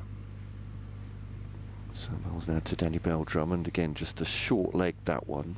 Dead bats it more or less. And with that extra force into the ground, you're hoping for that bounce as well, I presume. Well, I think also it means it's very hard to score through the offside for the right-handers here, with the turn and bounce. Go against the spin. So it goes with the spin, Daniel Bell-Drummond, and helps it into the onside for just a single. Fielder Sutton comes in from the... Living's got very much an in-out field there, so he's got his long on, his deep mid-wicket, his deep square, but still got his 3 catches around the bat as well. So, given the nature of the bounce on this surface, it doesn't necessarily look very easy to knock the ball for 1. That soft sort of knock for 1 might induce the inside edge, which is why he's got the catches. It's almost easier to hit the ball with full commitment through the shot, like Daniel Bell-Drummond did the few balls before for 4. But now the men are back, you've got to try and keep the ball along the ground. But given the nature of the bounce and turn, it's quite a difficult skill. So we call that sort of an in-out field, which was something that was really interesting when we had Nathan Lyon playing for us at Lancashire. One of the best off-spinners in the world. But he would almost always start with the long on, deep mid-wicket and a deep square immediately, with his catches around the bat, which I always found quite interesting. He wanted to take away their sort of aggressive shots and try and get the batter defending as much as possible. James Anderson continues from the south end. One bounce back at him from Danny Bell-Drummond on the drive. Kent 95 for 2 here. Danny Bell-Drummond has 17. Harry Finch has 40. The lead at 186 at this point. Partnership of 40. And what's your feeling? I mean, is this as much in the head as anything else, but is this flattening out slightly for Kent here, or is it just situational at this point? I think we probably haven't quite hit our lengths as consistently as what Kent did from what I saw this morning. Bell-Drummond defending back at Anderson. Once more bump ball to the bowler. I think, for whatever reason, we probably have missed a little bit more regularly than we'd like, and I think that reflects in the scoring rate. I think the previous run rates were probably below 3. Operating around 3.5 probably suggests that we're just missing our lengths a little bit more than we'd like to at the moment. But trying to force the game, like I said, can create these mistakes at times. Cool, as you say, 3.5 and over. This one, that's leapt off a length. Danny Bell-Drummond has left it on length, and it's bounced through to young Joe Moores. Whatever the match situation, just mention him, 17 years old. I mean, what a cricketer he looks, and what an occasion for him to make his championship debut. Yeah, no, he's a fine talent. I mean, you don't need to see him bat for too long to realise that there's a serious talent in there, and obviously we're all very excited about the potential he possesses. As Anderson bowls to Danny Bell-Drummond. Again, bottom hand comes off as he tries to work this into the onside. No run. He seems confident young man. His invention in the T20 game, the reverse sweeps, scooping, he's still got the power as well. based on the fundamentals of very good balanced dynamic position at moment of release of the bowler. So fantastic fielder and a good gloveman as well. So very good young cricketer. Anderson to Bell Drummond, that's risen off a length, and that's hit the glove or maybe the arm guard. Bell Drummond's not moved, but yeah, not one you want to see as a batter, is it? I suppose rising off a really has bounced. There's yeah. nothing you can really do about that as a batsman, other than wear a chest pad. But although it looks nasty, unless it really hits the glove and goes straight up, it doesn't necessarily get the wicket. It just causes uncomfort, really. Yeah, I think that's hit him in the ribs, isn't it, in the end? And this one drops his hands late onto that one, plays it out towards a point, and there's no run.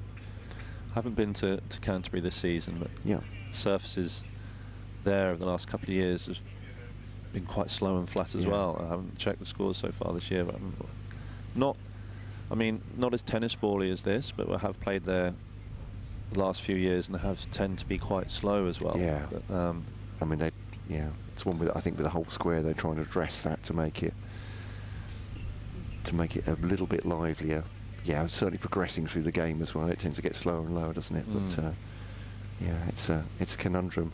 Not the only ground to have a conundrum on their square, that's sure. We've seen with Lords, so no, and with the weather conditions as well. It's a difficult job, isn't it? But no, it wasn't a complaint from me about Canterbury. Oh no, I didn't think for a moment. No, I enjoy batting down there in time.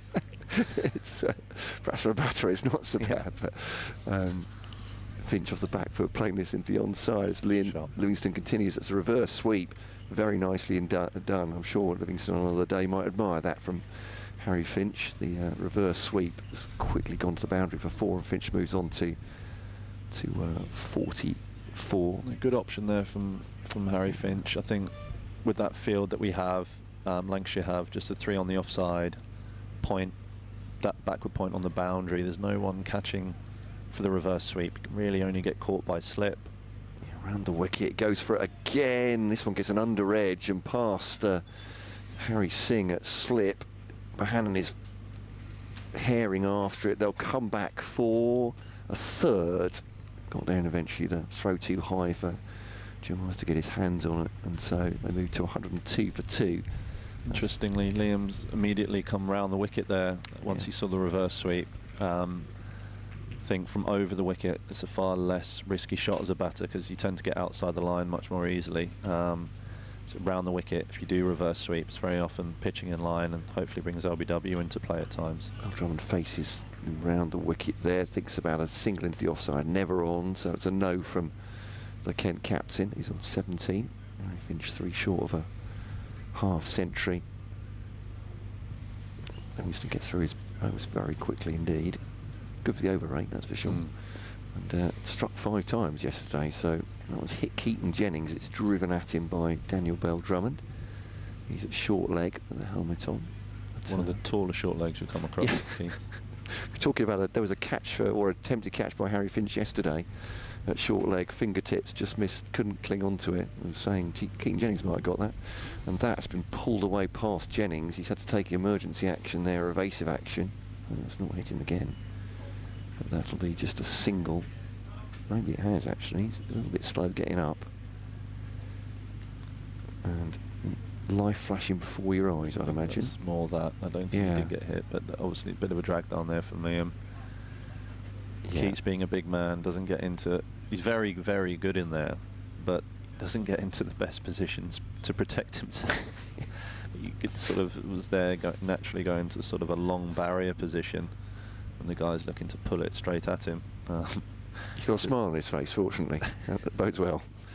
Well, you'd like to think as a senior player and an ex-captain you might stop having to do short leg, but unfortunately he's too good in there, so he's got to keep doing it. Yeah, just pretend you can't do it anymore. That's yeah. Get out of it. Josh Bohannon throwing a helmet at Harry Singh as it's James Anderson, so he's not been called into short leg or leg gully duties at the moment. So it's Bell Drummond to face 118, 103 for 2. As Anderson comes in 1 for 18 off 10. He's been very mean. You'd expect that. Daniel Bell Drummond doesn't time that drive. It bobbles up to mid-on, Sutton to stop. Just talking about Joe Moores, and spoke to Ben Dawkins, unsurprisingly, yesterday after his 50, and he's had a strange couple of weeks. I was saying he's played for the England Lions, he's played club cricket for Tunbridge Wells, and after getting a century for them last weekend, he's facing Jimmy Anderson here, first up, and going to Daniel Bell-Drummond, keeps low, looks at the edge of his bat. Well, he might. Keaton Jennings, I think he's come to more grief at Gully there. That's wrapped him on the shin. He's got pads on, he should be all right. Yeah, I was going to say, the mole might be just above the knee. He uses his hands. I was just saying to Ben Dawkins, how do you know, it's the great Jimmy Anderson, how do you do that? And he said, well, when I was warming up, I was, he was warming up. I see on the outfield, I was, you're aware of the man. He said, as soon as he starts bowling, that just goes out of your mind because you're trying to cope with it. Well, the amazing thing about Jimmy is that it was the same for me when I started. Right. I remember playing against him as a young player, playing him down at Hove when I was at Sussex. Anderson to Bell-Drummond again. It's that spot that Anderson hits. Tennis ball bounce through to the wicket keeper. Bell-Drummond leaves it. And he actually got me out both innings that game. Did he? Although frustrating. He got me out the second innings, given out off my shoulder from a short ball. Didn't touch my glove. But I don't think Jimmy needs any extra help to get wickets. But a man who's been around, I mean, you run out of superlatives to the guy, don't you? Yeah. Even now, 11, 12 overs in, still bowling 81.5 miles an hour. On a Sky speedo that's up at around 83, 84 miles an hour plus. So all that was padded up. Daniel Bell-Drummond there, umpire O'Shaughnessy not giving that, but it's a dangerous game. I think Daniel Bell-Drummond again has tried to leave that on length. It's wrapped him on the pad. Steve O'Shaughnessy, former Lancashire player, of course. He's got a smile on his face. I'm not sure about Jimmy's temper, but yeah, Ben Dawkins looks a very fine young player in his own right as well. It's come back quite a bit. Yeah, I think the right decision. But amazing how similar he looks in stature and to Zach Crawley. He does indeed. Yeah. Daniel Bell-Drummond drops on that one, defends it into the offside, and there's no run. Tall, right-handed. Gray Nichols using strong on the front foot. Easy to mistake them for each other. I mean, it's quite extraordinary, really. It is, yeah. Sort of double take this morning. Wondered if Zach was in fact playing, but it looks like a very good young player. Of course, opened with Joe Moores, didn't he, in the under-19s World Cup, so they know each other well. Yeah, the campaign where they got to the final, didn't they? But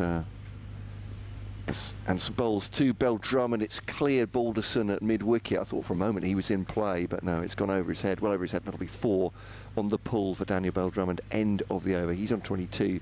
Finch is 47. Kent 107 for 2, and the lead at 198, I believe. As we go to the replay, can't do maths on the radio. It was a bad thing to do, but yeah, 2 really promising young players, aren't they? Great looking to the future, but yeah, 198 the lead. Yeah, getting to sort of do or die territory here for Lancashire, really. Sort of really do need some sort of collapse to reignite this game.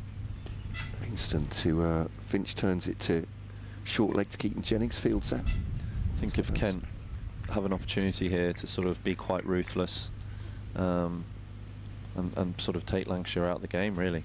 Yeah, it goes for the sweep there, Finch. And it's gone past Keaton Jennings and fielded by Tom Asserall, I think. Again, my apologies, I can't see part of the ground on that side, so just following at the camera. It's just a single. Neil Bell-Drummond slipping a short leg in as Livingston bowls to him. Bat and pad goes forward. And unfortunately here, from a Lancashire perspective, given the lead Kent have and the scoring rate that Kent are operating at, we have had to sort of lose a catcher. Yeah. Can't sort of have the luxury of having too many catchers now. Which dead bats that now. Sorry. It's a sort of catch-22 from this point of view for Lancashire, because obviously we desperately need the wickets pretty quickly, but at the same time, if you give them too many gaps, the score can get away from us pretty quickly as well. Livingston to Bell-Drummond now on the back foot, cuts that away. Back to backward point, that's a single taken. 209 for 2. Sort of need, Lancashire really need, or a sort of magic spell really. But if Kent sort of keep their heads down here, they could really bat Lancashire out the game. That's Finch defending that one back at Livingston, end of the over. 109 for 2, lead exactly 200 now. Finch has 48, Bell Drummond has 23. I'm sure you covered this with Scott. You've been out with this shoulder injury, haven't you? I mean, it's almost a cliche to ask a sportsman this, but is it difficult? Are you a nervous watcher? Is it hard to watch? Did you know? You feel quite analytical, so yeah. I think when I'm not a great watcher when I'm playing in the game. Right. But now that there's like that degree of separation, that I know that I'm sort of out probably for the season, it does mean I come into the game less. Obviously, Lancashire, they're my teammates. I'm desperate for them to win, but I'm less invested in terms of not actively involved in the game. Makes me a little bit less nervous, I suppose, given that slight separation. But I'm still very much hoping for us to do well. Of course, yeah.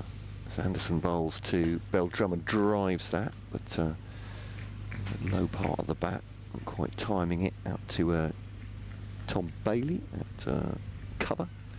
And the difficulty of this is ultimately when you get bowled out, if you know a double-digit score, you can't dictate the pace of the game really. You need, when that happens, you're asking your bowlers to produce a magical spell again, which they can't always do. And some bowls to Bell Drummond, that rises off a length as it touched something. Joe Moores is hopeful. No appeal from the bowler himself. I wasn't sure if that was a slight leg cutter from Jimmy there, just rolling his wrists across the ball, slightly lower pace, getting that cut away from the right-hander.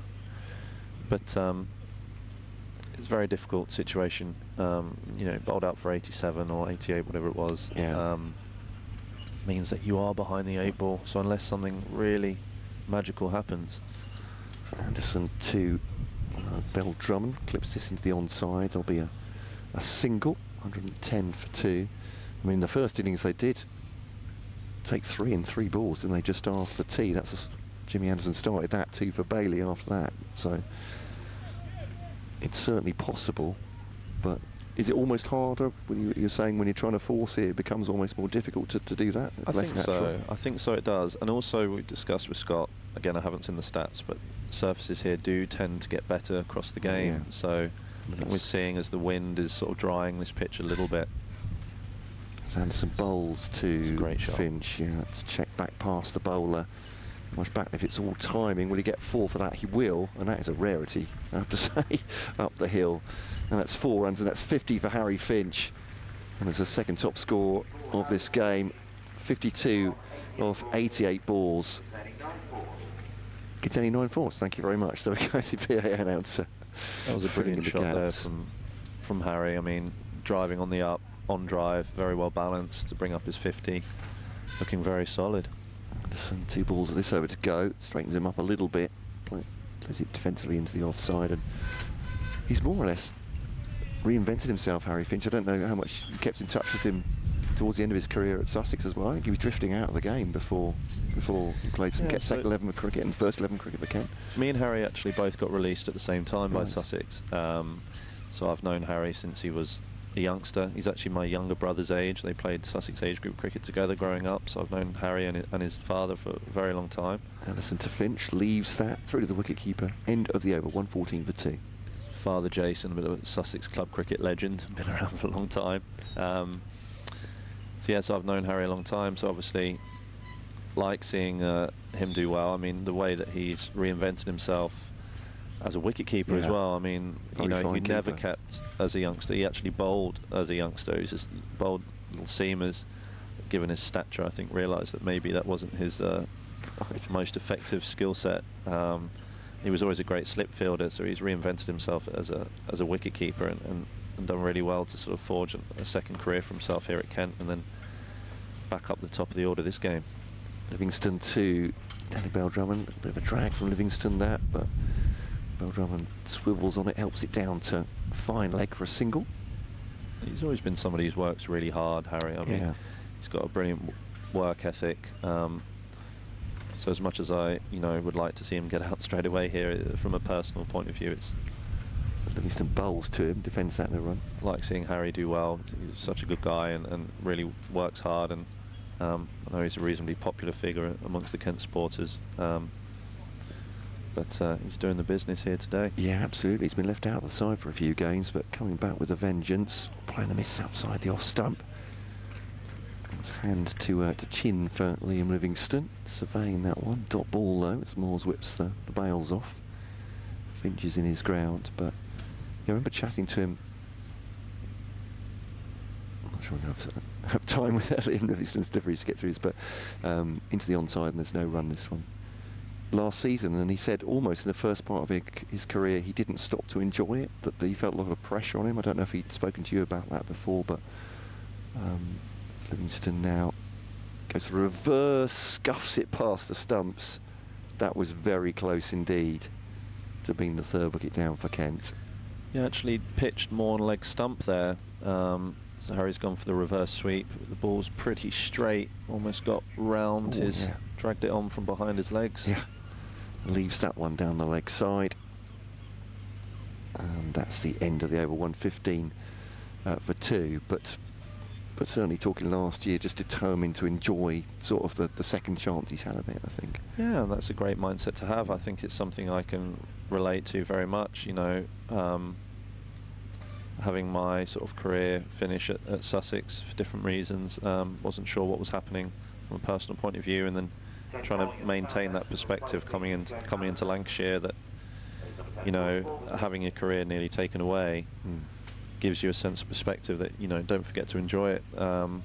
So yeah, I very much relate to that from a personal point of view, and it doesn't surprise me that Harry's probably going to do better with, or anyone would do better with a mindset like that, rather than being too fearful or worried about what might go wrong or stressing out. Reminding yourself you're lucky to do it. It's a good life lesson, isn't it? I think it's very easy in whatever you do to get caught up in the day-to-day and not appreciate, perhaps, certainly if you're in a job that you love. It's awesome to Danny Beldrum, jabs that into the onside. Well, you're due a break, I think, now. It's all right. Checking if Scott's okay. All good. Talking to Luke Wells here, joining us on the second afternoon. We had a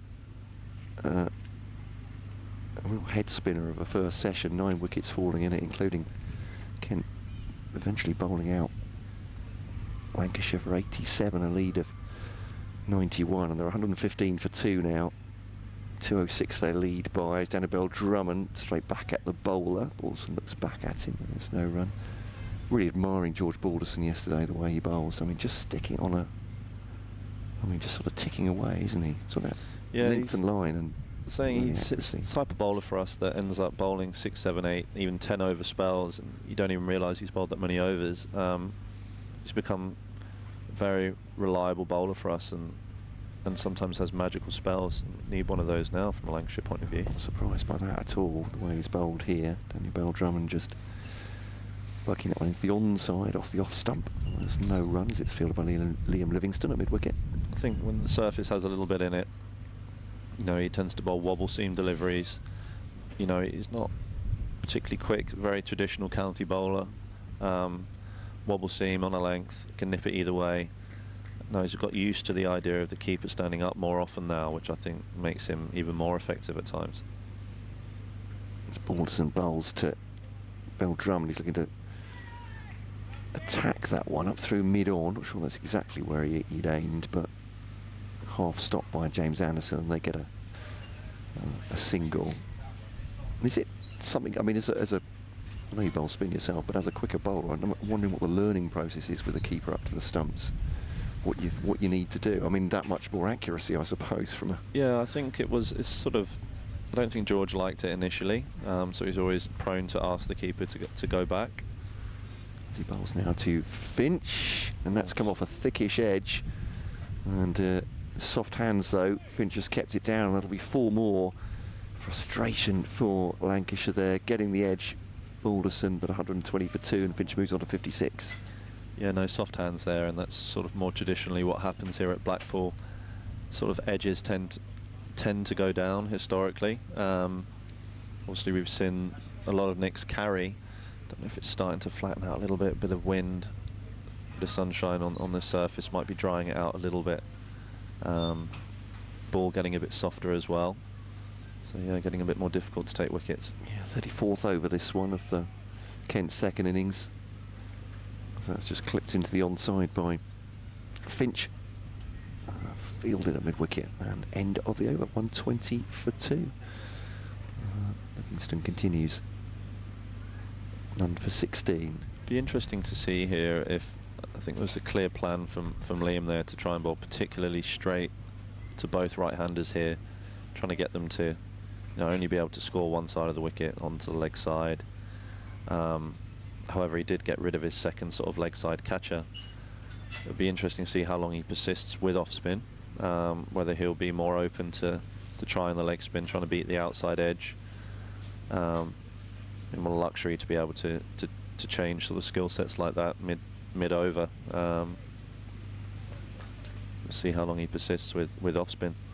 Yeah, slip of the short leg still in there, and Danny Beltram whips it past the short leg. It was a wristy shot to backward square, single taken there. George Balderson has just finished his over. I think it's got to the point from a Lancashire perspective really that there's nothing to lose. I think if you feel like a plan's not working, I'd be prone to changing it sooner rather than later, as 200 run lead already. Livingston to Finch. It's bobbled up, but that come off the keeper, Finch himself, but it's gone down the leg side. No great alarms. And no run. Again, trying to bowl very straight here, Liam, trying to bring that short leg into play. Finch down the pitch. It's launched over the man at mid-on, and that will be 4 runs. So it was 6 runs, beg your pardon. It's gone over. Tom Bailey's looking into the hospitality tents there for the ball. Yeah, strong option there from Harry Finch. Like we spoke about on these surfaces, sometimes those bigger shots on these stoppier sort of club surfaces are actually an easier shot to play than the caress for one, due to the nature of the bounce. So he sort of asked Tom Bailey at mid-on just to hang here halfway, sort of tempting him to see if he wants to go again. He still will bowl to Finch now. He leaves that one down the leg side with the spin. It is turning and bouncing here. Yeah. Ordinarily in a different context of game, this would look really threatening. It might change if we do break open the partnership. Just a quick delivery to Finch, has just left that one, goes down to fine leg, because he didn't play a shot at that, did he? No. So he's not run. Yeah, quicker ball there and still spun. Yeah. Sort of the good signs there, I'd sort of suggest potentially persisting with that pace. Once again into Finch. So I thought for a moment that was on the full, but I think it's gone to the ground and up to Jennings. That short leg certainly reached the fielder there. End of the over, 127 for 2. Beltram has 27. Finch has 62. He's now highest scorer in this match, Harry Finch, in by 218. And is it going to be Balderson from the far end? Yeah, I think whatever yeah. happens now from this game forward, Lancashire are going to have to bat well at 4th innings. Whether that be trying to save the game, or hopefully, from a Lancashire point of view, some sort of run chase. Kent do have the chance here to really bat Lancashire out of this game and make only 2 results possible. Still a lot of time left in this game. Already 220 runs ahead. Yeah. Once if you start getting 300 runs ahead, only 3-4 down, the batters start to realise that, they're going to have a lot asked of them. They're having a look at the ball at the moment. You're not missing any action. So we've already changed one, and we have just a few overs ago. It's been offered to Steve O'Shaughnessy here, umpire Harris, having a conference. And I'm not sure what the semaphore is between you and Keaton Jennings there, but there we go. I don't know, he's talking rubbish probably. I think do get delirious in the field after a while. 127 for 2. Always some sort of sophisticated hand signals going on there. Nothing sophisticated about Keaton Jennings. He's a very fine player though, isn't he? 127 for 2.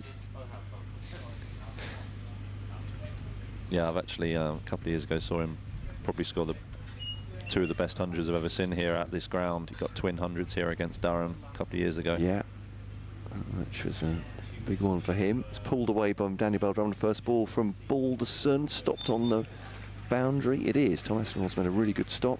It's followed up by Marcus Harris there. It's thrown in anyway. They come back for a couple. Good stop on the boundary there. Yeah, there would have been Centurions in the games going every game I can remember here, really. So, see none so far. Harry Finch on 60 odd already. He'll definitely be hoping to achieve 3 figures. Balderson to Bell Drummond, just reaching for that glance. It's deflected off the pad. There's a quick no from Danny Bell Drummond as they think about the second. Just a one leg by there. From Harry Finch's point of view, just going back to him and Kent as well, having been left out for most of the season, and Chris Benjamin's been preferred to him at the start of the season in the county championship. And actually, he's been really, Benjamin's been in great form, and in the T20 as well. So, but came back with a knock at the Oval. Other players injured. He's into the side and scores a match-winning 60 odd at the Oval against Surrey in the T20, and 62 here is doing him no harm either, that's for sure.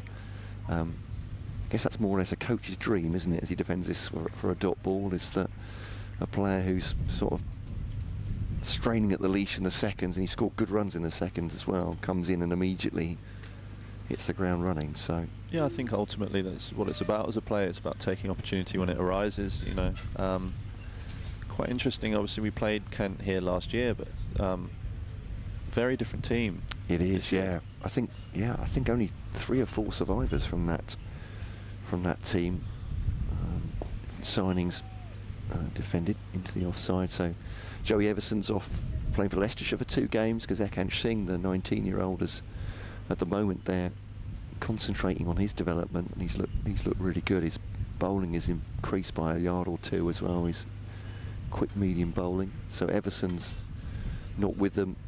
Crawley didn't play last year, but yeah, Compton's broken, dislocated a finger, so he's nearly back, but I think it was a double dislocation, which is a pretty horrid business. And Tuanda Miaye's out with a concussion at the moment, so through to the wicket keeper. And there is no run. Jack Leanings now with Sussex's moved, so yeah, there's a number of changes. And kind of a very strong batting depth, don't they? Yeah. Across both formats, if you think.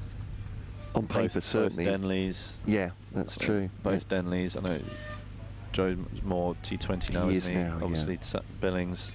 But Jaden, T20. opened here last year. Jaden as well. I know Zach Crawley, obviously. Everyone knows what a fine player he can be. That's Balderson bowls to Finch. Going back at the bowler. There's no run. 130 for 2, Kent. With Sam Northeast returning as well. Bell Drummond, Miaye. Dawkins, good young player. A lot of batting depth from a Kent point of view.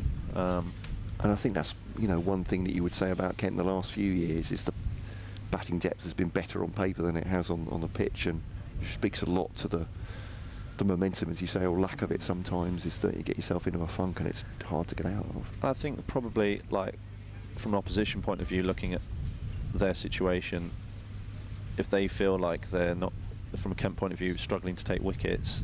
Yeah, I know that has been the case certainly in the last couple of years as well. There's pressure on them as well. Sometimes it can feel like rather than trying to get a score to win the game, you feel like you need to get a score to not lose.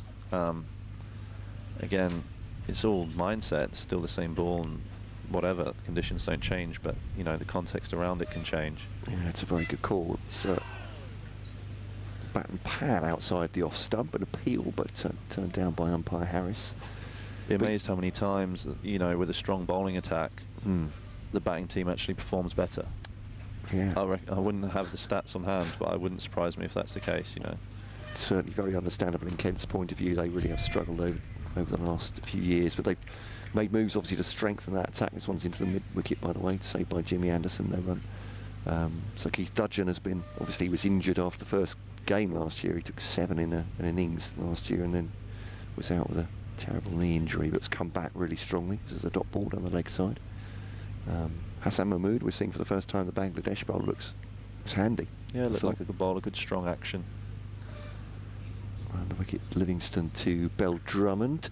Cut away between the fielders, might get 4 for this. He does, perfectly placed in the end.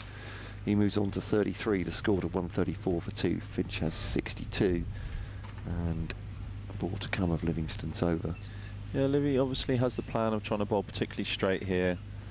He's actually got his leg gully back in there now from extra cover.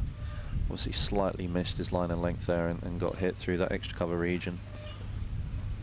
So number 27 from his 5.5 so far. Danny Bowden just pushes this into the onside. Anderson Fields, end of the over. Talking to Scott Reed last night, actually, Liam Livingstone was saying, because he hasn't played red ball cricket, has he, for about 5 years, saying that it almost feels like T20 and Championship cricket now, red ball cricket, are almost like 2 different sports. But they're going further and further apart. Would you go along with that? Absolutely. I was discussing with Scott earlier as well in terms of the perfect line and length ball that Liam would look to bowl there with his off spin to the right-hander today in this format on this pitch would probably be the absolute opposite ball that you'd want to bowl in a T20 game. You know, 4-day cricket, trying to look to get it full of a length, encourage the drive, try and spin the ball through the gate. Whereas in a T20 game on a good surface, that's probably the last ball you'd want to bowl because it's, you know, step hit territory. It's in the slot. It is in the slot, so you're very much looking to bowl into the thigh pad or out wide, out the batter's swinging arc, Yorkers into the heel.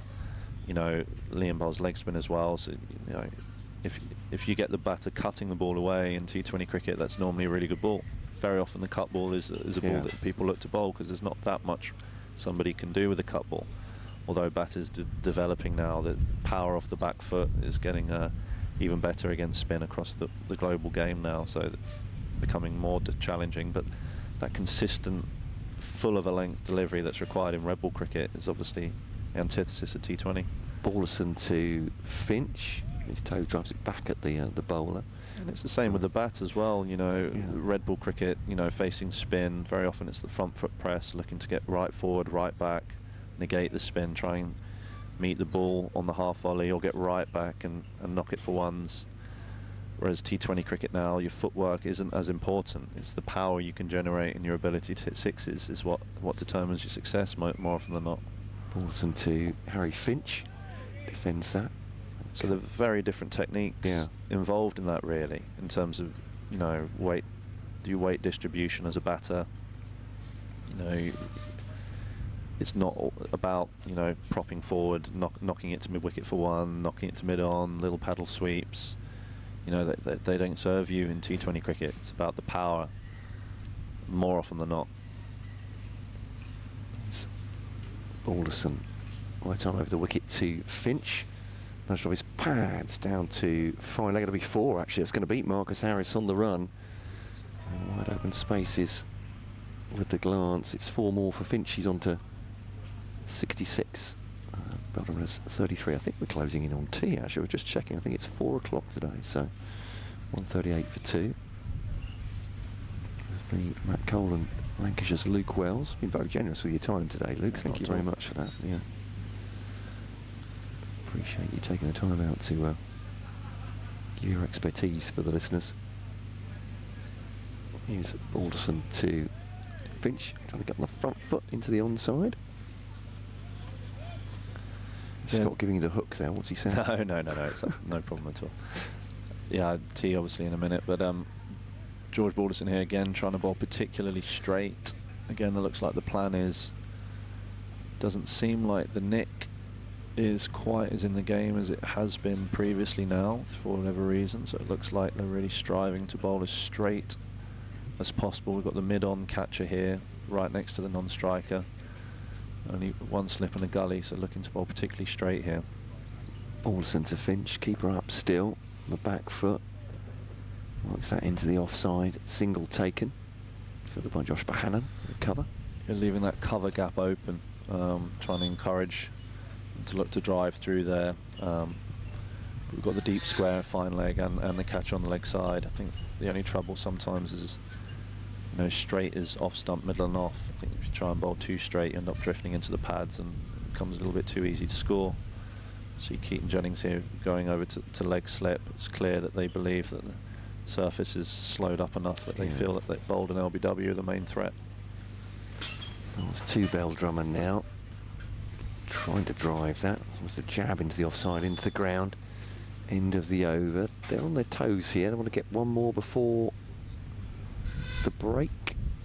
I think they do. I think I'm right in thinking that. I think at 4 o'clock. Is it on a day when you're bowling extra overs? I think I heard the match referee say it's 3 minutes past 4. Is it? Okay. Well, there we go. Well, that's. I don't know. Assuming he knows when tea is. I guess did they come off the field at 13 past 1? Perhaps did they? Is that the adjustment there? Don't know. These little idiosyncrasies of the game. All of us just following the rules here, aren't we? So if the match referee says it's 3 minutes past, it's a quick delivery from Livingston, whipped away into the onside by Harry Finch. He comes back for 2. Just unfortunately missing our lengths here a little bit. You know, Livy trying to drive the ball into the surface, really trying to get that bite off this pitch, but just missing his length a little bit there. So Finch once more. Finch on the back foot just defends that into the onside. They've scored at a good rate here, all things considered. You know, 3.7 and over. It's the quickest period, I think, of the match as a whole. Yeah. Surprisingly, perhaps with the wickets that have fallen on both sides, but down the leg side, it's been left by Finch. It's gone past keeper Moores. Not much fault in that, but Harry Singh goes running after it, gets it, though it is a bye to add. I suppose from a Lancashire point of view, looking at how potentially the surface is changing, they've got to believe that they are capable of chasing a big score, because they're going to be set a big total at this rate. Yeah. Everyone will leave that one. You know, first port of call is really to recreate that collapse that Kent had in the first innings. However, at this stage, it looks tricky. Livingstone to Bell Drummer, gives that one more air. Just clipped into on the onside, fielded by Anderson at mid wicket. Jimmy Anderson, just 1 wicket to fall in this session. Well, it's a substantial victory for Kent, certainly in this one session. Rolls a wrist over this one, Danny Bell Drummond. The off spin gets a single out towards square leg. Moves on to 33. Finch on to 69. These two came together at 55 for 2. So it's a big partnership, and that is tea indeed. So from a Kent point of view, they are resumed at lunch on at 12 for 1, 143 for 2. So it is 121 runs for the loss of just 1 wicket. That of Sam North East was caught off slip off the bowling of George Balderson for 23. That at 55 for 2. So big partnership, 50 plus for Bell Drummond and Finch as they go in at tea. And Lancashire with questions to ask, or certainly want to set Kent some conundrums in the 3rd session and get in amongst the wickets, which they were on the first day, that's for sure, at Lancashire. But the lead is 2-3-4 at tea. We'll be back with you in 20 minutes time. Thanks to Luke Wells, great to have your company. Thank you very much. Thanks for being so generous with your time. Myself, Matt Cole, and Scott Reed will be with you after tea.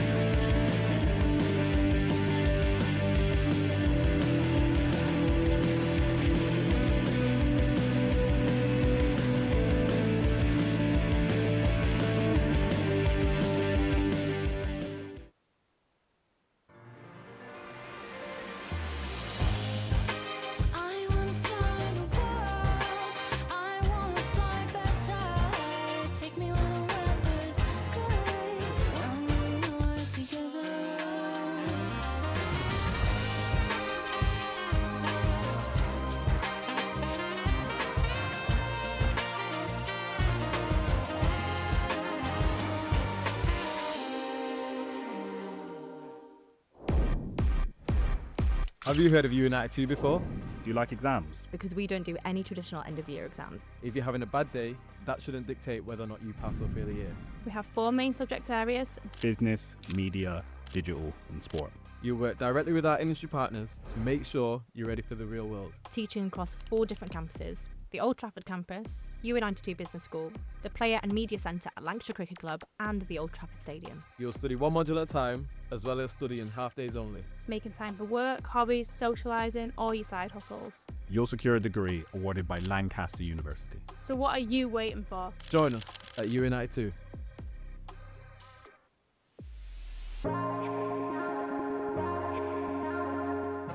Two names rich in history. Barton's, our family-run business with over 100 years of experience in drinks distribution, and Lancashire Cricket, a club drenched in tradition, heritage and globally recognised moments. Since 1917, Barton's has been supplying the finest wines, soft drinks and premium beverages across the UK, partnering with world-class brands to bring unforgettable experiences to every occasion. Now, we're excited to announce we will be bringing that same passion to cricket fans at Emirates Old Trafford. As the official wine, spirits and soft drinks partner of Lancashire Cricket, we're elevating matchday experiences, hospitality and celebrations across the next 3 years. From the first ball to the final cheers, Barton's is here to make every moment one to savour. Barton's and Lancashire Cricket, a partnership built on passion, unforgettable moments and history.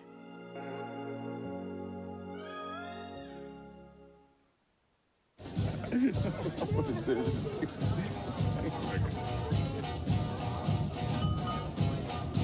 Guys, make way. For the designated driver.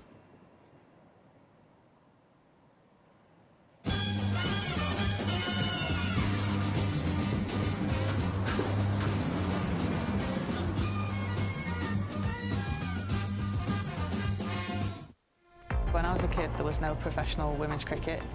I didn't even think that women could be professional sports people. Especially early on, it just didn't really seem like there was a career in it. To support myself around cricket, I had to work at the petrol garage. I was the only girl, so I stood out. I'd love for young girls to be able to dream about being an athlete and it to be achievable. Thanks to the Hilton funding my contract, it's allowed me to play the game that I love all day, every day. We're like an engine and we need to be fueled with the right gas. Without funding, we can't be visible. You can't be what you can't see. As a team, it feels like we're breaking boundaries. Thunder and Lancashire always want to put women's cricket at the forefront, and now I think that's really shining through. It's mad to think that without the Hilton funding, like, we wouldn't be playing cricket every day, training. Well, we could be, but we wouldn't have any money. We wouldn't, yeah, true.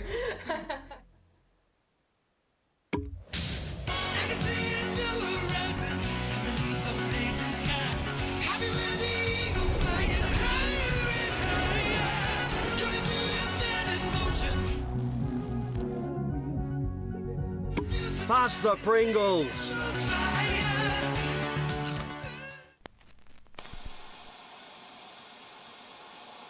Fumble a bag, now I will not fumble a bag. Your call is important to us. Do not hang up. Fumble a bag, now I will not fumble a bag. Act like you know how this goes.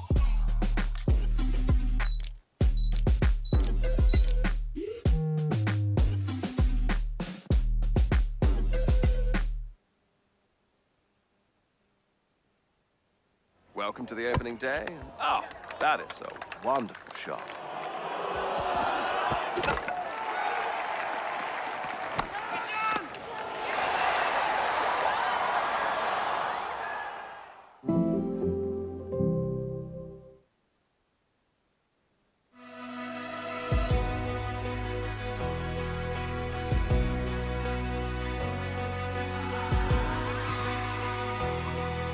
Introducing Lancs TV Plus, dedicated area for members, bringing you closer to the game than ever before. Watch every men's live stream fixture all in one place. Every ball, every moment, live. And this season, don't miss the War of the Roses. Lancashire against Yorkshire, streamed live for the first time ever. Unlock exclusive content you won't see anywhere else, from behind-the-scenes access to mini-documentaries. This is Lancashire like you've never seen it before, all in one place. This is Lancs TV Plus. This is the Red Rose. This is cricket.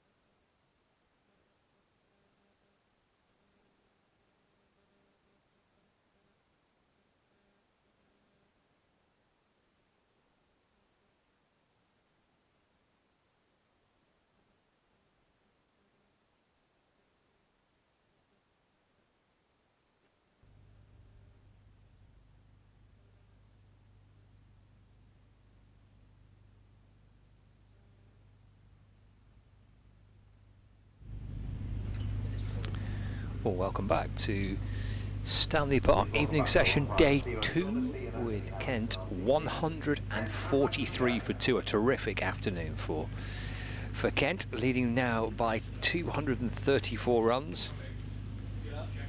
Maybe a slightly weary one for one or two of the Lancashire lads.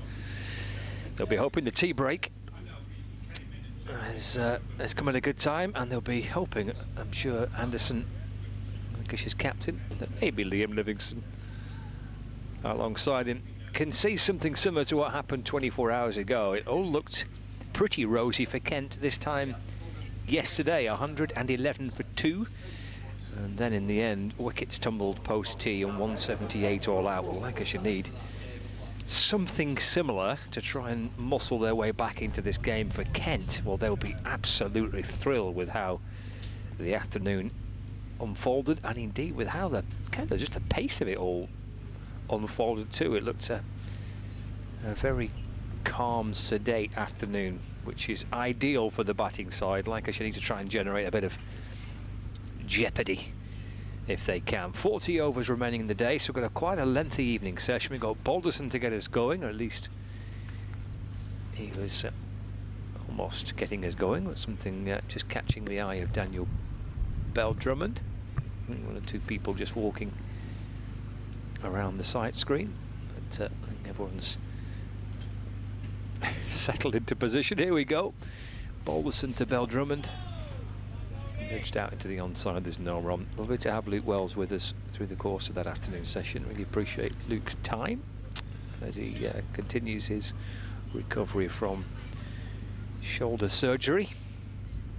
Scott Reed and Matt Cole with you for this evening session, and a very, very good afternoon for Kent, Matt. Yeah, it has been indeed, with this big lead already. Has that been caught down the leg side? It has. Bell-Drummond, nifty work by Joe Moores. Balderson strikes straight after the tea break, just 2 balls after the tea break. Bell-Drummond departing for 34, caught down the leg side. Excellent take from Joe Moores. Oh, Lancashire need a little bit of something to give them a boost in the afternoon or in the evening, and they've got just that. Bell-Drummond departs, and the partnership, which was knocking on the door of 3 figures, comes to an end. 88-run partnership. Yeah, would you believe it? Straight after tea. Straight after tea. There's no precedence for that at all. No, no, we've not seen that before, have we? No. Well, nicely battered Daniel Bell-Drummond, and a very healthy partnership with Finch, which might well have taken the game beyond Lancashire, but wicket just the tonic. Needed something to get them going in the evening session. And nice glove work from Joe Moores to take the catch. A couple of 30 odds from Danny Bell-Drummond, but he's shared in the 2 biggest partnerships of the game so far, isn't he? And that one's just by a run, bigger than the one he and Ben Dawkins put on yesterday. And Harry Finch on 69, but exactly what Lancashire needed. Just need to change the momentum around, don't they? If the conditions are getting slightly easier to bat, they can, as you say, just get a run of 2 or 3 wickets like they did just after tea yesterday. Could again change the complexion of this game, which is what we love about 4-day cricket, isn't it, really? Quite often just change your expectations, of a match in a couple of deliveries. It's Akash Singh, the new batter, as Balderson's into him, he's defended.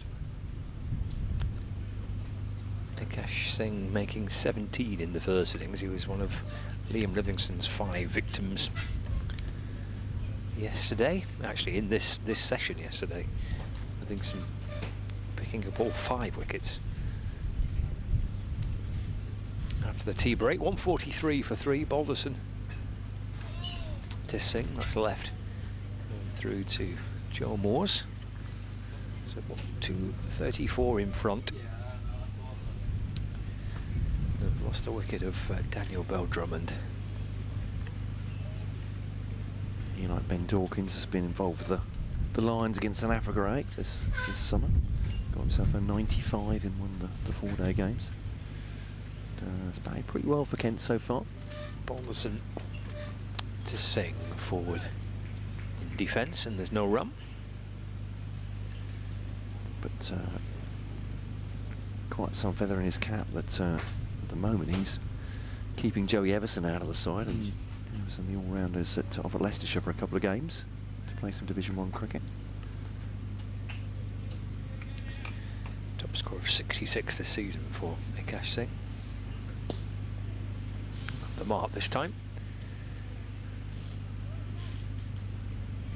Flicked away to deep mid-wicket for a single. 144 for 3. Always interesting, that, isn't it, when you ended the over, that wicket taking over for George Balderson. 144 for 3, lead by 235. You see a player playing for a Division 2 county, but then leaves on loan and joins a Division 1 county. Yeah. Just, you see it the other way around quite a bit, but not often that way around.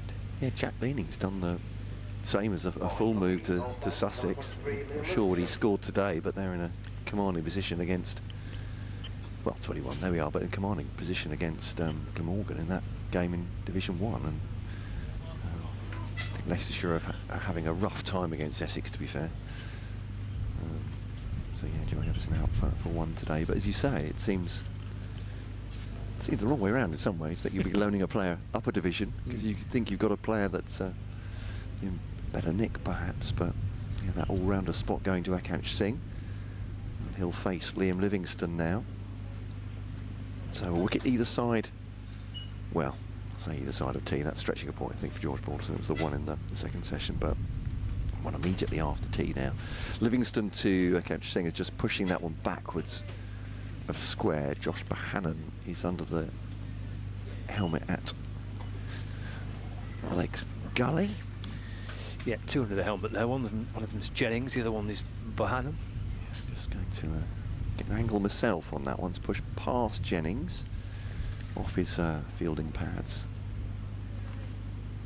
And, no run as Bohannon cleans up. So Danny Bell Drummond still on the scoreboard.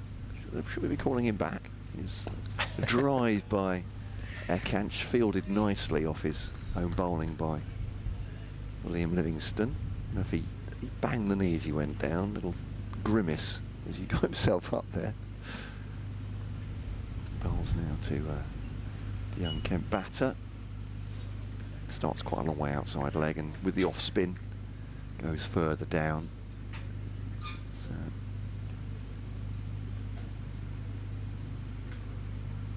into the pitch again. Again, just defends that one too. Jennings, and there's no run. Livingston's almost through his over. He's rapid. 1 for 30. Once a wicket though. Drive up to mid-on. Well, it's fielded by Tom Bailey. End of the over. It's fascinated by Luke Wells describing the tactic to bowl off spin rather than leg spin. I don't know if you went into that with you before as well, with Liam Livingston's choice today to the bowl off spin to the right-handers, and just two men on the offside. Okay. It's almost encouraging them to play into the onside, but also the finger spin allowing him to bowl a little bit quicker into the pitch, hoping to get the bounce as well. So that's the tactic. That's yes, interesting to hear. Livingston was talking about it last night about how he's just going to almost get close kind of one half of the ground off for the way that he was bowling. Yeah. 144 for 3. Here is Balderson. Oh, is that a chance? It's gone through the gully region. Yeah, I felt like Keaton Jennings was at a chance. It's gone past him, certainly, at gully. Come back for 2. 146 for 3. Finch moves to 71.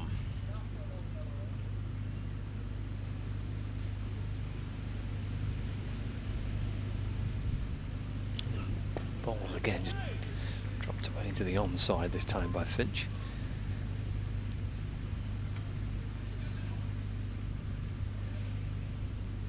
One, 4, 6 for 3. I suppose every chance, even kind of half chance at Lancashire, too much margin for mistakes, haven't they, or for errors. I'm not sure if that was a chance or not, but No. it's in that kind of ballpark now, isn't it, for Lancashire? They've got to take pretty much everything that might come their way, and that's defended by Finch. Works it out towards the leg side. And, Joe Morse comes from behind the stumps to field. I think almost, I would say it's exactly a gift. Well, that's a good catch on the leg side, but didn't see that coming from Daniel Bell-Drummond, did you? I think of the modes of dismissal, taking advantage of that slip. It's Balderson forward again. Dropped away by Finch. Bohannon drops up from mid-off to field. There's no addition to the score, so 237.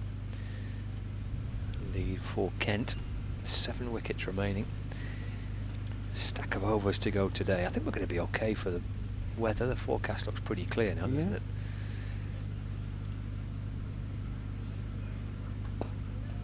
Again, defended by Finch. He's been immaculately calm, hasn't he, in his defence, and watchful in his approach. He's 71 from 119 deliveries. Yeah, I think we might get a bit more cloud cover perhaps later in the day. It says from the forecast, but what we do know about the forecasts the last 2 days has been absolutely rubbish. So Balderson to Finch drives, but off the inner half of the bat. Anderson at that short straight mid-on position. Scoops it up, end of the over, and it's bright enough above Stanley Park. 146 for 3. I was chatting to the people at the coffee van earlier today, and I said, "Oh, do you sit up in the rain again today?" It was after yesterday that they were bravely battling the elements. The man said, "Rain? Was hosing it down." Fair play. Not that much fun. It's quite a big queue at the coffee van now, isn't it? Yeah. People just looking for a little bit of boost. Yes. In this final session. 146 for 3. Liam Livingston will continue. None for 30 off 8. He'll bow to Ekansh Singh now. Slip in that short leg. He's aggressed that one. That's gone. Everyone's looking to the skies. Will it be 6? It is indeed. And obviously with the spin into the right-hander is allowing that shot and tempting that shot to an extent. But interesting, Luke Wells saying that's almost a safer shot than it is to just try and push at the ball, because you've got those close catches there, that if you take it on, you middle it, obviously. You middle it. That's good news, but Singh goes on to 7. That's his second scoring shot. That one just comes off the outside pass of the bat and into the offside, and there's no run. But yeah, impressive hit by Ekansh Singh. And he's trying to force something to happen here. And quick delivery. Oh, has it gone past? It's gone through him, past him. It's just missed the leg stump. And that's ricocheted off bat or glove. And how that's missed the stumps, well, I'm hoping to find out from the replay, because I'm not sure Ekansh Singh will quite know. That's probably not time for a replay, is there, before Livingston's next ball, but again, you're saying, Scott, from a Lancashire point of view, at this juncture, you need those to be hitting, don't you? It's Finch. Oh, just didn't release the ball, did no, it? Didn't release the ball. What a stare at Harry Finch. I don't know. Psyched him out. Livingston to Finch on the back foot. Just nudges that one bounce to Josh Bohannon at backward square. 2 to come. Indicates umpire Harris. Yeah, we can at the end of the over. I'd love to see what happened with Ekansh Singh and that delivery. Tossed up and just checked to James Anderson at mid-wicket. Yeah, it kind of went through everything, didn't it? Missed the bat, missed the stumps, went past the keeper. Did it come off the keeper? Maybe that was actually been given as a bye, hasn't it? So. 53 for 3, Kent, as he goes on the sweep, Harry Finch, and that will go for 4. Hit truly, and he ends the over with a 4 157.43. And that's a good looker, yeah. He's really picked up the line of that one. Swept through it. And they're 157.3 and lead by 248 now. It is a massive lead. 43 overs gone. They're scoring at 3.5 and over. And if not exactly picking these boundaries at will, they are moving the game along. Yeah, they're scoring nicely on. That's a lovely sweep shot. And the previous shot where he hit Livingston for 6. Again, a positive play. That's a question of James Anderson as well. Here comes Balderson to sing. It's off the back foot. Pushed in towards the onside for no run. Just mention as well, which I failed to do this a little earlier on when I was updating the scores, is that Lancashire women are playing Warwickshire women in the Metrobank One Day Cup today. Just a little update on that. Warwickshire finishing on 314 for 7 from 50 overs. It's defended by Akash Singh. It's not bad, is it? A couple of centuries there for a couple of the Bears batters. 2 wickets for Tara Norris, 1 for Potts, 1 for Cross, and 1 for Wirapuli. Leg spinner that Lancashire have got. Well, Eve Jones is 113 not out, and Lancashire try and score 315 to win. The back foot and clip to mid-on for no run, but they are 4 down, so 194 for 4 in the 35th over. So need a further 121 runs from 15 overs with 6 wickets remaining for Lancashire Thunder against Warwickshire in the Metrobank One Day Cup. It's Balderson for Lancashire's men's side into Singh. It's down the leg side, taken by Joe Moores. I think Kate Cross joined us in the commentary box a couple of years back, did she? At the Emirates? Yeah, she did, yeah. Well, I think she was with us for when Jimmy got his 1,000th first-class wicket. That as well, yeah. I think that's when I spoke to Luke Wells about his Kentish history. 157 for 3. Here's Balderson to sing. The back foot punches into the offside for no run. He was saying off air, wasn't he? He remembers Canterbury really well, but I think he would have been sort of between the ages of 7 and 12 or 8 and 13, so well, formative years. So yeah. Those very well indeed from his childhood. Yes, and then Kate Cross has an award-winning podcast as well now, doesn't she? So Balderson to sing. Clips that away to square leg for 1. Keep the strike as well. It's the end of the over. 44 overs gone. Singh on 8. Finch on 75. Kent to 158 for 3, so the lead almost at 250 now. 149 in front.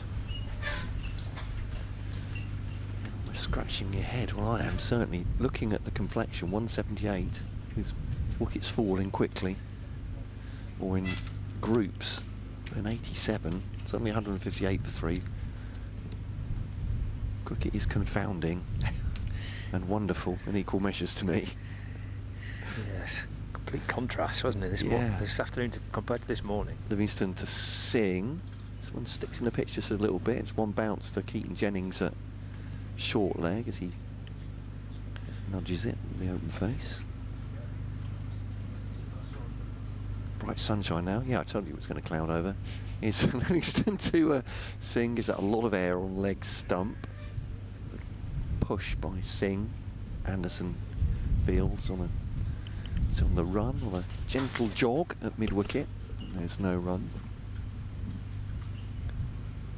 So once more to Singh. Definitely turns, but no great bounce. Singh plays it down into the ground, fielded by Joe Moores. Still the slip, the leg slip and or leg gully rather, and the short leg in. James Anderson at a shortish mid-wicket. It's fired in by Livingston. No run. She looks back down the wicket. Bit of a hold after that from Livingston as a look at the batter. Quicker again, and that one does get some bounce and turn, but it's just clips it low. Josh Bohannon stops it on the ground on a gully. Yes, done well there, hasn't he? Went pretty quickly to Bohannon. Absolutely right. Instant defends that off middle stump, does Ekansh Singh. End of the over. It's a maiden for Liam Livingston. 158 for 3, the lead of 249 for Kent here on BBC Manchester, BBC Lancashire, BBC Kent, via the BBC Sport website and app, online, the BBC text feed as well, keeping you up to date with everything going around the country. On Lancs TV with your host Scott Reed and me, Matt Cole. Yes, I've been kind of scrolling down the live feed, having a little look around what's happening. Yeah, we've in the games elsewhere. We were saying earlier, we've finally had time to look at it, really, because it's been a little bit rapid here. It's been a bit, hasn't it? Been a bit going on. All right, George Balderson. Yeah, still going. Finch on strike, he's still going on nicely as well. He's off the back foot this time, plays it away into the offside. Bohannon fields at cover, no run. 75 from Finch, comfortably the highest score in the match.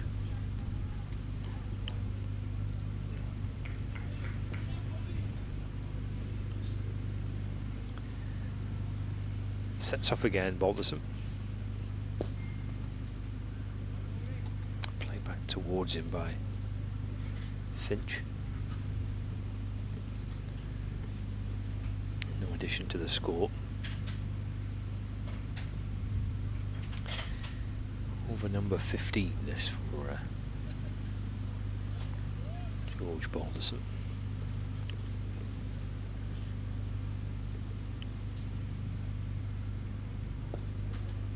Single for Finch, just clipped away off his hip.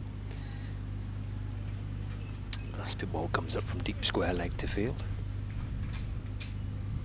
It's his highest score, this from Harry Finch in nearly a calendar year. 50 against Leicestershire, July last year. Got a ton in that season as well against Northants.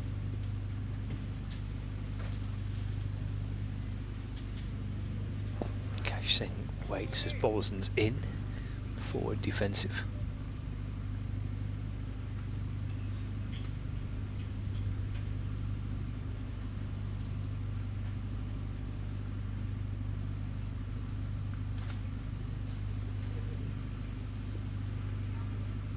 Settling into the start of his innings here is Cash Singh. Waits for Balderson. He's turned into the onside. He flicks it away off his pad, bouncing out to mid-wicket where Bailey fields. Balderson asking for a little fielding change. Asking Livingston, he was at mid-on, to come in at short extra cover.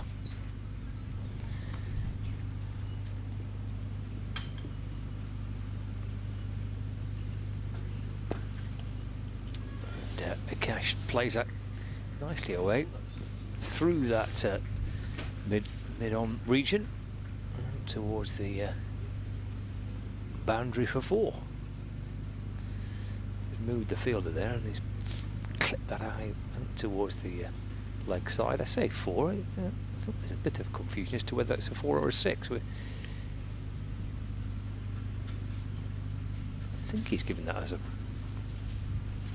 Actually, he's not given that as anything yet. I think he's waiting for some kind of clarification. He's completely lost the flight there myself. Right? He has now given it as a 6. There we go.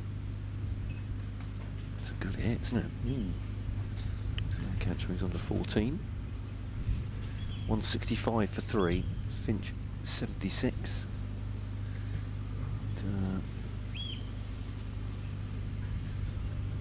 46 overs gone. What's that? Black-headed gull, or it might be a tern actually, maybe.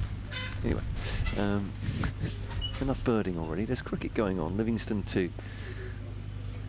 Finch just dead bats that, and there's no run. They come whistling over here occasionally, don't they?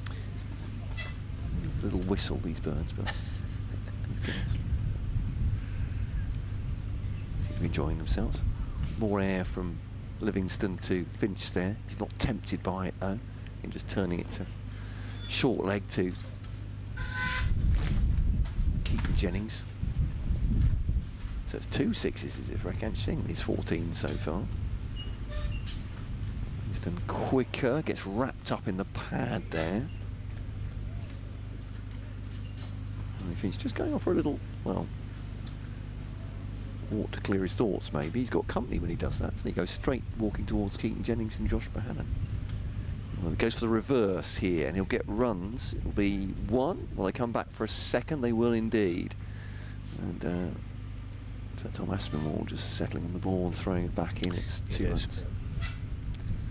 So I get a couple. Finch moves on to 78. And it's a remarkable comeback into the team for Harry Finch over the last couple of innings. One's just passed it towards Keaton Jennings once again, and there's no run. So Livingston to Finch, sweeps that one away. Some force, but it's going to be stopped on the boundary by George Balderson, thrown back in.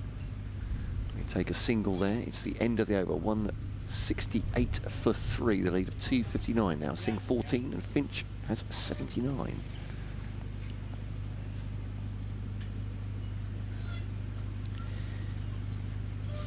Batting very nicely indeed. It's 79.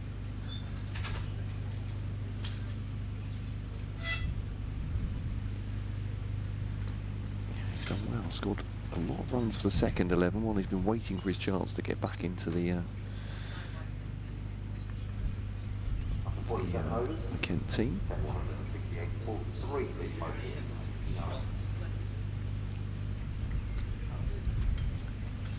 So Balderson to continue. It's removes his jumper. Another go from the south end of the ground, George Balderson. Defended by Finch. Still got the couple of slip catches in place. The keeper is standing up, and there's a slip and a gully, and then there's plenty of catches in front of the bat, which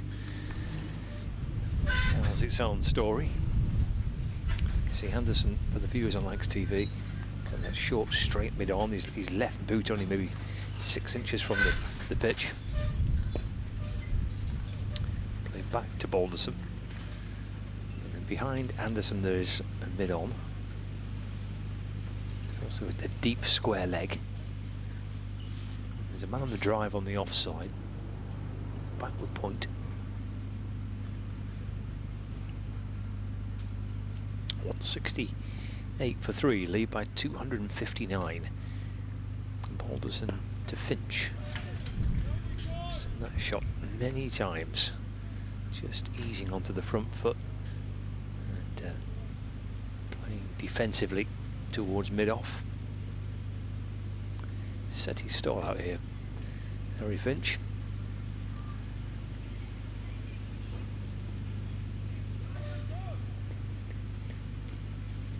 He's within reach of potentially 3 figures as well. On his toes off the back foot defend. And Anderson fields. 168 for 3.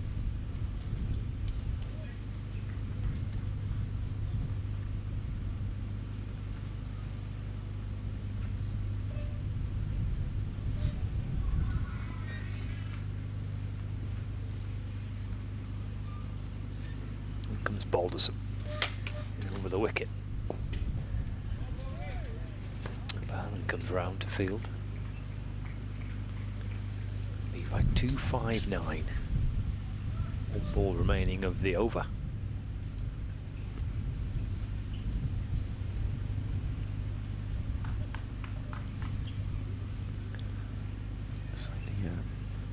So many shorts wearers this afternoon, I think, as the breeze has got up. I think they've had a change of clothing, or maybe some of them have taken shelter. Still a stiff breeze blowing across the ground.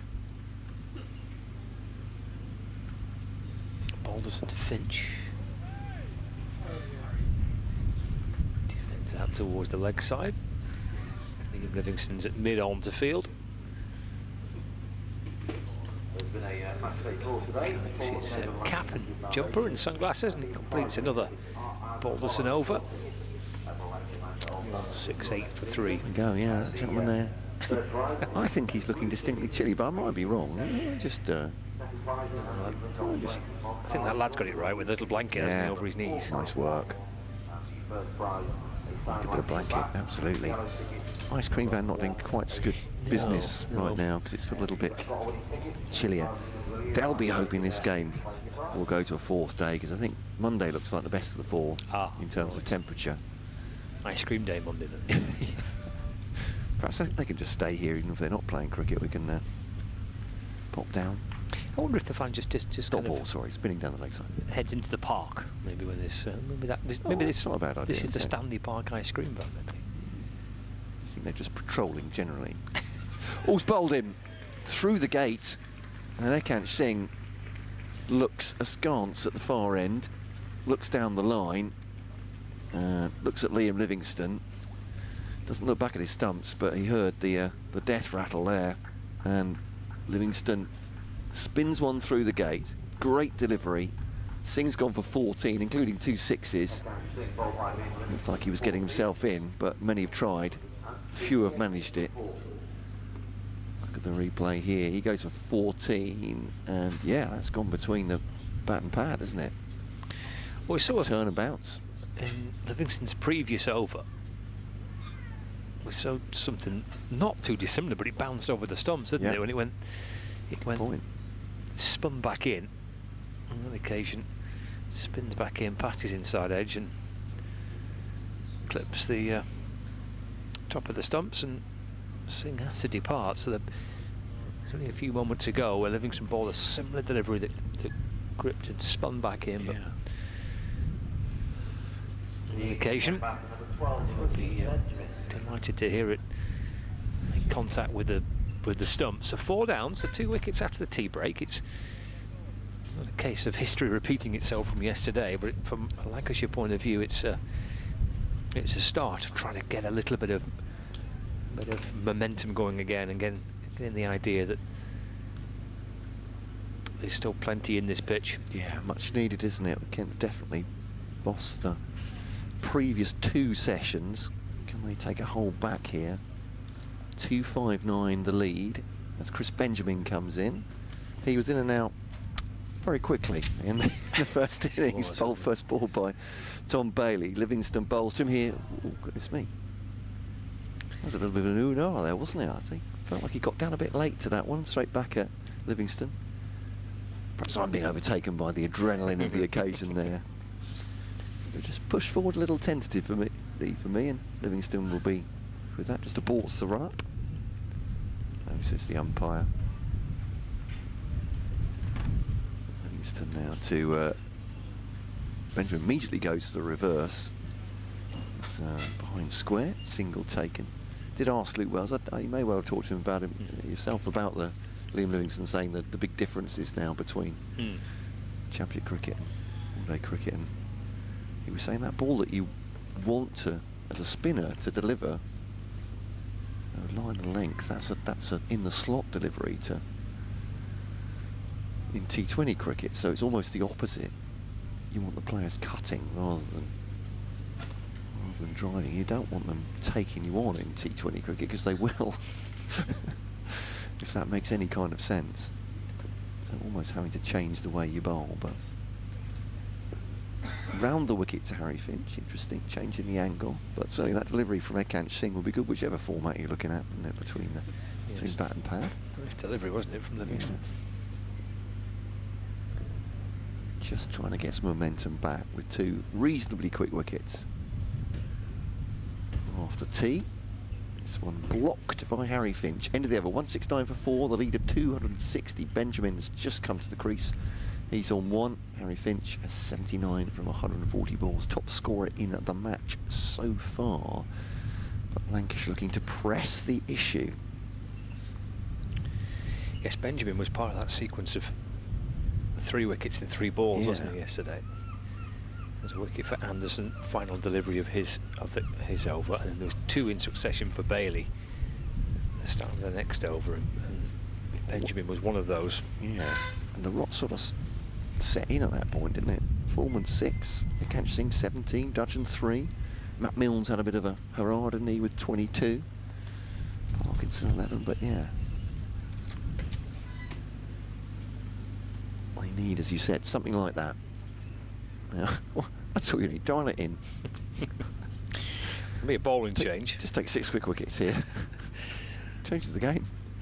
Bowlers in 5 overs, 1 maiden, 1 for 11, and it's going to be Tom Bailey to replace him.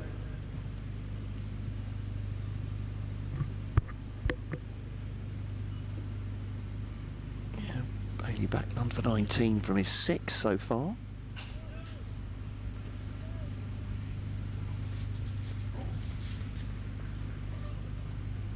Benjamin, tall figure, just settling himself down now.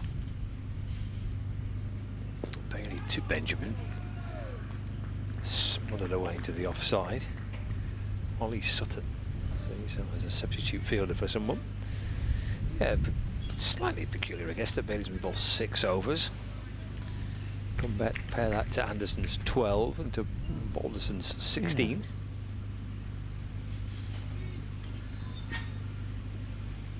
Here he comes, tall seamer from down the road in Preston. That's off the back foot, and he's run that down towards 3rd man. And that should, it does, run down towards the rope. And there's 4. Benjamin moves on to 5. 173 for 4 now. I was saying yesterday I didn't have time with the brevity of his innings to talk about what sort of form he's been in, and you know, I've been batting ahead of Harry Finch. Has been down in the second 11, has been keeping ahead of him as well, but had a great run, Chris Benjamin, of 4 50-plus scores, including a century against Derbyshire and a half century in that win. So has repaid his coach's faith, and it's not bad, is it, when you drop someone like Harry Finch? They get a bunch of runs a second, put them back in the first team, and they're getting runs as well. So something's working for Adam Hollyoake at the moment. Get a perfect response, isn't it? You get dropped, you get runs, you come back, and you do well. I guess that's the ideal outcome. It's nice for the coach, isn't it? That, you know, people competing for places. 7-3 for 4. Now Bailey's pointing. Where does he want here? It's Ollie Sutton, who was on the offside, to come strengthen the leg side. Is it short mid-wicket, Ollie Sutton? Bailey trundles in, pushed back down the ground by Benjamin. Anderson leaning low across to his left, landing on the pitch actually to stop the ball. Jimmy Anderson crossed arms. He's got his hands under his armpits there. I'm imagining it's pretty chilly out there as well. The sun's behind cloud.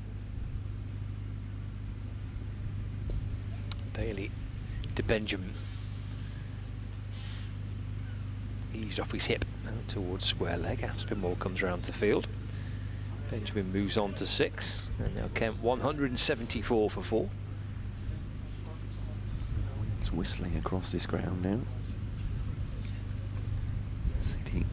The scoreboard on the Roger Harrison scorebox there is, I think they might be turning it off and on again. It got stuck after Daniel Bell-Drummond went. It was so disappointing. He's gone on strike. Couldn't quite believe it. Whipped out towards the leg side. Aspinwall fielding on the deep mid-wicket boundary. And he runs a single as well. It's the end of the over. 175 for 4. Kent are leading by 266 runs. There we go, yeah, it's a blank sheet of paper, as it were, at the moment. It's not ideal, is it? Make up your own score. Is anything you want it to be? Aspirational. As the black cloud looks stoically on.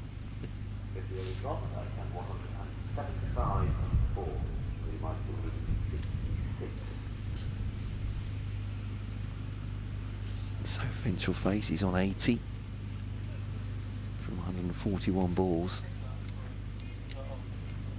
And Liam Livingstone, well, understandably, would continue after taking the wicket of Ekam Singh. The 51st over of the Kent innings now, 175 for 4. Was this a reverse from Finch? He's played that expertly a couple of times. He'll come back for 2. Well run up by Benjamin. Finch with orange soles to his boots. Clear as he runs away from his back to the striker's end. Still with that short leg and leg gully. This is Jennings and Bohannon for company with the helmets on. Defends that. Front pad down the pitch. Slip as well.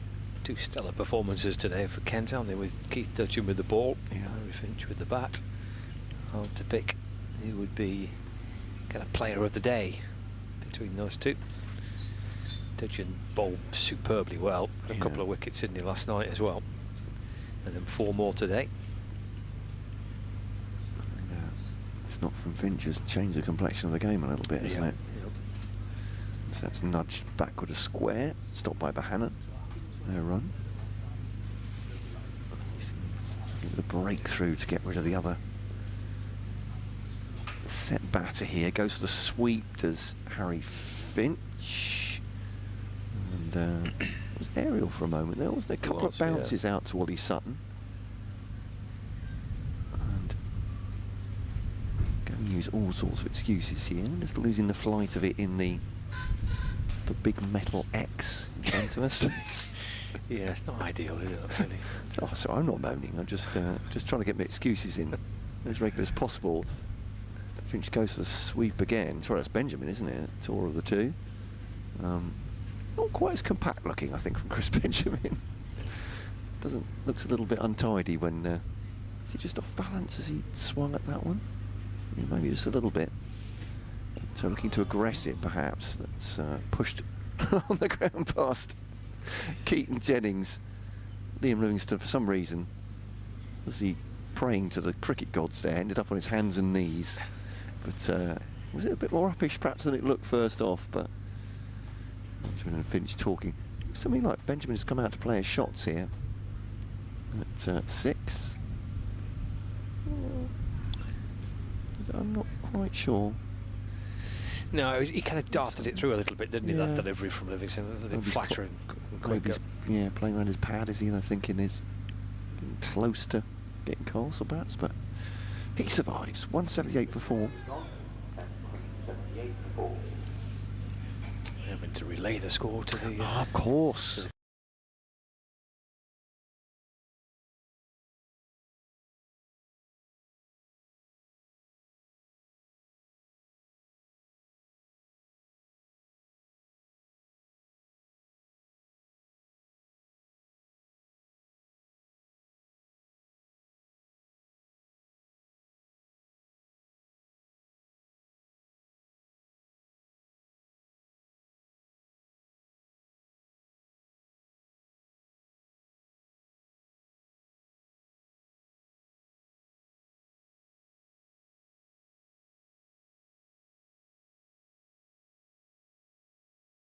From Finch.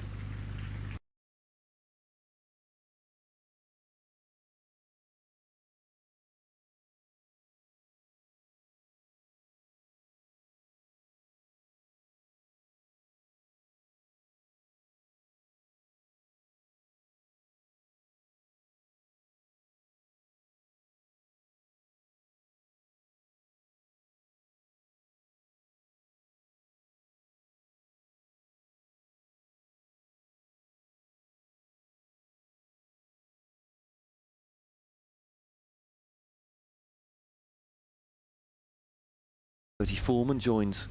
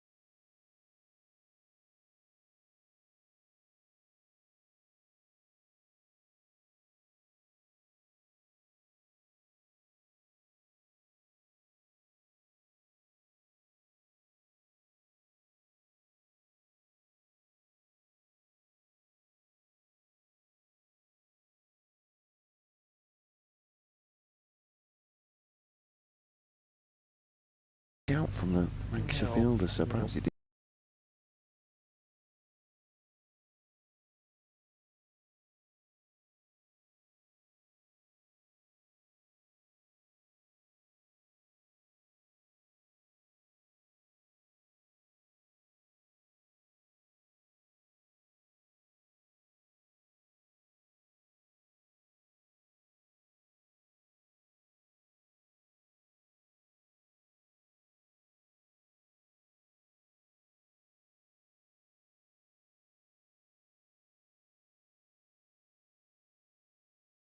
In the contest.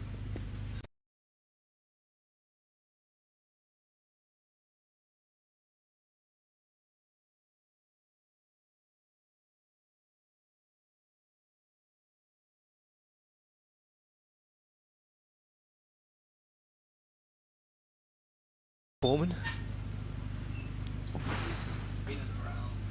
He's bowling at some pace as well, Tom Bailey here. Bertie Foreman was just going to try and compose himself a little bit here. Yes. Short one to receive, isn't it, from Bailey around the wicket. Oh, yeah. It's hit him in the Bertie Foreman's, isn't it? There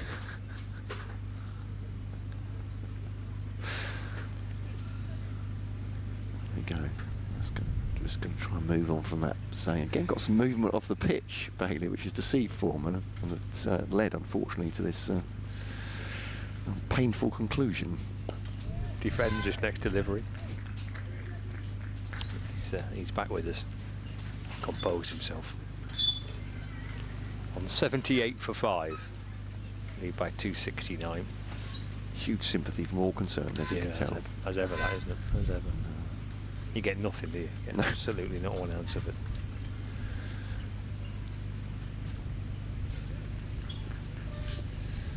He was the first of Liam Livingston's 5 captures yesterday, was Foreman. King could take 5 balls. That's fizz down the leg side. Young Moores does well, leaping about behind the stumps. He's been in the game, hasn't he? He's had a couple of catches in the second innings. In the first innings, they had a catch and a stumping as well. His debut. End of the over. 27 remaining in the day. 178 for 5. Lead by 269.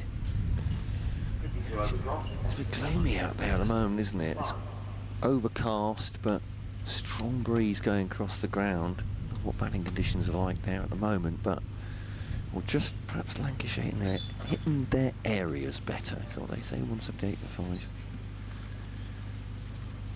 So lead of 269. Benjamin on 6 from 9. Foreman yet to score as Livingston bowls to Benjamin. thinks about playing that one. I think it's just hit the pad eventually, or the thigh pad into the onside. The tent is creaking substantially here. There's a rattle. Are we going to be all right? I think we'll be okay. End up in Kansas. Round the wicket. It's Livingston to Benjamin. He's thrown the bat at that one, and that's gone into the grounds of the kindergarten, I think. It has. And that is a big old hit by Chris Benjamin, and they're going to need it on the ball because it's Saturday and the kindergarten is closed. Ben McDermott on the boundary, throwing up his right hand. He just waves his hand at it. Yeah, Like, it's gone. It's gone. It's gone. Can someone not climb the catch fencing there? I got over the top of the kindergarten. Yeah. Chris Benjamin is connected with that one anyway, needless to say. Is it on the slide? Could be on the slide. Could be on the slide, yeah. Having the time of its life. Set free. It's nestled in there. I'm presuming actually that's probably quite substantial fencing, isn't it? You would want that with a kindergarten next to a cricket pitch, I'd imagine. Yes. Yeah, definitely. Now there's a selection here. Oh, selection, okay.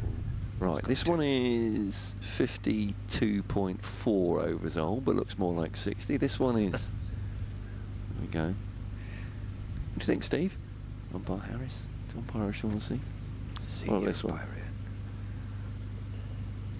This one. Yeah. It's like they're picking fruit at the supermarket, isn't it? Don't know. This one will keep until Wednesday. This one for now. That was O'Shaughnessy's call, that wasn't it? Went straight across to O'Shaughnessy. Yeah. You're in charge. Chief ball picker. Yep. So, 6 from Benjamin. Offered. One was more air as well, the slower delivery. It's hit the pad, I think, maybe. Benjamin.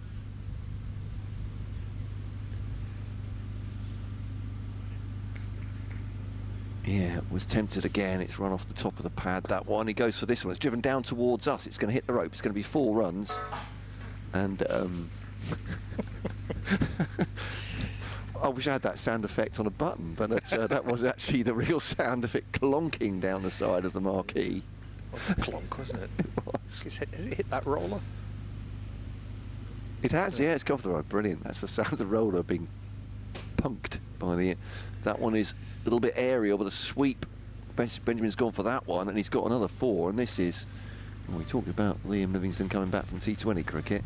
It's 14 off the over, 62 fours, all of them are legitimate shots. And 192 for 5. As I said, Chris Benjamin is not hanging around here, is he? He's very much still... I'm sure he can be given licence to go for his shots. That's a great stop from Josh Bannon. It goes for the sweep again. Quick single taken. Shy at the stumps. It's good backing up, actually, from Foreman. He's really crossed the ground quickly there. And they come through for what looked like a fairly rapid single as well. Called through. 193 for 5 at the end of the over. 15 off it. And... okay, all right, okay, the scoreboard is back on now, but they've gone... Is it in safe mode? It's gone... They've taken quite a lot of detail out of it. 193 for 5, certainly. The lead is 284, ladies and gentlemen. There we go. Benjamin 21, Foreman yet to score from 5. Certainly large print. Yeah, it's helping me out. It's the worst approach, this is it, by Chris Benjamin. It's a perfectly sound approach. Yeah. Quick 40-50 here, gets the lead way beyond good point. The 300 mark.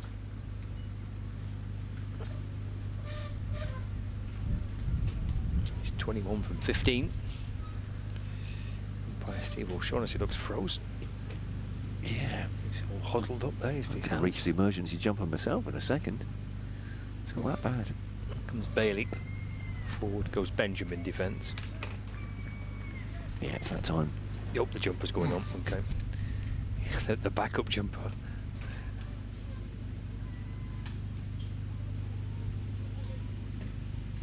Yes, the temperature's for this game at the start of the week, certainly for today and for tomorrow, were pretty high, and they've kind of decreased those numbers, those temperatures, as the week's gone on.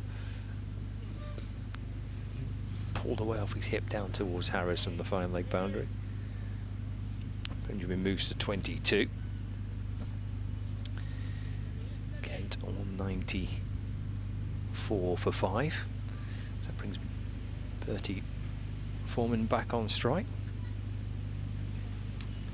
Faced a handful of deliveries so far. He's got himself, yet to get himself off the mark. He faced 31 balls for his 6 in the first innings as well.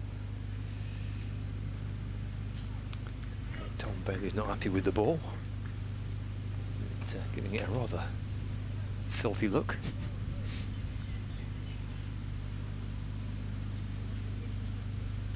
And Singh and Jennings swap positions from slip and gully.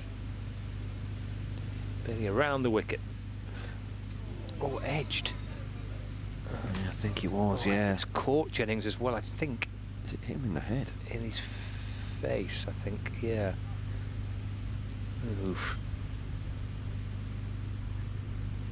Well, he's down, facing the ground. He's on his knees.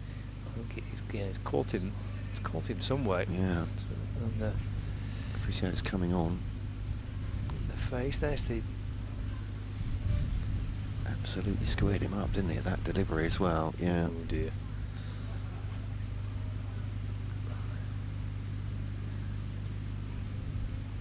Ooh, yeah. Oh yeah, it bounced in front of him, didn't it? It wasn't. It's one of those, isn't it, where yeah. He's gone to stop. He's dived low to his left. The ball bounced just in front of him, and I think it's hit him in the face. And yeah. Keaton Jennings coming off the field. He is. He's walking off the field for some further assessment. But that's a horrible one, isn't it? That bounced just in front of Jennings and struck him on the face. Let's hope Jennings is going to be okay as he heads off for further assessment. So he's taking his helmet with him. His teammates going across just to make sure he's okay. So I think Harry Singh's asking who's coming into that position now. Who's the sub here? 33? It's Paul Coughlin.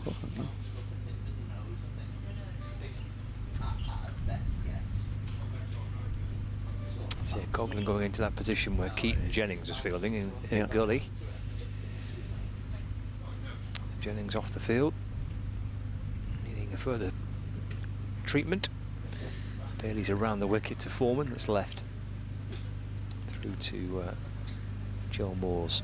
It's a really awkward one, that is. He's gone diving away to his left, Jennings, and the ball bounces just in front of him, and then it lifts up and strikes him somewhere on his face.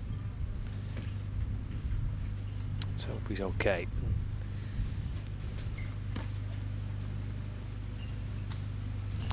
.94 for 5. Bailey to Foreman. And that's just tucked into the onside. Anderson fields at mid-wicket, and there's no run.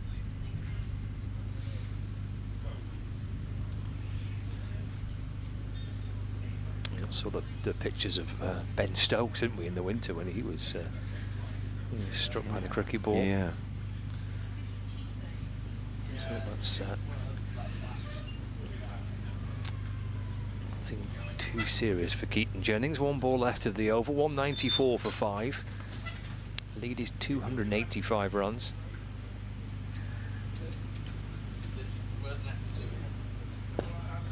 Bailey to Foreman, that's punched to mid-off where Livingston fields. End of the over. Leading by 295 runs. The score at 194 for 5. 25 overs remaining in the day, and if you're a bit chilly and you've underclubbed in terms of your outfit for the day, then you can always pop into the makeshift club shop and buy yourself a little hoodie. Yeah, absolutely. One or two are finding it a little bit brisk now at 5:20. Yes, it's a little hoodie for an extra layer. Nice, yeah. Are you pushing for a complimentary one at this? No, not at all. No, it's just I just saw the pictures of it there, the little pop-up picture of the club shop, the pop-up club shop. Great idea. But I'm obviously welcome to. Saying the other day in the COVID times when we were outdoors during a very brisk April, that I think via Barry from the club shop at Canterbury, I was brought a massive Kent scarf, which were only available, I think, during that time. Spectators were, journalists alike, were muffled up outside. And I'll give it back at some point. Yes. Well, not until it's asked to be returned. I assumed it was a long-term loan. Yeah, Josh Bohannon is putting the pads on. Yes, he had his trousers off there, Josh Bohannon, for a little while. Yeah. He got himself all prepared. Liam Livingston waiting there. Imagine with Livingston from one end, the over rate is fine at this point. Lead at 285 for Kent. 22 from 17 for Benjamin so far. He's not been afraid to swing for the fences. Bertie Foreman finding things a little bit more tricky. The young Kent all-rounder. None off 9 so far. Bohannon getting the fielding pads on. Of course, that was Keaton Jennings' position, wasn't it? A short leg. He's gone off having taken a blow in the face. Trying to stop a ball from Foreman. This one. Benjamin just gets forward to James Anderson at mid-wicket. There's no run.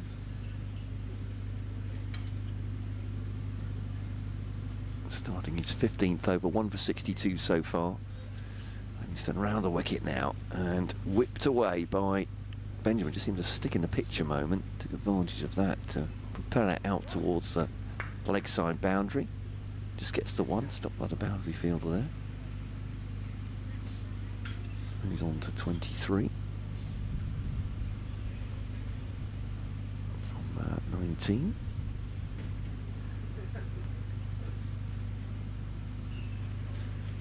And now further changes to the field. So Marcus Harris going, yeah, they see an opportunity here with Foreman having not scored. Maybe just getting a little bit bogged down early in his innings. They've got 2 slips in for him and a short leg for the left-hander. Round the wicket comes the off-spinner. And defended by Foreman, this first ball from Liam Livingston. He took 5 in the first innings. Lancashire could do with a breakthrough here. Trying to get into the Kent tail. Foreman sweeps, misses. Appeal, it's him outside the line. I think the indication from umpire Harris. Didn't connect with that one. Get a score of 11 balls. Maybe you could get a little bit antsy on the back foot, cuts that away. Won't be the fielder either there. It's George Balderson keeping the pressure on. And Bertie Foreman. Ball to come of the 15th for Livingston. 195 for 5 Kent. Foreman looking to play his shots now and get off the mark. He's one given air. Swing and a miss again as he's played across the line. But hit outside the line, says umpire Harris, with a rueful smile at Liam Livingston. They exchange a smile each.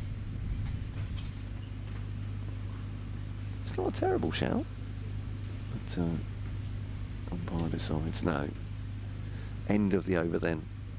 And 195 for 5. Benjamin has 23. Foreman yet to score. 286 the lead here at Blackpool at Stanley Park. And the fielding helmet's been arranged behind Joe Moore's in the line. Is it like pinball? Is it 5? If you hit the helmet, is it 5 for each one you hit? And if it was bouncing between the two of them, would it just rack up the points? It's Bailey to Benjamin. That's A lovely shot. He's driven that up off the front foot through mid-off. Quite have enough legs to reach the boundary. We'll run 3 for it. The score moves on to 198 for 5. Benjamin moves to 26. I like the idea of it. Yeah, Perhaps you could just have actually those things that you know, large versions of the pinball dotted around the outfield. So if you hit one and it bounces off another one, It keeps ricocheting back yeah, in. suddenly it's 5, 10, 20 runs. Oh, it'll be chaos. Coming to the IPL soon, I'm sure. Left by Foreman as it goes through to the keeper. Yeah. The latest innovation for T20 cricket. Not satisfied with impact subs and gold writing and numbers on the shirts. They want extra pizzazz.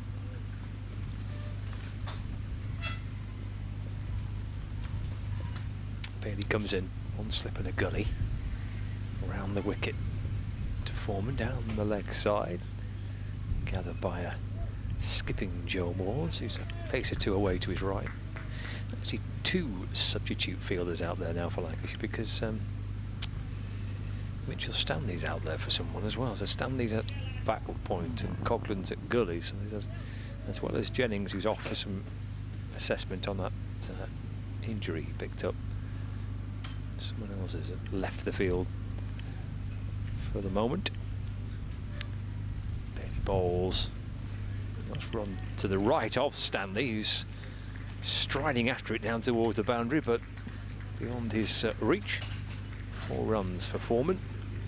Gets off the mark with that, and that brings up the 200 for Kent as well in their second innings.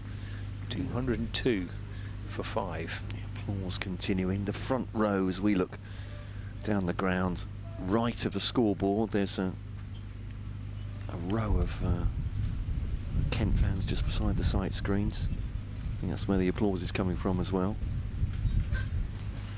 Just doing it to keep the hands warm. I'm about to say, yeah, might not have enjoyed the weather, but so far on their visit to Lancashire, but I'm sure they've enjoyed the cricket. Kent supporters, if they've making a weekend of their trip to Blackpool. Glad I bought all those short sleeve shirts with me now. Oh, blanket going on here. Last moment packing that was. Oh, it suddenly does get up to 25, 30 degrees. You said Monday's nice, didn't you? Yeah, that's true. It's supposed to be, it's supposed to be getting above 20 on Monday.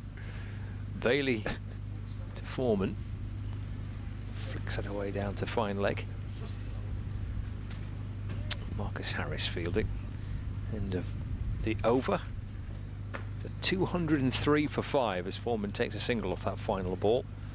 And now the lead moves to 294 runs. What a position for Kent to be in. So we've got 23 overs left today, 5 wickets remaining.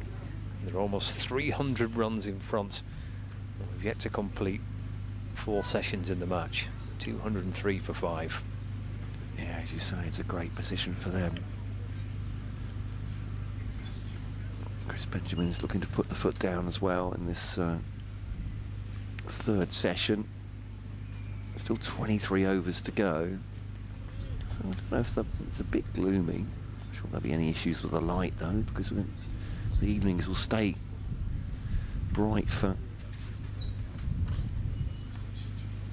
a very long time. It's a week away from the summer solstice as we know it. This is Foreman making himself room. He's almost clubbed that through mid-wicket, and that gentleman's bag has been clonked by that, his rucksack. Didn't look overly perturbed, did he? It's just to look down. Some youngsters going and making sure they can feel the ball. It's taken a good old thump from the spot on. Livingston to Foreman, lifts that. It's going to be safe behind square. Just a single. He's on to 10 from 20. Benjamin on strike. 200 has come up for Kent. 208 for 5 now. So a 30 partnership between these two. Useful runs for Kent. They've taken 3 wickets in fairly short order, Lancashire. Benjamin, you may have heard that. It's a yup from Benjamin up to Bailey at the mid-on. They take a single. That's the 300-run lead now as well. So already an impressive lead. As Livingston to Foreman works away into the offside and fielded by George Balderson. There's no run. Yeah, what a position to be in. Yeah. Middle of the third session on the second day and 300 in front already. Livingston to Foreman, opens the face, perhaps a little bit outside the back, runs down to Balderson.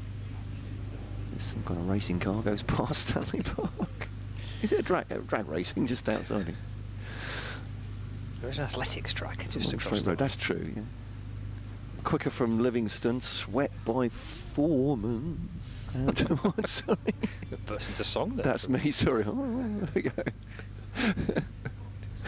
Do a turn of humming along. Winter Gardens. Sorry about that. Yeah, it was just the waver in my voice. It's because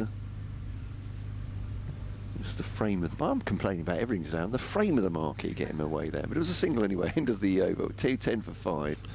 Foreman has 11. Benjamin has 27. The leader 301 here. 22 overs available. Yeah, it's good from these two. They've been really positive, haven't they? I think maybe Foreman's taken a little bit of guidance from Benjamin. These two are going to run a ball. They've put on 32 from 33 deliveries, I think now. It's been excellent from Benjamin and Foreman. It's pushed the game. You would think beyond Lancashire's reach. They take some recovering from being 87 all out in your first innings. Kent are hammering home that advantage. Tom Aspinwall returns. And there's the prospect of bowling at two batters who are looking to try and press on here. Oh, he's got the LBW from I think a full toss. Yeah. Foreman departs for 11. I'm not so sure he'll take too much satisfaction from it, albeit his teammates are enjoying the moment for him, maybe. A rather sheepish look on the face of Tom Aspinwall, who does get a wicket with his first ball of this spell, and it's a full toss that sees Foreman depart LBW. 2:10 for 6, lead by 301. Well, we've seen it do all sorts off the pitch, Scott. But I think Bertie Foreman's and Tom Aspinwall's reaction to that, both looking a bit sheepish and Foreman looking absolutely sick as a dog. Yes, and he's missed that one.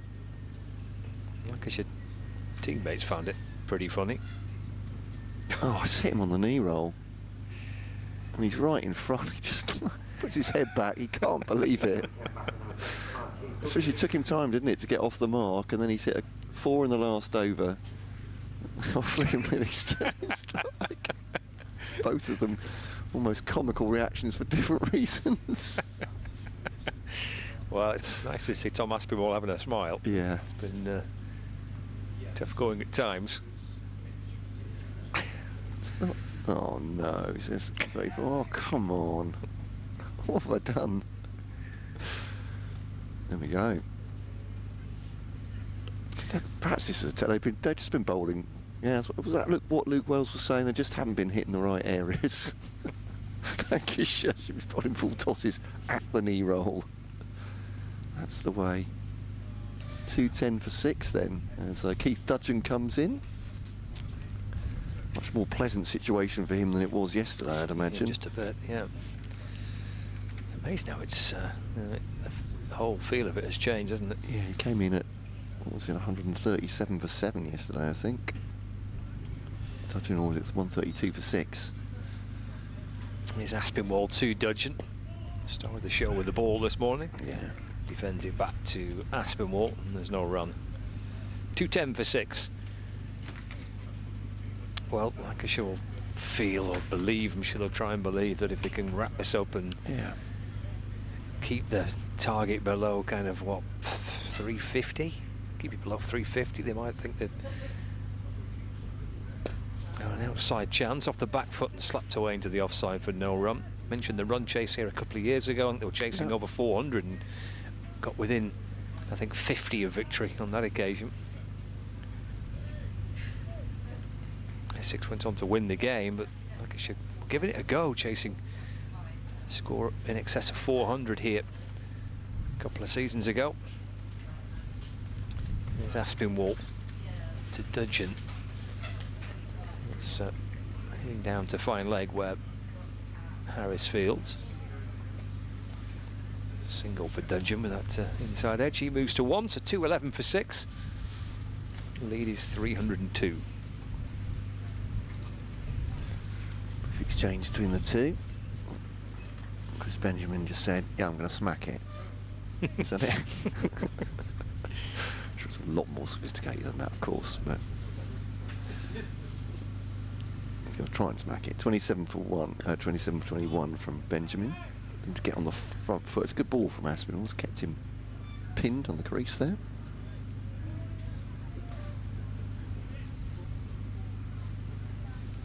He's found a way to score, hasn't he, Chris Benjamin? Yeah. 27 from 22. It's been a pretty enterprising little cameo, this. It's been in decent form in the red ball this summer. Final ball of the over. Aspinwall to Benjamin. So the back foot drilled into the offside, but gathered by Bailey. Well, got himself a wicket. Tom Aspinwall, he'll feel a little bit better. It's not perhaps quite the dismissal he would have imagined, but a wicket nonetheless. And his return to red ball cricket.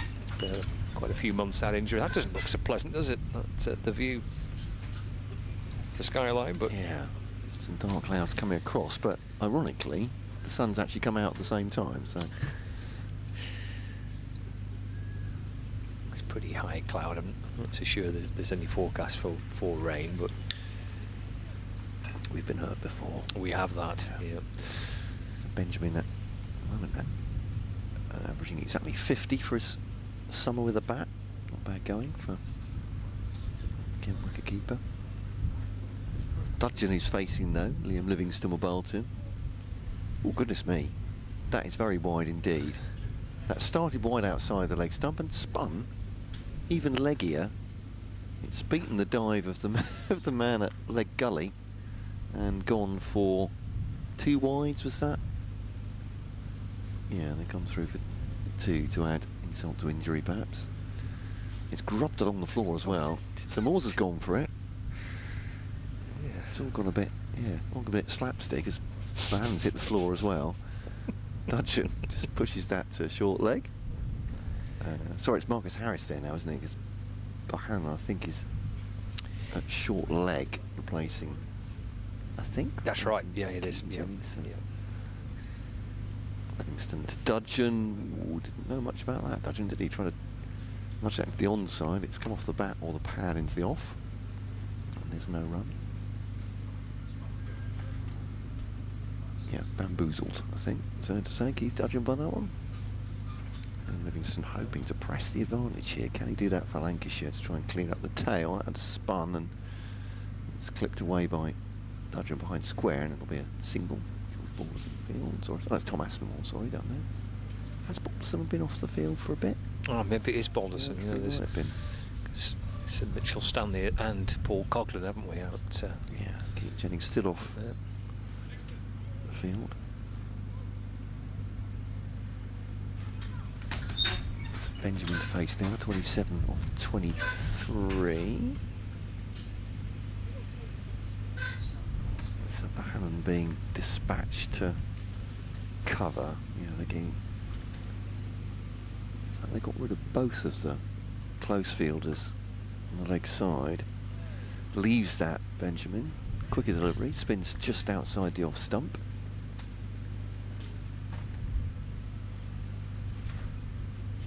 Left by Benjamin with the spin, so just the slip in now. Livingston to him, leaves that again through to the wicket keeper. Yeah, both of those close fields dispatched then for Chris Benjamin. He has been swinging at Livingston. Sweeps across the pad. Single taken. to the square leg boundary, end of the over, and 216 for 6, a lead of 307. I think so. Liam Livingstone taking a different line with Benjamin, wasn't he? He was bowling the off spin, but bowling it middle, so it's going more towards the offside. Or starting a wider line anyway. He pushing the leg spinner there, quite might possibly have been to try and take that aggressive shot over mid-on out of his arc.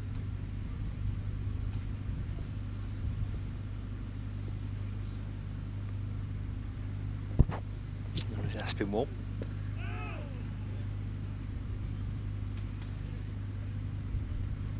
It's to Benjamin, to the signal at the end of the last over. 28 from 27, Chris. Benjamin. 216 for 6. We're seeing Keaton Jennings on the live stream there, so he's inside the Lancashire dressing room, but hopefully it's a good sign. That's a cutaway. That's going to be 4 actually. He has time then, hasn't he? Flashed out towards deep backward point by Chris Benjamin. It was short and wide from Tom Aspinwall, and Benjamin did the rest. He moves to 32, not out to 20 for 6. Yeah, it's just some width there, isn't there? There is. Not much movement.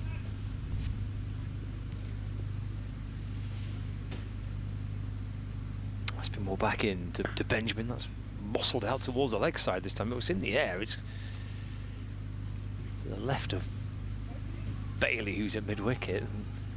There's Liam Livingstone charging after it towards the deep mid-wicket boundary. He hurtles a tired-looking throw in towards the middle.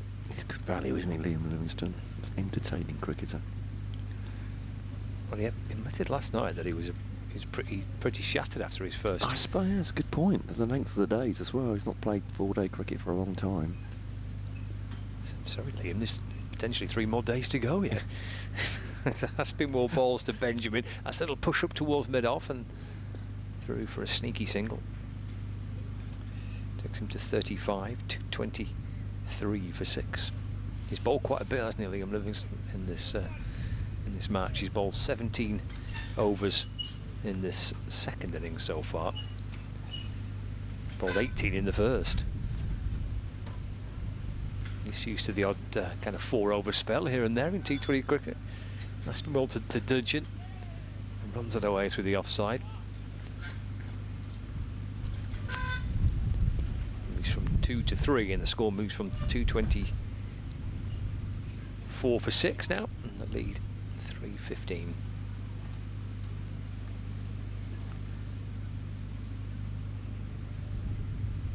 Yeah, Benjamin getting on with it here, and so these runs could be, well, they'll be important obviously for Kent, but pushing it perhaps beyond Lancashire's reach. Worked to mid-wicket by Benjamin, fielded by Tom Bailey. End of the over. 224 for 6. 60 overs of this Kent second innings, with 19 left in the day's play. Paul Coughlin's heading back in towards the dressing room. Jimmy Anderson was jogging back out to the middle, so maybe Coughlin was on for Anderson for a few moments. Benjamin and Dudgeon in conversation. Livingstone's going to keep going from this north end. Well, indeed. The breeze and all. That's playing across as Dudgeon faces him. That slip and 2 short fielders short on the leg side, 2 short fielders. Well, they're not the tallest, to be fair, but they have helmets on. Short leg and leg gully. They'll last the first one. Livingstone fields some bowling eventually. And that one is dropped dead at Dudgeon's feet, just plays it down into the ground. receives permission, handles the ball, taking it back to Liam Livingston. 2-2-4 for 6. And gentle drive by Dudgeon this time, back at the bowl, and there's no run.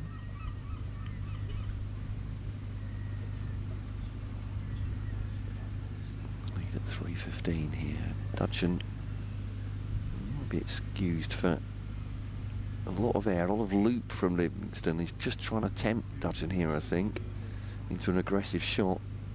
Dudgeon normally likes to play aggressively, but resisting the temptation on this occasion. Mr. Bowles to him again, blocks that one out. Good delivery, full of length more or less. Just jabs the bat down, and there's no run. 175 now Livingston from his one shy of 18 overs. Dudgeon back on the back foot. That's come off the thigh pad, bounces down to Marcus Harris at leg gully end of the over. Yeah, I think Pat has it there. It's just one bounce anyway. Can lead by 315 here at Blackpool. And just looking at some other scores, Sussex has just been bowled out at Hove. A double century for James Coles there. Nice. In 521 from Sussex. Goodness. In reply to Glamorgan's 155. That's a pretty decent start, haven't they, Glamorgan, to life in Division 1. Yeah. Tough couple of days in Hove this week, but as you say, they've not looked out of place. Somerset have a big lead against Nottinghamshire at Trembridge. 132 their lead by, 15 for none in their second innings. There's Tom Aspinwall over the wicket to Benjamin. Drops it into the offside. Yorkshire have Warwickshire 186 for 6 in their first innings. Yorkshire 469 all out in that one. Division 1, Leicestershire 170 for 9 now against Essex. I think Jordan Cott's got a double century in there, 401. Aspinwall into Benjamin. Get on the drive, one bounce back to the bowler who stops it with his left hand. Into Division 2, and leaders Durham are pressing their advantage against Derbyshire. 377 all out the home side there at the Riverside, then bowling Derbyshire out for 118. They have them 62 for 3 already in the second innings, so Derbyshire need another 197 runs just to get parity there to avoid an innings defeat. Trying to get on the front foot, and there's no one who's got the wickets there for Durham. Let's have a look. Matty Potts has all 3 in the second innings, and in the first innings I'd imagine he got a couple. Ben Rain 3, Potts has 2, Casey Aldridge 5 for 19. That is a heck of a return. Do look strong, don't they? Even though they're missing Emilio Gay, that's whipped away. It's in the air. A leading edge from Benjamin, lands safely. Benjamin comes back for 2.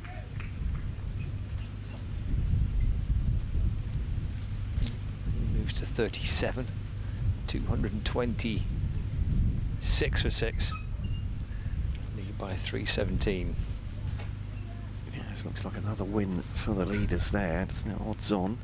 Northamptonshire in second place. Have Gloucestershire 204 for 5. They made 465 in their first innings. Did Northants at Wantage Road. It's been more to Benjamin. There's a couple more for him here. Forcing the ball through the offside. McDermott comes round from the deep point boundary. Again, Benjamin comes back for 2 more, so he's on to 39 now. 228 for 6. Middlesex looking like could have a substantial first innings lead of their own. They have Worcestershire 227 for 8 at New Road, having made 339 in total. Final ball of the over. Onto the pads of Benjamin. Played to the leg side for no run. Still nice to get 4 off that over, of which they run them. Keeping things ticking on. 228 for 6. 319 in front. 17 overs left in the day. Yeah, it's an exciting run chase for Lancashire against Warwickshire, wasn't it, in the Women's One Day Cup? How close did they get? Yeah, just falling short. 20 runs in the end, so not far off, making 294 all out, 314 for 7, imposing total by Warwickshire there. Dudgeon faces Livingston, start of a new over, play and miss outside the off stump. Has he gone back to leg spin here?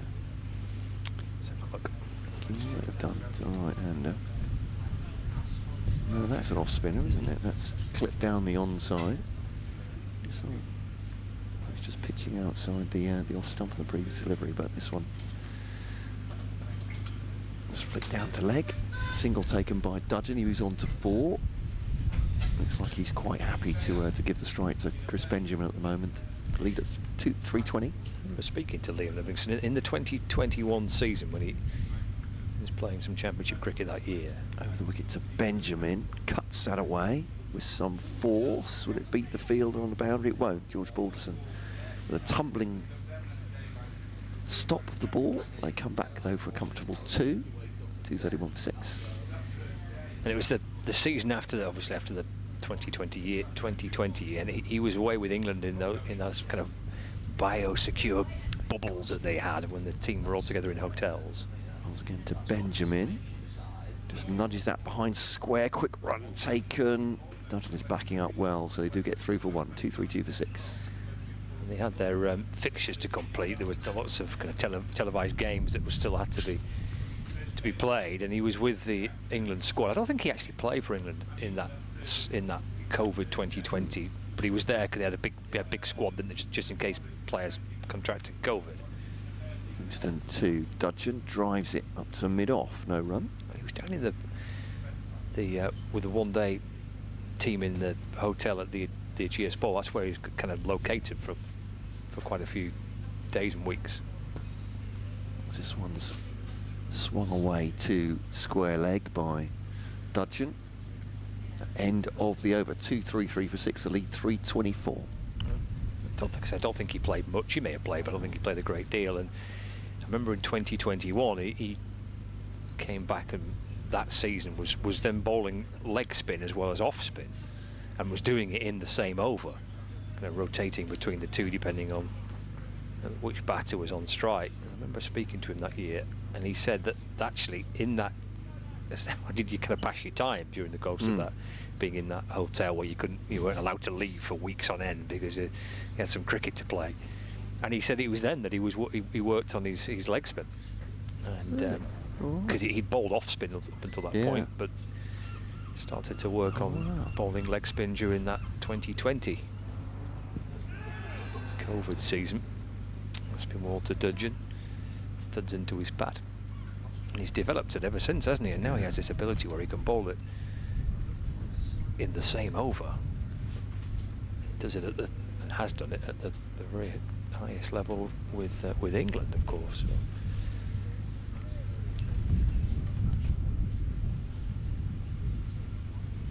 233 for 6. Aspinwall. Dudgeon without a great deal of timing. Pushes it into the offside for no run. It's a little gloomy. Yes, it certainly is. We've got left. We've got 15 overs, spin from one end, so we should have under an hour's cricket to go.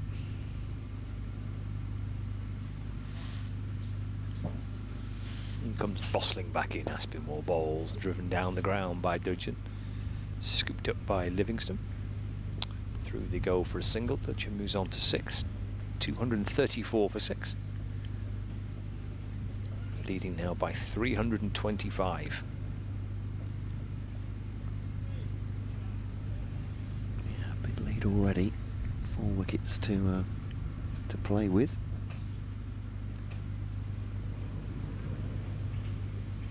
It's down the leg side by Aspinwall. Benjamin just trying to flick it and help it on its way down towards fine leg. Didn't make any contact, and snaffled by keeper Moores.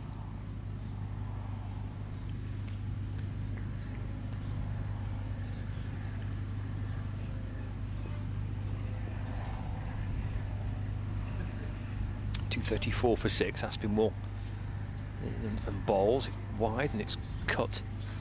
And it's cut down towards the third man boundary, and it's gone for 4. It's a good shot from Chris Benjamin, goes to within 4 of another half-century this season. That'll be his 4th if he gets there. Yeah, it's a little bit uppish, isn't it? But he's directed it absolutely perfectly. It's nowhere near a fielder and cuts it away with force for 4. Yeah, no third man there for Lancashire. They've got a deep point fielder, slip in a gully as well. Tails that in towards the leg stump, looking for the Yorker, I think.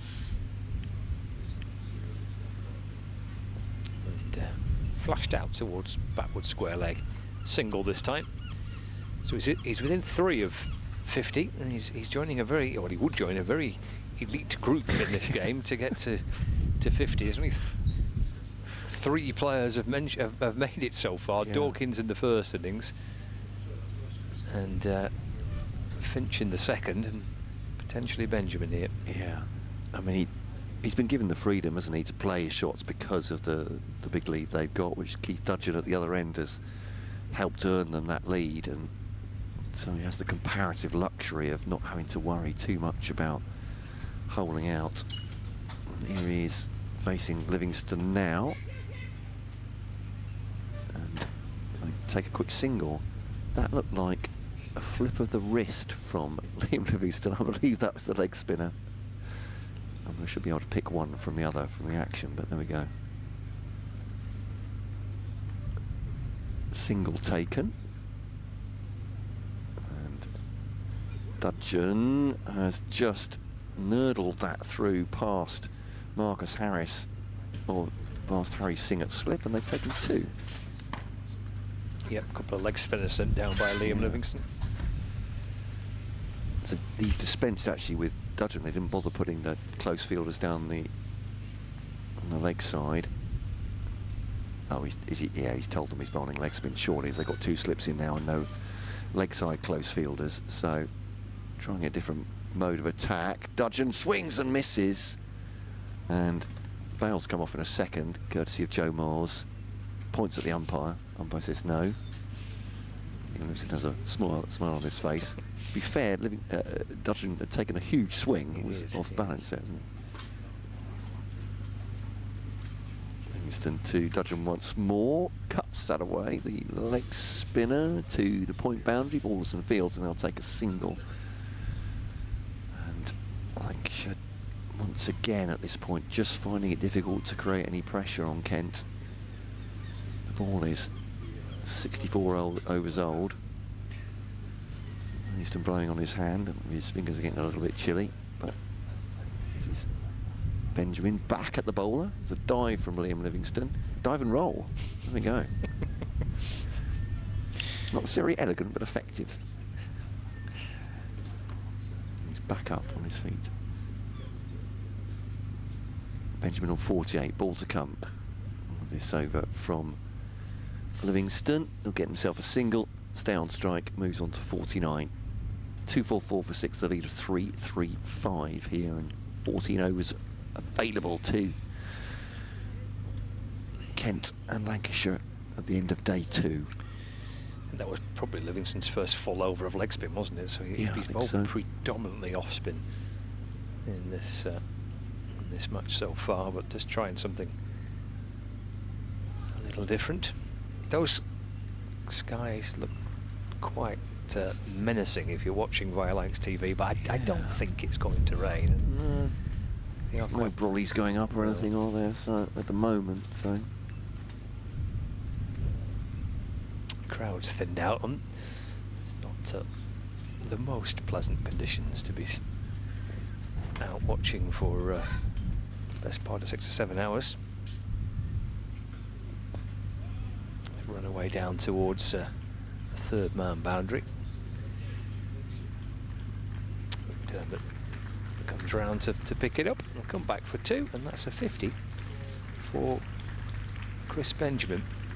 50 off 46. It's a really positive half-century, that, and he joins just 2 other players who have reached a 50 in this game. Yeah, it's his fourth 50. He has a ton this season as well. Chris Benjamin, that's one of the big reasons he's kept Harry Finch out the side this season. 5 4s and a 6, and from 46 deliveries. The 50 for Benjamin. 246 for 6. It's a lead of 337.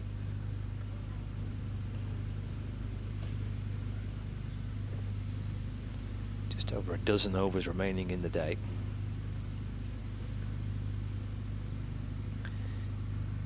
A day which started with Lancashire batting at 17 for 2.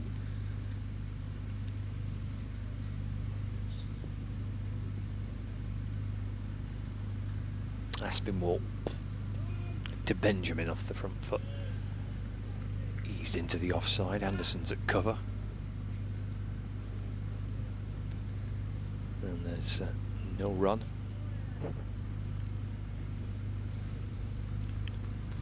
This rate for the remaining 13, they could have themselves this run rate up over 50 runs if they're not pegged back by Lancashire with wickets here.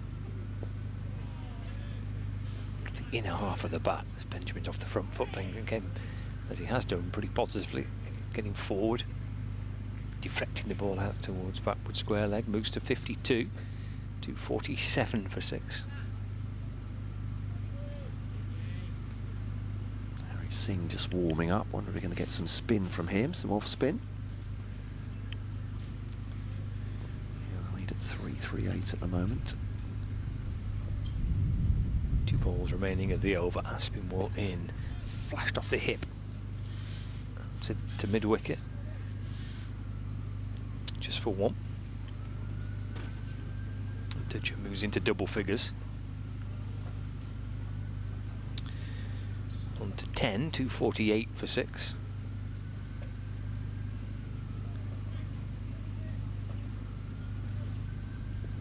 Yeah, so a little bit of Harry Singh, didn't we, in the first thing, but not much. Just a couple of overs. End of the 66th over of the Kent second innings. 248 for 6. It looks like Liam Livingston is going to have a breather. 13 overs he's sent down there on the spin, Liam Livingston. 13 overs, 3 maidens, 1 for 55. So he comes out of the attack, and Harry Singh will have a 12 instead. Yeah. Fair play. Mikey Cohen bringing on a drink for Chris Benjamin, who, despite the breezy conditions, has worked up enough of a sweat to take his jumper off.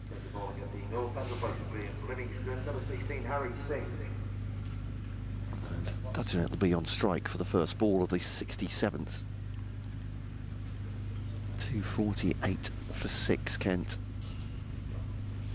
So we won't quite see the new ball available, will we, if Kent is still in? Today, that'll take us to 79. Tantalisingly close. I was going to say, yeah, so at this point, dare I say, Lancashire would like something to change the direction, because these two have put on 38 for the 7th wicket. Mills didn't do badly in the first innings with his 22, and Parkinson and Hassan Mahmood might add runs as well. I mean, Lancashire looking for something. Lightning with the ball, and then solid with the back, that's for sure. Driven off the back foot from Singh, and that's 4 runs from Dudgeon. It's a good shot, actually. I didn't see the fielder was in the offside, and he's just into the wide open spaces of the back foot off the off spinner there. Starts with a 4. It's a good shot, wasn't it? Yeah, just rocking on the back foot. Nice looking.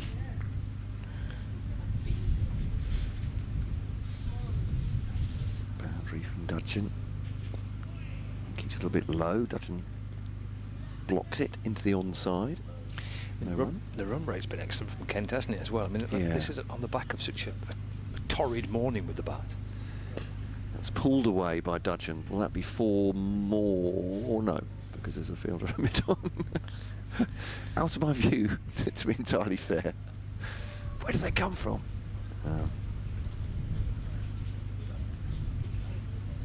They come back for 2 though, Dudgeon to 16 from 27. But yeah, so the scoring rates have been below 2 for most of the game until the second session today, haven't they? And they've been over 3.5 and over throughout, haven't they? Yeah, this one, yeah, they scored at a really good tempo. But this is all in contrast to what we saw in the morning session. We had 9 wickets in the morning session. 8 of those were Lancashire wickets. Yeah. They bowled well, though, didn't they, Kent, this morning? Yeah. Singh to Dudgeon straight back at the bowler. Just pitches before it gets to him for a caught and bowled chance. Dudgeon and Miles worked out quickly, didn't they, what was required and how and where to bowl. Yeah, I think that's fair to say. Little paddle there from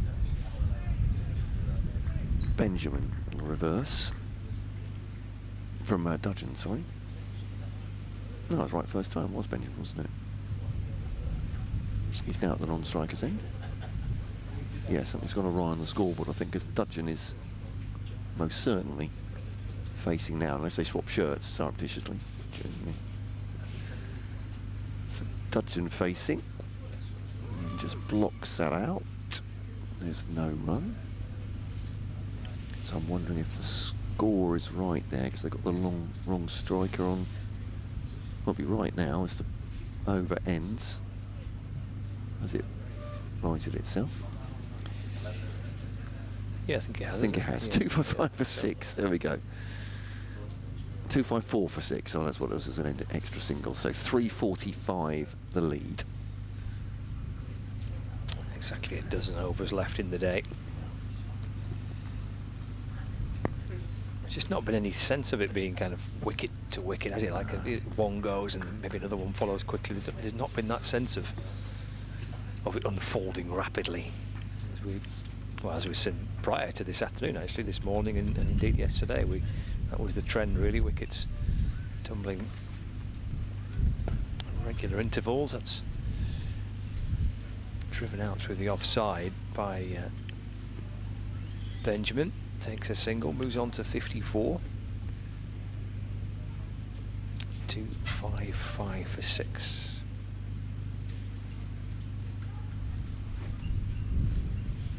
Chipped away as best they can, Lancashire. Take some recovering from 87 all out in your first innings. No matter how well you bowl, I guess, second time round. Let's be more in to Dudgeon. He agree on a single there, just drops it into the offside. Big McDermott comes up from cover to field. Pretty steady partnerships through the second innings. 55 Finch and North East, 88 Finch and Bell-Drummond, 25 Finch and Singh, 32 Benjamin and Foreman, and now 44 for this wicket. It's pulled. That's going to be 6. That's heaved over the onside. I think that might well have cleared the ground. He's gone for 6, and I think that's over the wall and into the trees. And to spectators just peering over the wall to see if they could spot it. Slapped away for 6. All for Berry's beds. And out of the ground.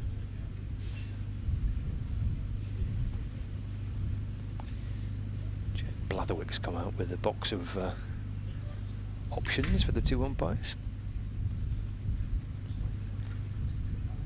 Steve O'Shaughnessy has been the chief selector in this game. No, well, I don't think he was 100% certain, but now he's made his mind up. Tosses the ball up towards the Lancashire captain, Jimmy Anderson.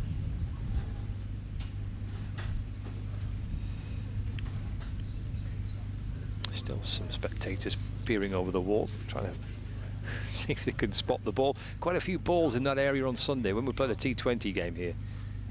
There's quite a few sixes into the trees.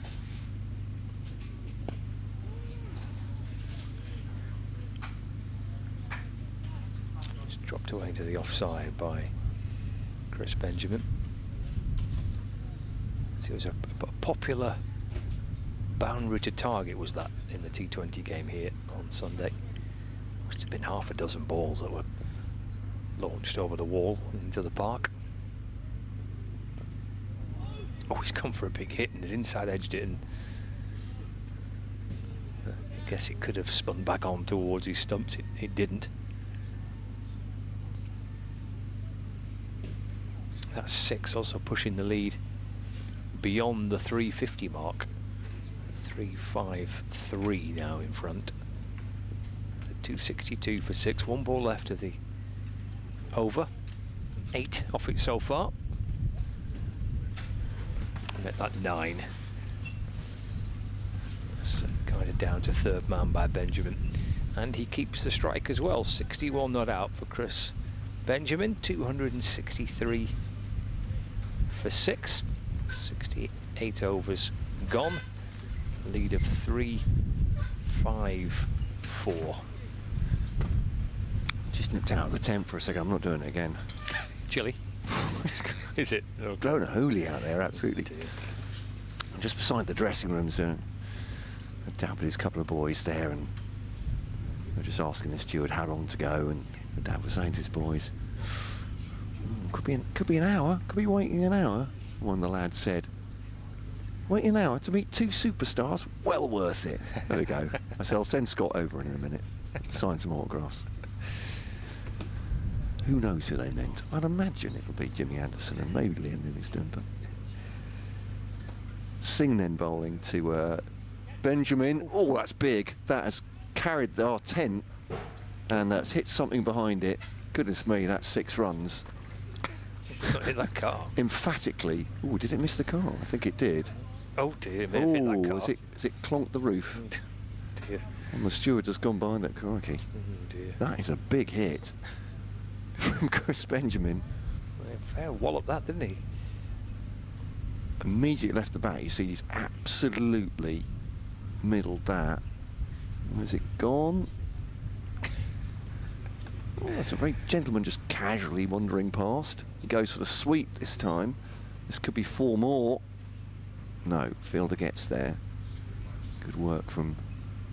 Is that Tom Aspinall? It is, yeah. Throwing it in, yeah. For 2, but 8 off 2 balls. Yeah, the camera's playing around as well, you can see that.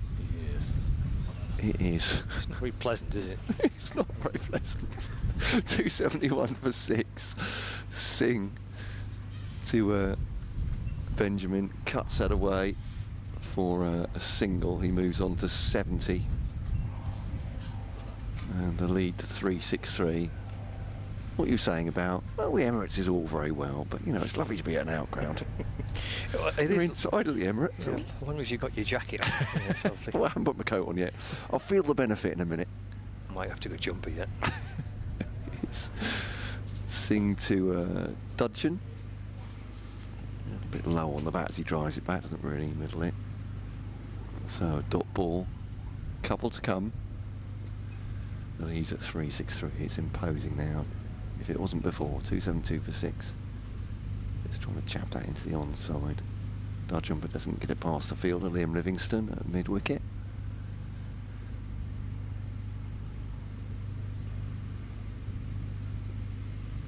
So into the 69th over. This will be the final ball. Dudgeon with Josh Bahan is going to take the fielding helmet at leg gully. Slip in as well. Singh round the wicket to Dudgeon. On the back foot, defends that end of the over. 272 for 6.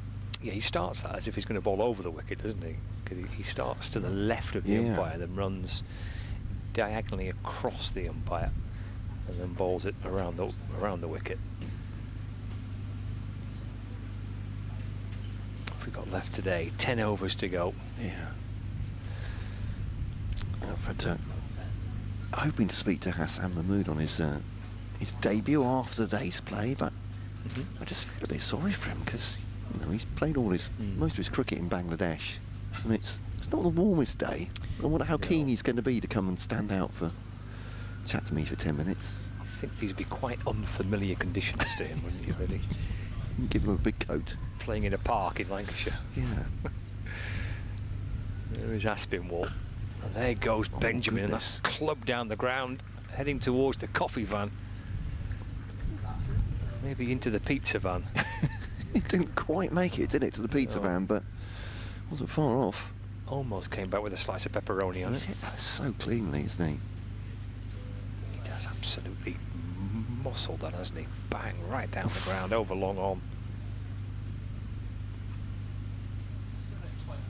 Yeah, 6 more from Chris Benjamin. This is explosive stuff against a tired Lancashire attack. Yeah, it's a perfect way to bat, I guess, this, isn't it, now, at this stage of the game. They're so far in front.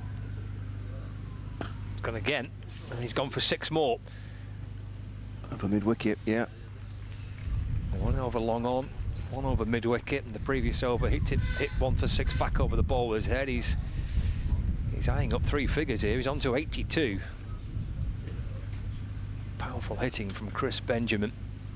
Clubbed over mid-wicket.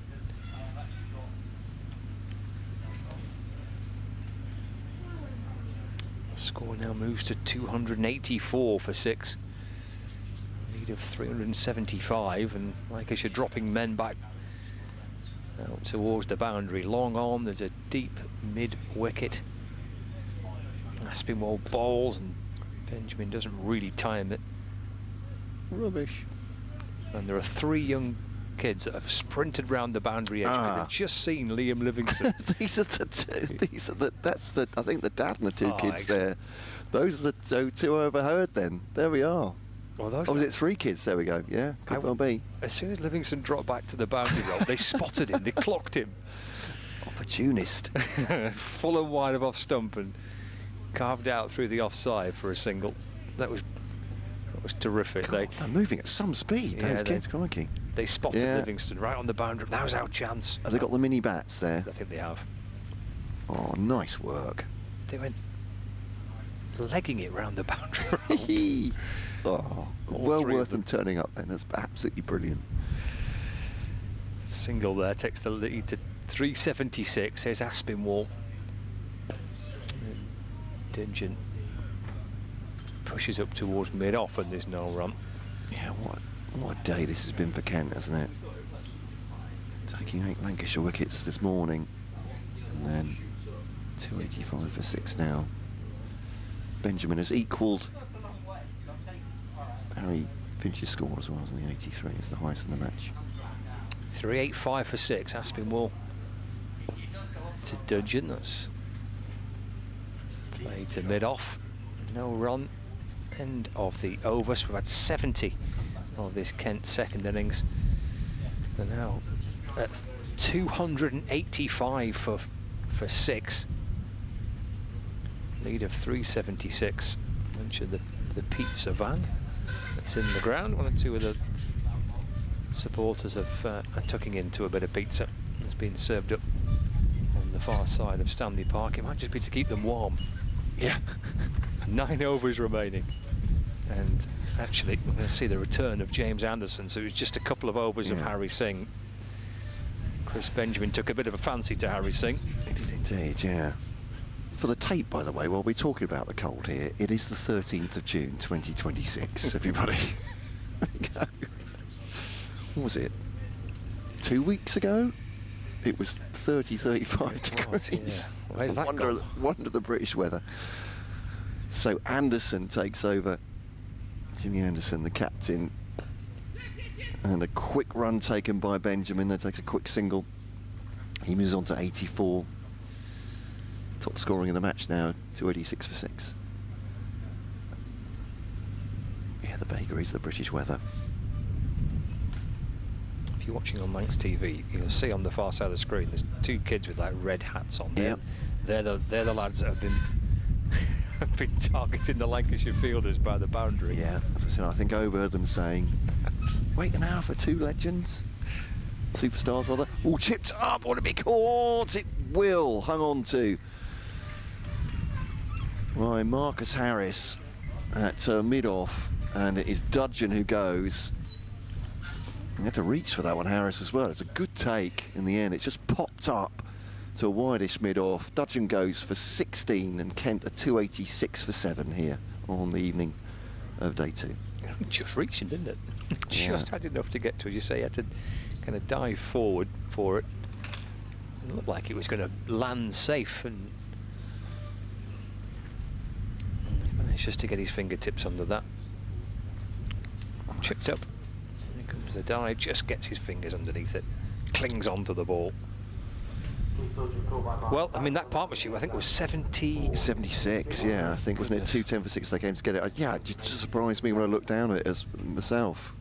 It's a good effort. As you say. He's made just 16, but watching Chris Benjamin swing at the other end and supporting him.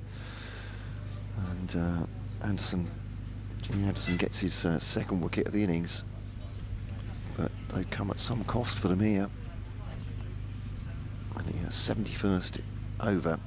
And he's going to come back to number 8, Matt Milnes. And Matt Milnes, who hit a brisk 22 in the first innings. The face. They would love to finish them off in short, well, would they? Actually, short order. Do they want to face any overs tonight, Lancashire? Yeah, that's a good point. Might not be the worst thing if Kent get bowled out here, because you say they're going to have to. Well, we don't know how Keaton Jennings is neither. That's a good point. He's not returned to the field, has he? Either after being might in the face. Be the worst outcome if Kent get skittled out and Lanky have to go out and face 4 or 5 overs tonight. Could be a bit of a makeshift opening pair, maybe, depending on Keaton's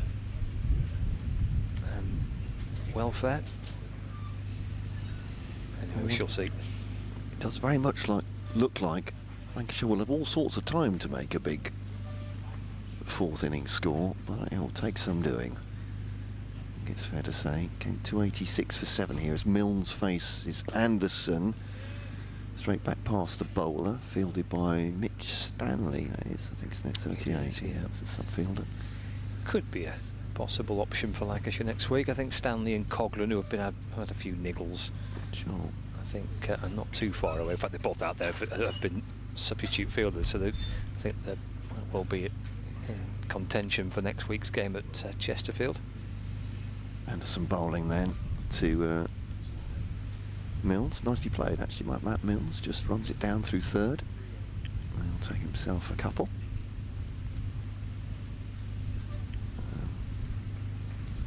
They move on to 288 for 7, the lead to 379.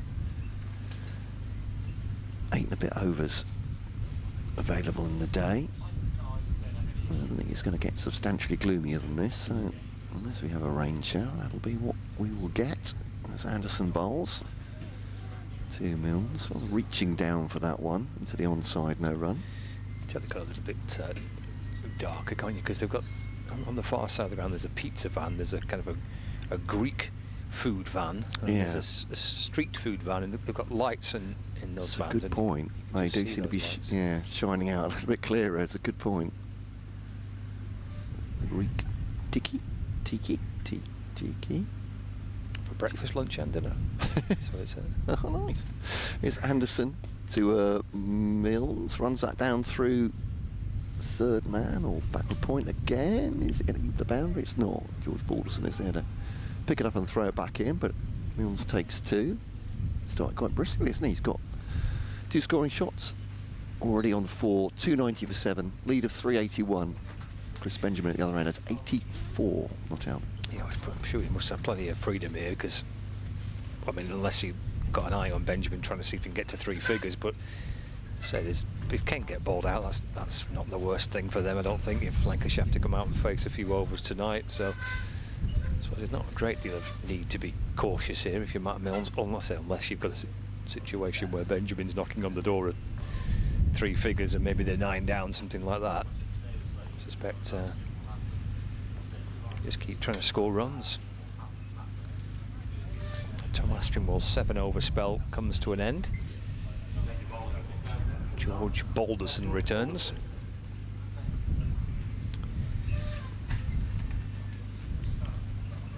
These two both, well, we've seen with Benjamin, certainly Milne's perfectly capable if he stays in for a bit, scoring fairly briskly as well.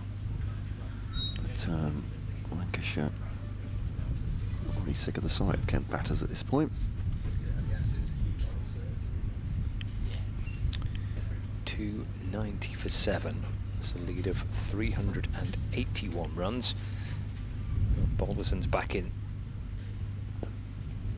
Forward goes Benjamin, calmly in defence to mid-wicket. There's no run. I think the food vans are all but shut, aren't they now? The pizza van's shut, the Greek food van's closed its hatch.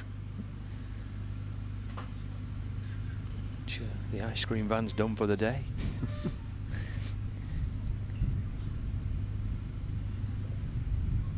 Balderson to Benjamin. Single down to third man. Benjamin to 85, 291 for 7.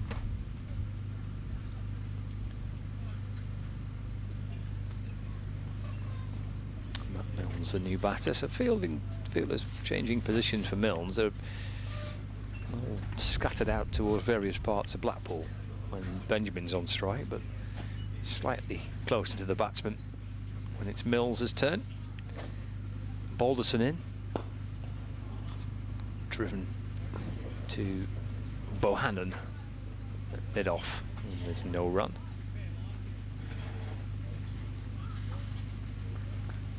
.291 for 7. We're halfway through the 72nd over.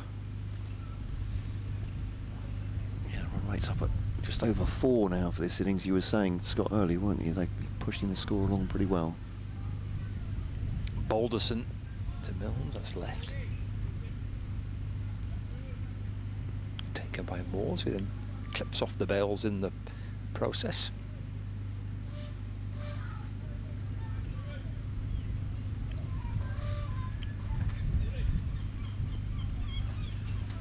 Matt Milnes on 4.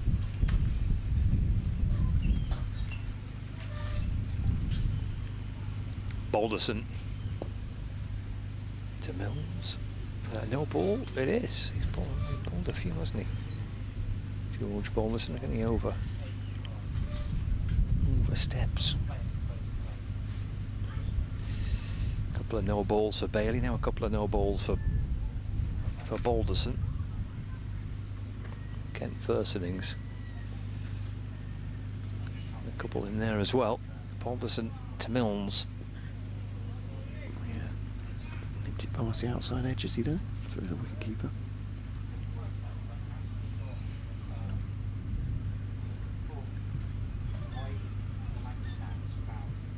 Milnes, who was bowling this morning, he bowled a 9-over spell from the south end. He might think, oh, I'll defend a few of these. I don't want to bowl again tonight. Yes. Yeah, fair point. Yeah. Mind you, won't be many overs if he does, so I suppose. So. Balderson to Milnes. Taps it out into the offside. And there is no run. End of the 7th over. Sorry, end of the 72nd over. 7 overs remaining in the day. Lead of 384 runs. Yeah, Benjamin will get himself on strike. Anderson has brought himself back into the attack and has struck, getting rid of Keith Dudgeon in his first over back. The lead is 384, actually, with 7 overs remaining in the day. I think it is. Well, we'll go off the one that's on the screen, shall we? I think so. Yet to be updated on the big scoreboard.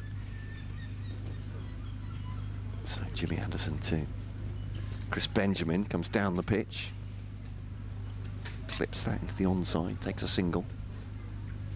73rd over here. So, assuming they don't bowl Kent out, right now the new ball will be available to Lancashire to try and polish off any remaining tail from Kent with just an over into tomorrow's Third day. It's Anderson bowls to Milnes. Milnes just pushes that to Liam Livingston at mid-wicket. Yeah, it's another 104 over day as well tomorrow, isn't it? So there's Good another point. There's plenty of time. There is. Yeah. Well, probably by and large, yeah. Looking at the number of overs they could get through tomorrow, it could be concluded tomorrow, couldn't it, with Kent 7 down? But we'll see.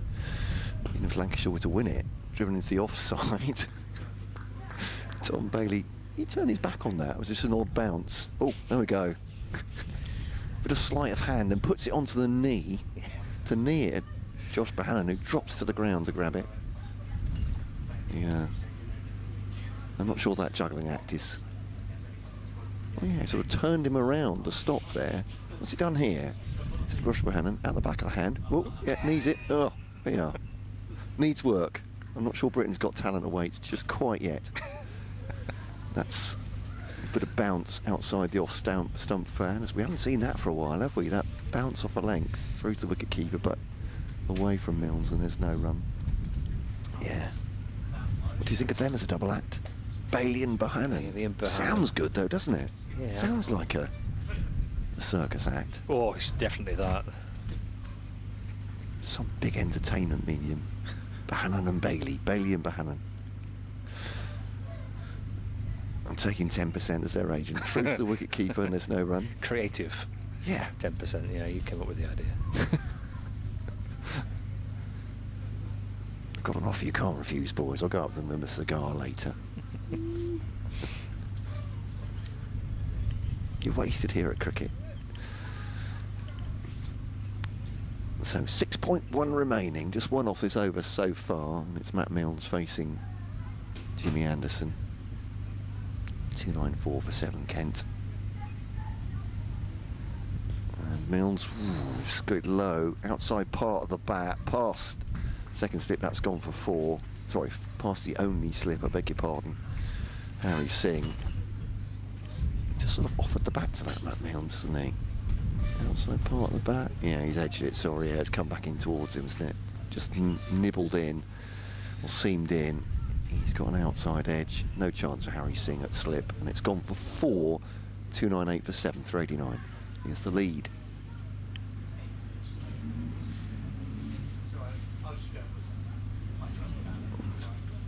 Lancashire players, are they? Yeah, just on the... Yep. Is that Ollie Sutton? It is, yeah. It's to us. Ollie Sutton, and then Mitch Stanley in the middle, and Jeff Blatherwick at the end. 298 for 7. Benjamin whips it out towards deep backward square leg, and that 4 will take him to 90. The ball's disappeared by the Portaloos. And it also brings up the 300 for Kent in their second innings as well. Inauspicious chase for the fielder there. Yes. Sanitise your hands after retrieving that ball. Marcus Harris thinking to himself, I'm not sure this is what I signed up for. It hit one of the Portaloos, that didn't it as well? It's a 90 for Benjamin. Did it hit one of them? It did, yeah. Well, generally just appeared from one of them. It's a rather rude awakening.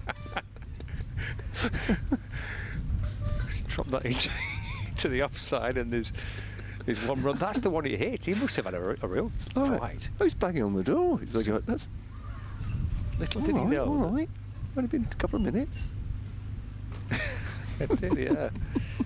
He whips that out towards backward square leg. It bounces over there, hits the Portaloo. It does. And inside there's some poor chap just having a quiet moment. 303 for 7. Yeah, it was Balderson to Milnes. Through it goes to Moores. Someone's knocking on the door. Yeah. Be more surprised if he just opened the door as well, I think. That would be brilliant timing, wouldn't it? He just opened the Portaloo door. That's the fella. Just having a minute. Yeah. He's looking around. What's going on there? He's gone back in. 303 for 7. Balderson to Milnes. Oh, and he's lifted that high out towards Harris. Oh, that's a good catch. Right by the boundary edge for Marcus Harris. Didn't have too much room to work with. Milnes departs for 8. Kenta 8 down at 303 for 8, leading by 394 runs. Matt Milnes, well, he's out. We might yet potentially see him with a ball in hand. Crikey, yeah, it's a possibility. Even just for a single over, maybe. Could happen. Good catch by Harris. Yeah, 74th over.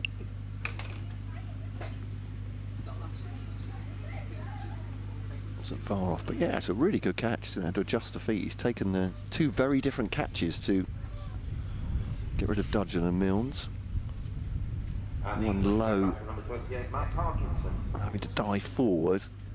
That will have to adjust his feet somehow in the blustery wind as well, on the boundary rope, no room to work with. Parkinson heading out. Collar turned up. Yeah. Looks the part. Devo looks a bit chilly. Chris Benjamin has, yeah, he's taken off the short sleeve sweater a few overs ago. He means business, doesn't he? So I'm going to be running, I'm going to be thrashing the bat. I'll be a little concerned if they lose another one here and he's 91 and they're 9 down. Chris Benjamin, yeah. I'd be hoping for a little bit of help from his teammates.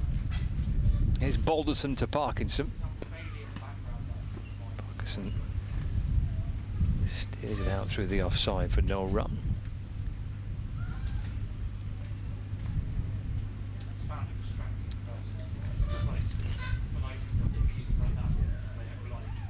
Three for 56 for George Balderson. 303 for 8. One ball left of the 74th over. Balderson to Parkinson. Nice. Edged. Down to the 3rd man. He's taken strike as well, isn't he? Andre, yeah, he's nicked the strike. He's off the mark with that, Parkinson. Off the edge to the right of Harry Singh. Single means that Parkinson's going to face Anderson. As you say, I'm not sure. You know, Benjamin might think, I think I've done enough here to at least have it in my own hands to get myself a ton, but it's not the way it works, maybe.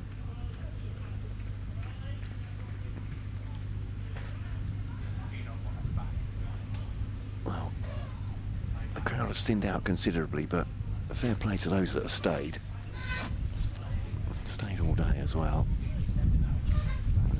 Still that phalanx of Kent supporters at the south end, as the right of the scoreboard. They're not moving a muscle, understandably. No. They're huddled together, aren't they? I think they're frozen, actually. They've not seen quite. Not seen many days better than this in the last few years. So Anderson to Parkinson, flirted with it. The smile on Jimmy Anderson's face as he turns back round through the wicket keeper. Got some bounce. What's he said to Matt Parkinson there? You're not hitting that in a million years, mate. There we are. It's a wry grin from Jimmy Anderson. Oh, tactics there, George. Josh Bohannon, rather. Tom Bailey coming over to chat. They are putting Liam Livingston in at first slip. He just shuffles over fairly wearily to first slip there. Singh at second now as Parkinson dabs down on it, out towards point. There's no run.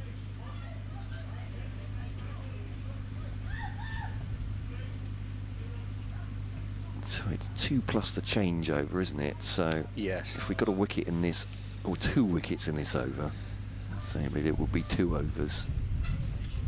So we're getting very close to the point where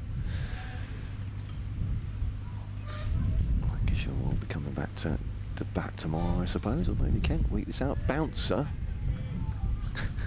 Is that, look, is that a smile from Matt Parkinson? See, it is indeed, yeah. As Jimmy Anderson is smiling. Well, it's a lovely exchange between the 2 old teammates there. James Anderson A smile on his face. Whoa, yeah, Parky. Didn't like that at all, did he? He's flinching, even though it's about a foot over his head. Comes Anderson. Full length? Good length. This one. Oh, it's a good shot. That one. He's guided that one through forward of square for 4. Not so much smiling now, James Anderson, I think it's fair to say. So, Matt Parkinson continuing the grin. He's on to 4, 308 for 8. Yeah, lead is almost at 400. Yeah. What a day for Kent. 400 to win now if they take the 2, I'd say, but yeah, incredible day. Won't be much better than this, as I said. It's on the money. James Anderson with the ball off stump, defended by Parkinson. 1 to come, and there'll be 4 overs available at the end of this one. But as you say, bowling Lancashire out, taking 8 wickets today, bowling them out for 87, and now they have 308 for 8. It's been an incredible day. 6 wickets for Keith Dudgeon, 3 for Hassan Mahmood on debut, 83 for Finch. Ooh, reach the outside edge there. Parkinson offers the bat to it. Hasn't managed to get anything on it. End of the over, 75 gone. 4 remaining in the day. Benjamin has 91. He's top scored here, and Parkinson has 5. But yeah, the bowling earlier on really did the damage, didn't it? And gave Kent, even I would say at the top of the innings, gave them just that feeling of security, that 91 lead in what was a low-scoring match at that point. Enable those batters just to relax a little bit into the second innings. Yeah, perfect. I mean, even with that wicket lost in the first ball of the second innings, the 90-run cushion is a fabulous way to start. Benjamin's maybe trying to get on with it a bit here. Try and get to his 100 before he runs out of partners. He takes a single off the first ball of the over as he slaps it through mid-off. Yeah, it was a clonk off the bat, that wasn't it? Lead is now exactly 400. Yeah, the applause from, I think from at least for the Kent supporters, as I said, it was in a group to the right of the side screen as we look down the ground, or up the ground. 309 for 8. Brings Parkinson on strike.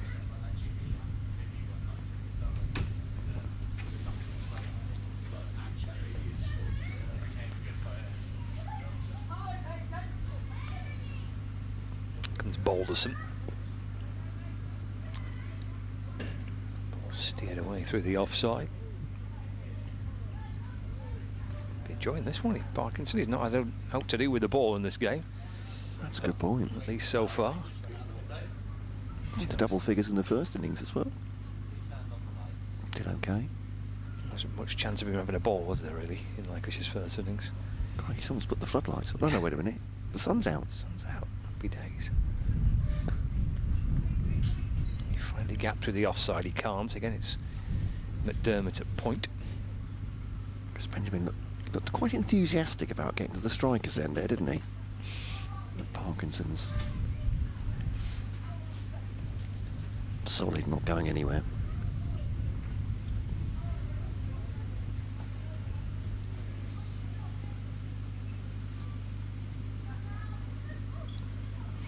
Comes in again, Balderson to Parkinson. I think he's left that, I think.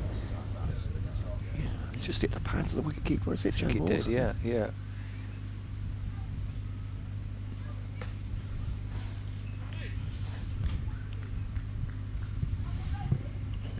Get up, neither did him.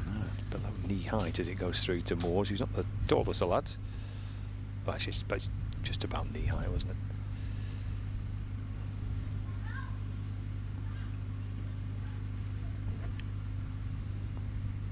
Balderson to Parkinson. It's dropped into the onside, and there's no run. Now does Parkinson fancy getting on strike and facing Jimmy again? I was going to say, I wouldn't imagine Chris Benjamin will mind if he just blocks this one out, or can block it out, but yeah. I reckon Parky fancies getting on strike. You think? Yeah.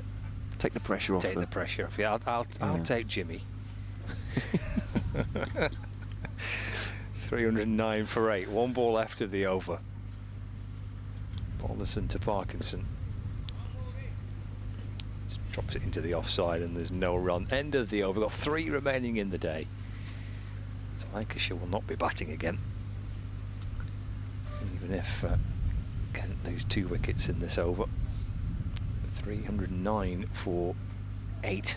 400 in front. Benjamin on 92.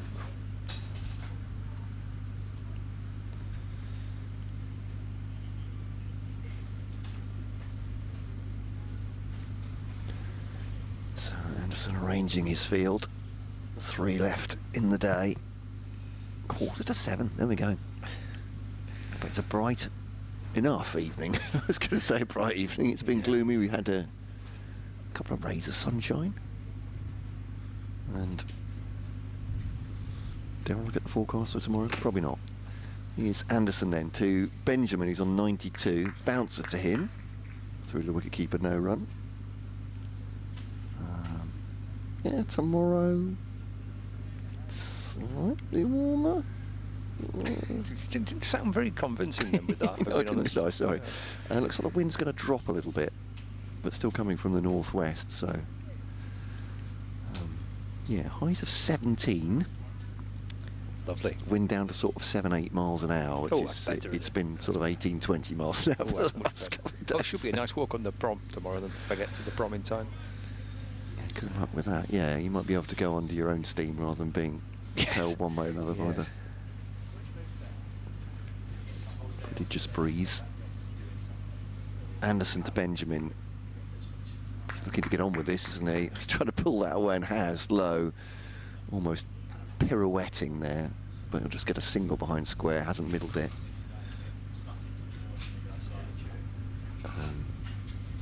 I don't think I'm projecting here at all, Chris Benjamin. He wants to get on with it, doesn't he? And century or not, I think. He just wants to score his runs quickly. That's the way he's been operating so far. 6 4s, 5 6s in his 93 from 73 balls. Anderson to Parkinson, rising delivery, plays that off his hip. And that will be a single. So back on strike comes Chris Benjamin. I feel like this might end up one of 2 ways, either with stumps as played or us having to be very careful about watching the ball in the commentary stroke coconut shy tent. I've heard you describe that before. It's Anderson to Benjamin. It's a short ball. He ends up sort of patting it down from shoulder high to take a single to point.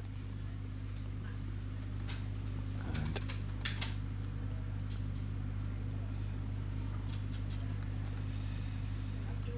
he had a bad experience at which ground? Which Middlesex ground was it? Might have been Uxbridge. And the tent became a shooting gallery. I was commentating with David Fulton. And Anderson to Parkinson just outside the off stump, leaves it and there's no run. And smacked down the ground.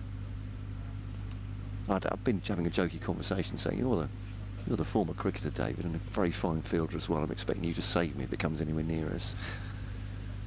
And came down the ground, strongly hit, I think from Justin Kemp, hit the boundary rope. Pandemonium. Fulham went one way, I went the other way. Clipped into the onside by Parkinson. Decides not to take the run at the end of the over. So 3-12, 4-8, and Benjamin will have strike on 94. So yeah, hit the rope, and as I dived to the right, hit the back of my chair. So had I been there, and both of us picking ourselves up basically from the floor. I said to David Fulton, I thought you were going to save me. He said, I'm not playing anymore, I'm not stupid. Flying to the You tent. would rely on him, wouldn't you, a former professional cricketer, to be able to say It's fair enough. He was saving his own skin from a ball that suddenly reared up at some speed into the tent. Come on, that's not teamwork then, is it? Yeah. I may have forgiven him. I've not forgotten. Obviously.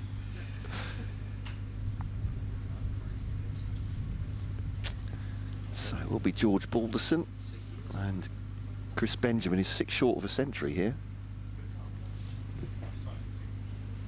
Thank you very much, Scott. I'm not expecting him to hit a 6, but could happen. 2 overs remaining in the day.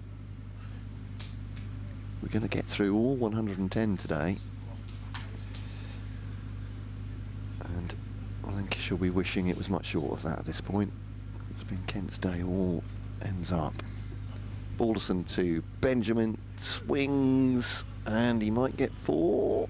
They're coming back for 2. It's briskly run. Parkinson is putting the afterburners on, dives at the far end.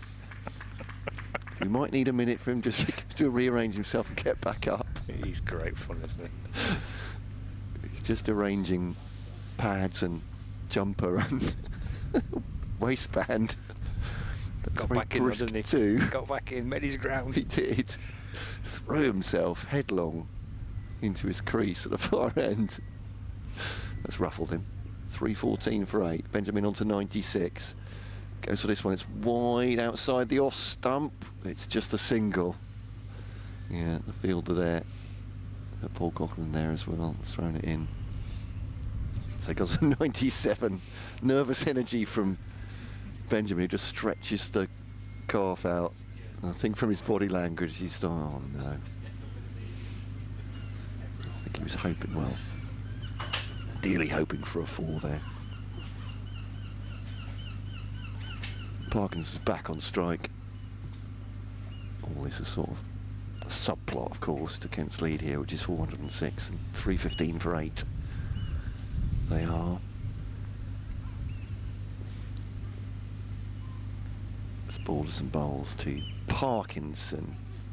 Well, he angled away. In fact, I think he might make 4. No, it's going to be stopped by Ben McDermott for 28. Goals coming up. Some of them just peeping away.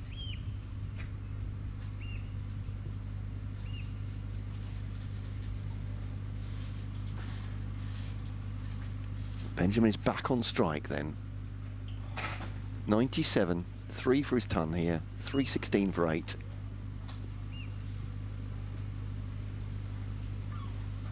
Faces now, and cuts away Benjamin to the offside boundary to come back for a brisk 2. He's on to 99. It was a brisk 2. A run short of his ton then. And the second of the season it would be if he completes it. This one has got Kent to 318 for 8 at this point. Yeah, he wanted 2 there, didn't he? Absolutely determined. Flew through there. He was going to the danger end this time, so Matt Parkinson kept his feet and his dignity. And to hit the ground diving. George Balderson coming in and save the single, he says. To is that Harry Singh, who's... Yes. Yeah, he's coming into sort of fly slip there, more or less, or a deep slip. Hoping for the edge. Balderson now to Benjamin, runs it up, and that will be a ton for Chris Benjamin. And the Kent supporters at the far end rising to their feet to applaud him. It's a fine knock. 100 from 78 balls. 6 4s, 5 6s. Thank you very much indeed for the PA announcer there. And makes himself a ton. And what a day it's been. 6 wickets for Keith Dudgeon. 100 for Chris Benjamin. He gets a hug from Matt Parkinson. He looks very pleased, as you would imagine. Signalling all round the ground and to the dressing room, of course. 319 for 8. What a knock from Chris Benjamin. The lead at 410. Yeah, brilliant innings.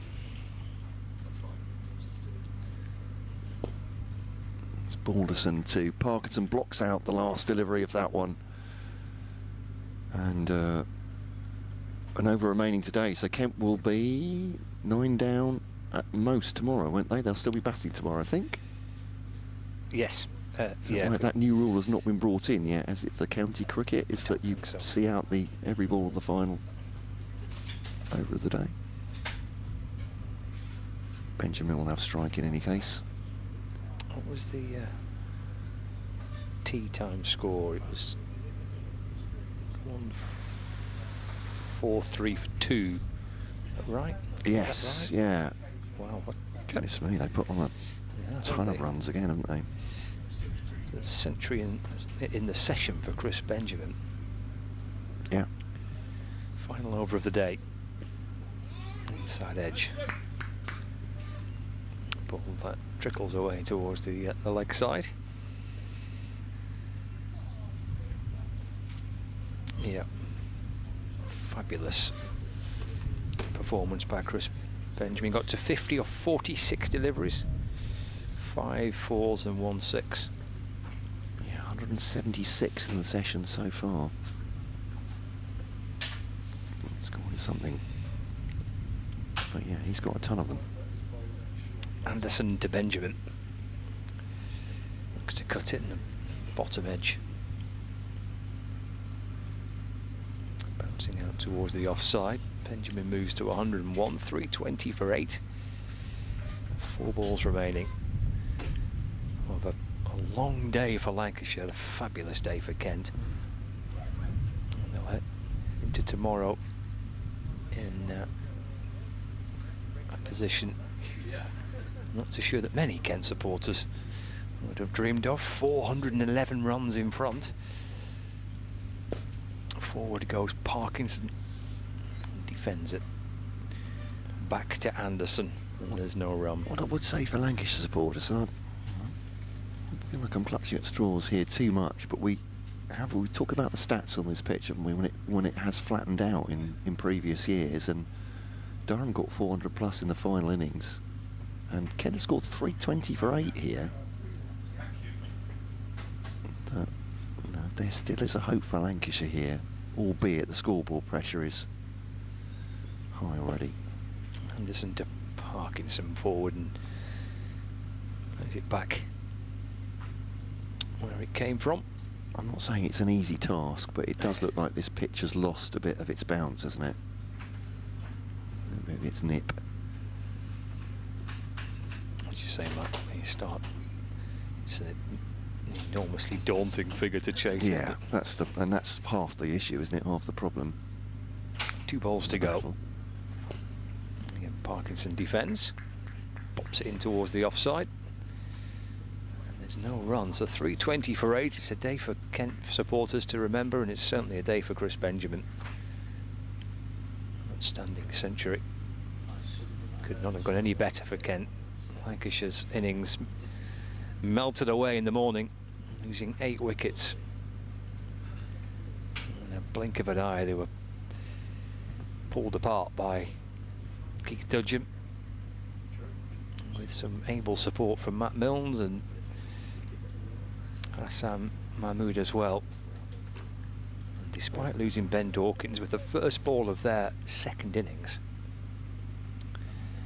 which could have sent a few wobbles through the dressing room, thinking that wickets are going to continue to keep tumbling. They have battered beautifully and have battered Lancashire probably out of the match.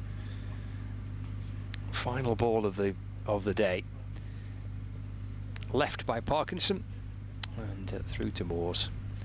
He'll return. Will Matt Parkinson unbeaten on 7, and Chris Benjamin on 101 not out. A day that has emphatically belonged to Kent. They're in a magnificent position. It was a position which is probably beyond Lancashire's reach. They're 320 for 8, and they've still got 2 wickets to go if they want to continue in the morning, and they lead already by 411. And Chris Benjamin will head off and lead the players back up towards the dressing room, and he'll get a really fabulous reception on his return, and richly deserved as well. Yeah, absolutely. Keith Dudgeon, Hassan Mahmood and Matt Milnes in a trio bowled, or help bowl, Lancashire out for 87. Well, they did. It's the 3 of them, wasn't it? Only 3 needed. 6 for Dudgeon, 3 for Hassan, 1 for Matt Milnes, who bowled really well. So actually felt better than that, but then the runs piled on, given the freedom with that 91 lead in the first innings. despite losing Ben Dawkins the first ball of the day. It was 83 from Harry Finch opening the innings, and that late blast of runs from Chris Benjamin, 101 not out, superb from him. And as you say, what a day for Kent. It's been astonishing.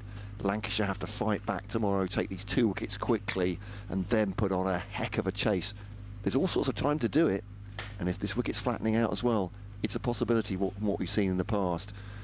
But how much pressure they'll be under, of course, from Kent's bowlers and from the scoreboard as well, we are yet to see. But we will find out tomorrow. We will indeed. We'll find out whether Benjamin and Parkinson are going to continue tomorrow morning as well. 8 down at 478. The close of play on this second day, Kent. Very healthy looking second innings scorecard with contributions from plenty of batsmen, not just Benjamin. Finch and Northeast, Bell Drummond all chipping in on what has been a low-scoring game. 478 for 8 then at the close of play. And a lead of 411 runs. We'll catch you again tomorrow morning. We'll just have a look at Lancashire's bowling figures before we leave you. 3 for 65 for Balderson, a couple for Jimmy Anderson, 1 for Tom Bailey, 1 for Tom Aspinwall, and 1 for Liam Livingston as well. And that is the state of the game. Close of play, a lead of 411. Fabulous day for Kent, a memorable day for Chris Benjamin. 101 not out for him. Hope you've enjoyed the coverage. We'll catch you again tomorrow morning from just before 11 o'clock.